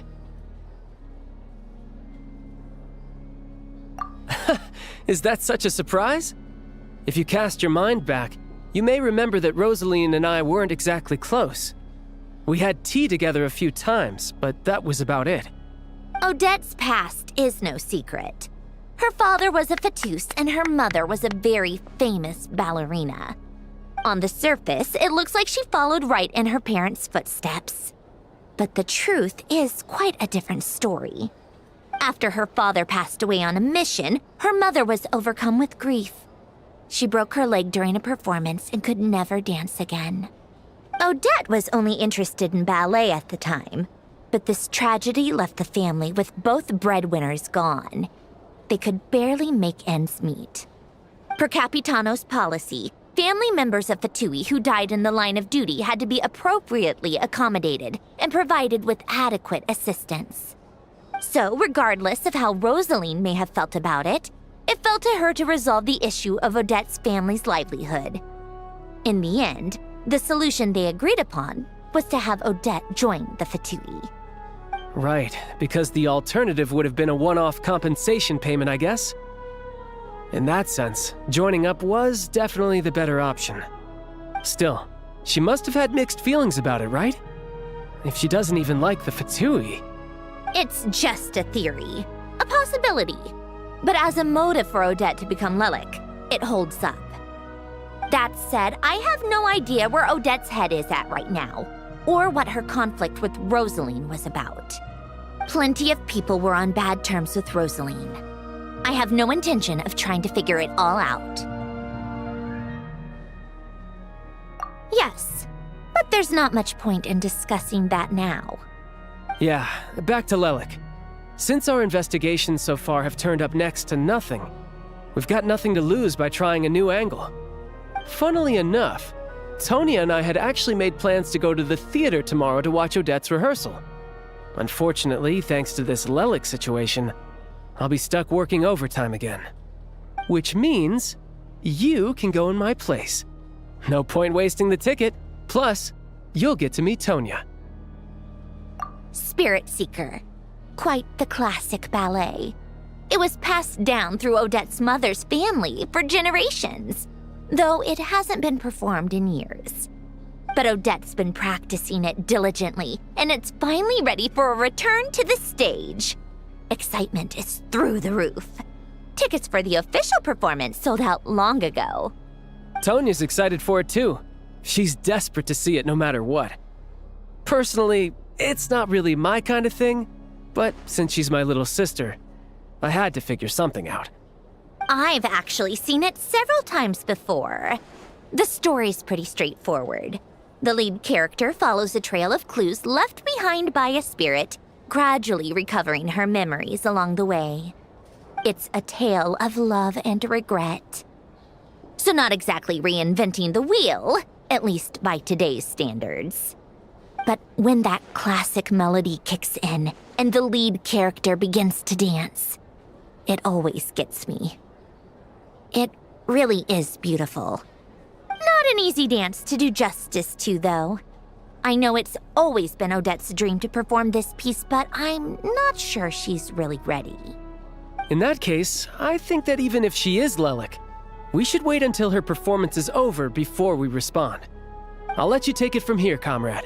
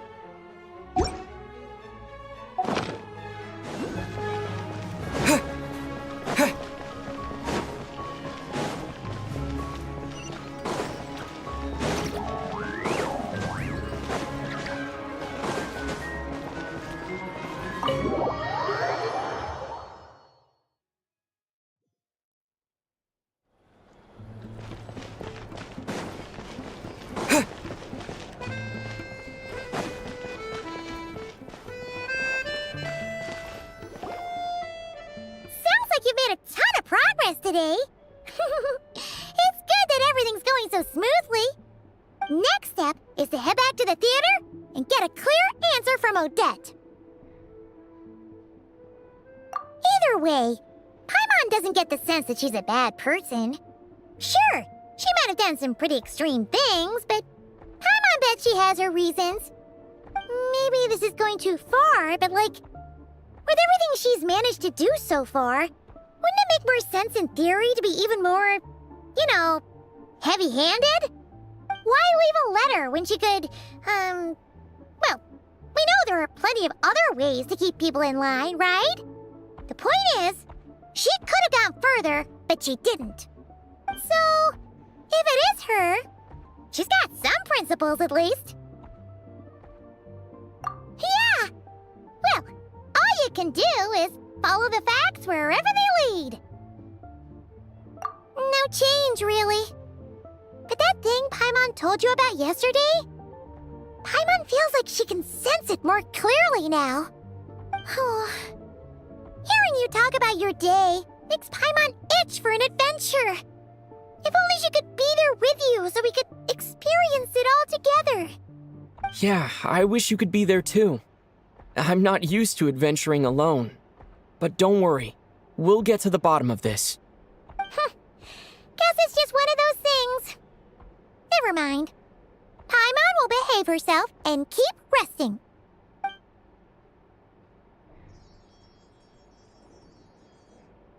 If Odette is Lelik, she may well have inside information on Project Stuja.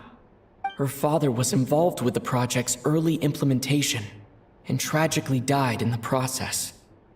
Now, she's dedicated herself to bringing it to an end. It's hard to imagine she could have gotten this far without knowing anything at all about the Tsaritsa's true intentions. When she spoke to us as a member of the Fatui, how much did she let on? And how much was she hiding? Only time will tell. Maybe tomorrow, everything will be answered. Hey look! It's snowing! Could be a tough day ahead. Make sure you wrap up warm tomorrow.